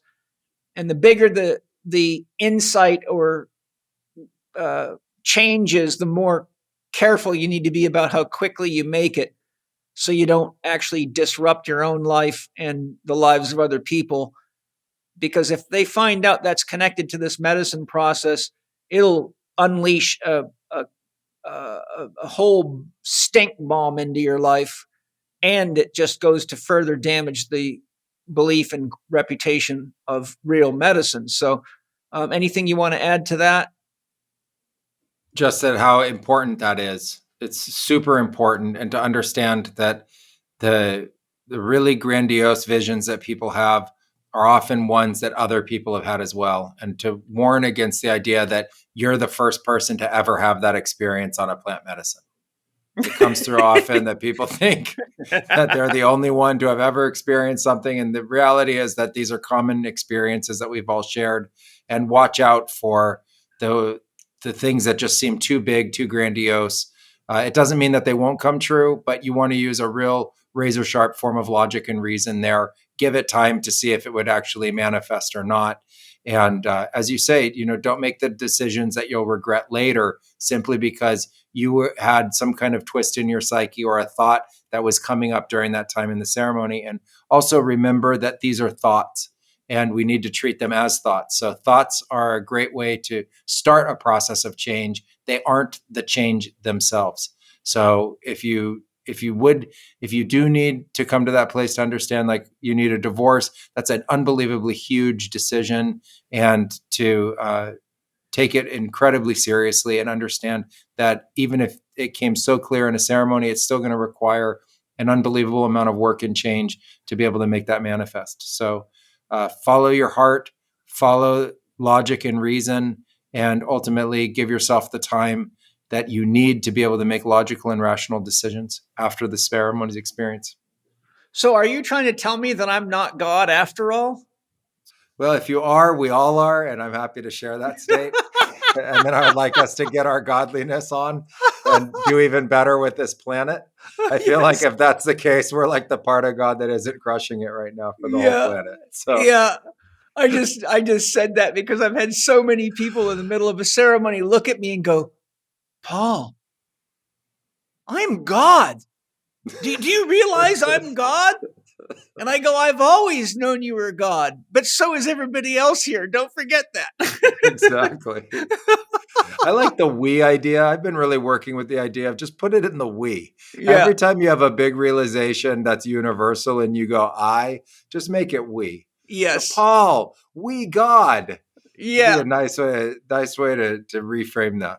Well, as the old saying goes, there is no I in we. So that's a safe container for those realizations. That's one of my favorite ones, because that's probably the one that happens the most. It's like all of a sudden in the middle of a ceremony, somebody sits up ramrod straight, goes, I get it. I'm God. I'm like, hallelujah. Took you a while to figure it out. Now what are you going to do about it? That's a great follow-up. Like, what comes next? Yeah. What are you going to do about it? Oh, shit. There's a lot of work for you, God. So we're right at the end now, Hamilton. Regarding the future and the further healing with plant medicines, we've touched on this. 2 questions. How long should an individual wait to do another ceremony? How will I know it's time? And what's the best type of medicine that I should use now? I'll just throw my 2 cents in. You shouldn't do another ceremony until you are confident that you have integrated and utilized everything you learned to better yourself in the last ceremony. So if it was loving your mother that drives you crazy more, until you're loving her more, don't go, because you're just going to get a laundry list of all the things that you realize that you could do better and love better and improve yourself and contribute to the world. And what I've seen happen is by about 6 or 8 journeys, people start having a problem with their self-esteem because they realize they're copping out on everything that Spirit has taught them.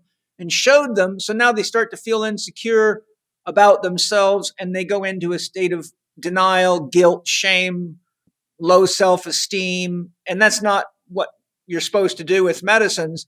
And that usually means that you're doing medicines for the wrong reasons, probably with the wrong people, with the wrong motives. So how do you know when it's time to do another ceremony? You're well grounded, you've learned the lessons, and you've implemented them into your life. And you say, okay, now that I know how to juggle, I can go back and add one more ball because I can juggle two now. But if you still can't juggle two, going to another ceremony and getting your third ball, and then 2 weeks later you got four balls, and the next thing you know, all you're doing is bashing windows and hitting people on the head with the balls that you can't juggle, while you're probably convincing yourself you're becoming enlightened in the process. Anything you want to add to that? I think that's actually really well said. Thank you. Practice teaches you with all these things. The question is, what's the best type of medicine that I might need now? You won't know that till you're there.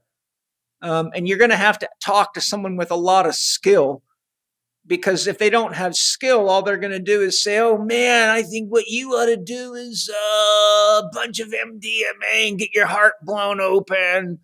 You're not going to get a skilled answer. And so you can just end up in some kind of a shit show of a situation and not get what you need. You know, a surgeon knows exactly what every tool on his work table does and what ones you should and should not use. And someone who's skilled with plant medicines, a shaman or otherwise, or a skilled practitioner, knows exactly what is likely to be the right medicine for the kind of mental, emotional state you're in, the stage of life you're in, what you're dealing with, unresolved traumas, challenges, what dose is likely to be good for you. So if you try to make that decision yourself, you're probably just guessing, and that's probably not a real good idea. Yeah, each medicine does something different. And so you just have to be very clear about your intentions going in and what you're trying to achieve next. And like we said earlier, more is not more, and stronger isn't always better. And so we're looking always for the right next medicine to be able to support your growth and development. And if you want to explore them, there isn't anything wrong with that, but you want to go in like a progressive order. So people usually start out with either mushrooms or San Pedro, and then, they move to other kinds of medicines that might be a little bit more potent in terms of the intensity of the experience. And, ayahuasca and ibogaine are usually considered the most intense, that or most potent in terms of the experience. That doesn't mean that that you shouldn't start with something like ayahuasca, but if you do, you need to do it with a trained professional who really knows what they're doing. Well, yeah, and I would add DMT into that one, because, smoking DMT can give you the lift of many cups of ayahuasca within the span of time it takes you to take one breath. So I've known 3 people to die using DMT because of the lack of skill and lack of dosing experience. So be conscious that you can meet God, but you may not come home from the visit. Hamilton, I don't think we could have done a better job in a few hours of putting together a user's guide for healthy, safe plant medicines. We put a lot in here. It's a long podcast, but I don't think personally there's anything we could have left out and not walked away feeling like, wow, we left a hole in our sacred container here. So I hope you guys listening appreciate that Hamilton and I put a lot of time and energy and effort to preparing this for you, because we care about you and we care about the planet. And we care about medicines, and we want to keep them sacred.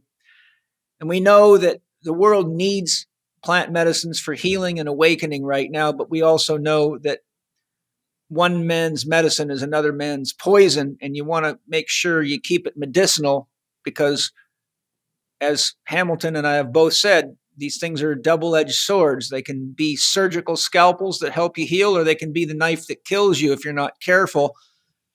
And our dream for all of you, I speak for Hamilton now, and he can correct me if I'm wrong, but I think our dream for all of you is that you're adult about this. You're respectful about it. You don't do things with medicines that damage the sacredness of the medicines, or you're damaging the healing potential for the whole world.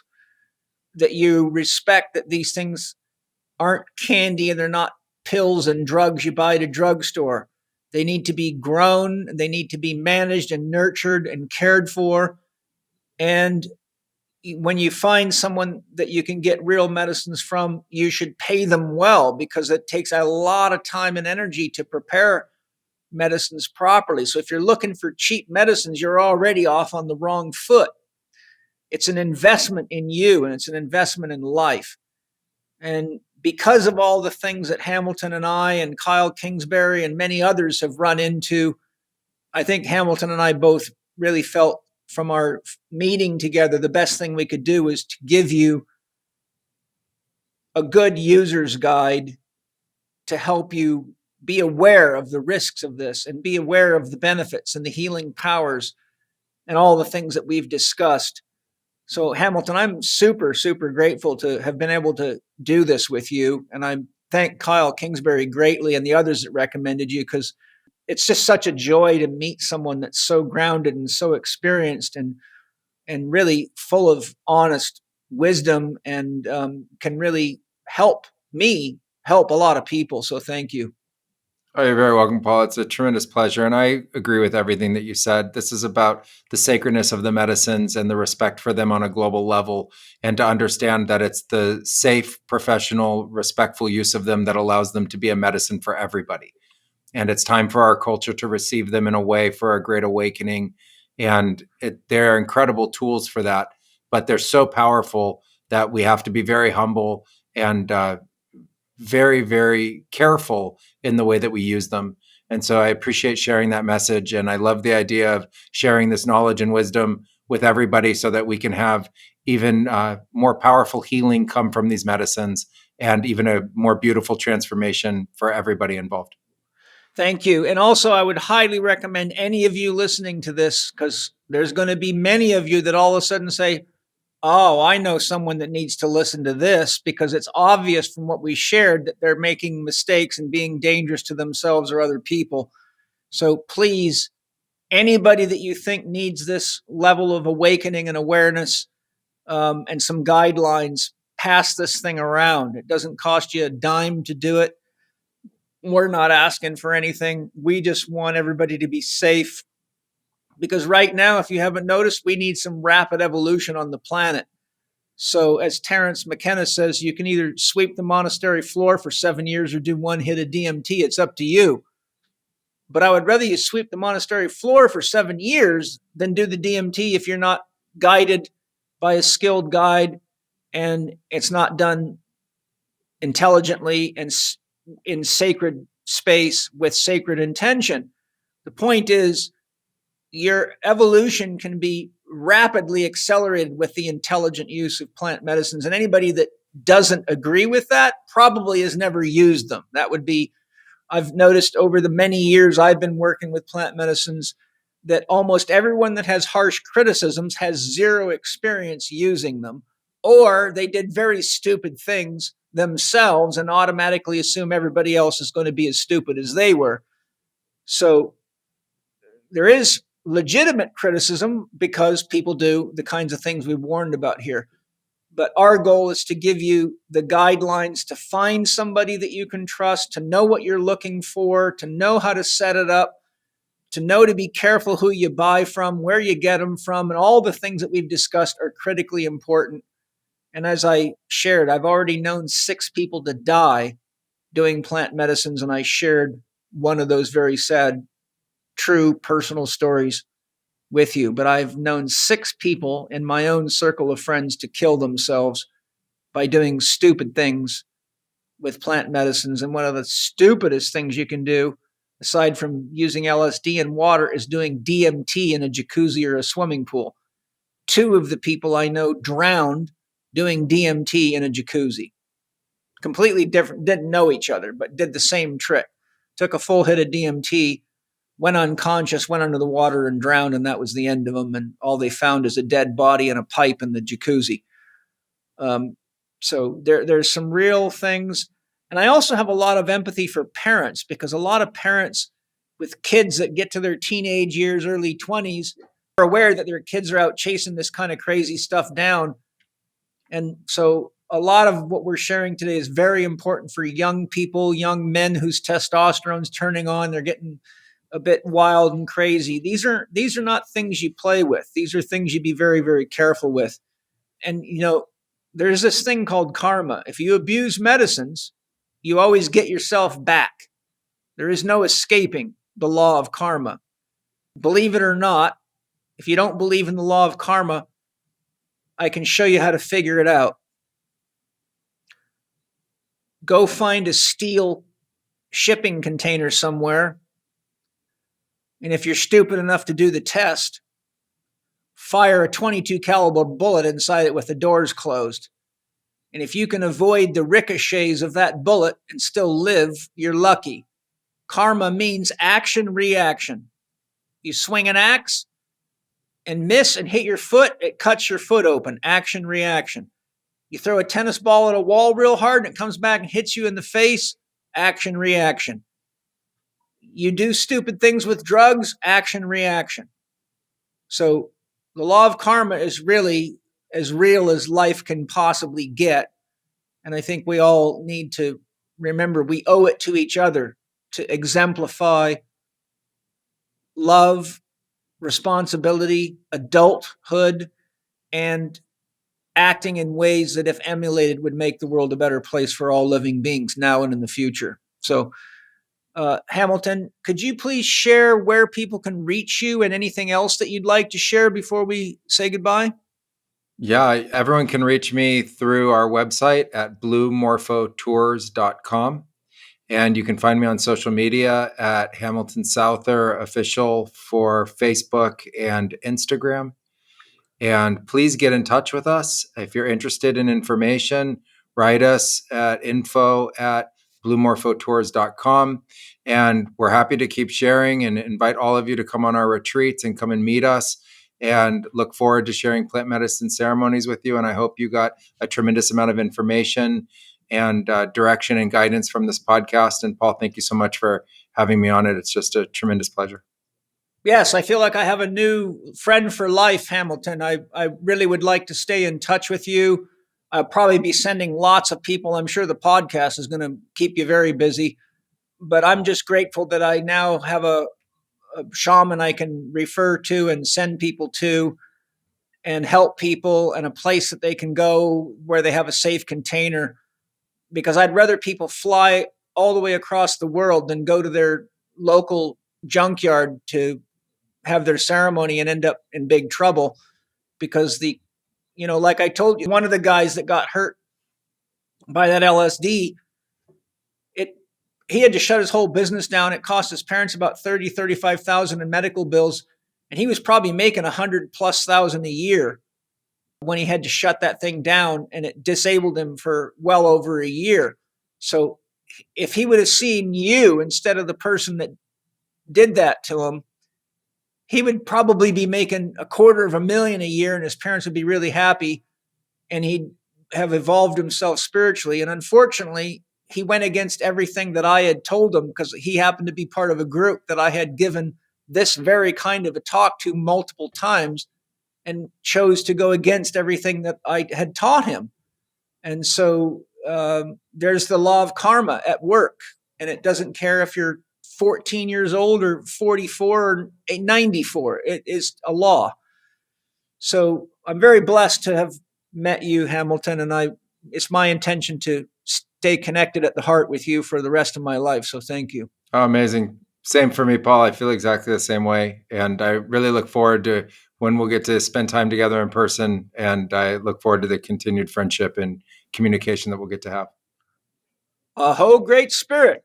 It is done. It is done. It is done. Thank you to my sponsors for all your great products, awesome quality, sustainable practices. And thank you all for buying anything from the sponsors that supports the podcast, so I can keep bringing you amazing people like Hamilton and many others so that we can all live and love better each day. I'll see you all next time with something amazing. Lots of love. Thank you for listening to Living 4D with Paul Chek and today's guest, Hamilton Souther.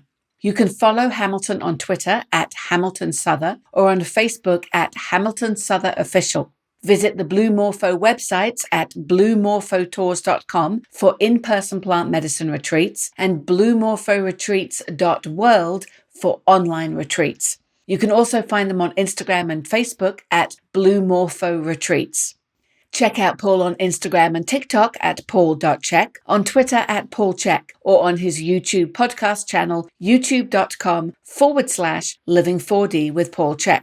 You can also watch more on Paul's blog at paulcheksblog.com or visit the Chek Institute site at chekinstitute.com to find Paul's e-learning courses, advanced training programs, and to learn more about the Chek Academy. You can read the show notes and find all the links to the resources and offers mentioned in this episode at chekinstitute.com/podcast. And if you enjoyed today's episode, please consider leaving us a 5-star rating and a warm review at the top of the show page on Spotify or at the bottom of the show page if you are listening on Apple Podcast.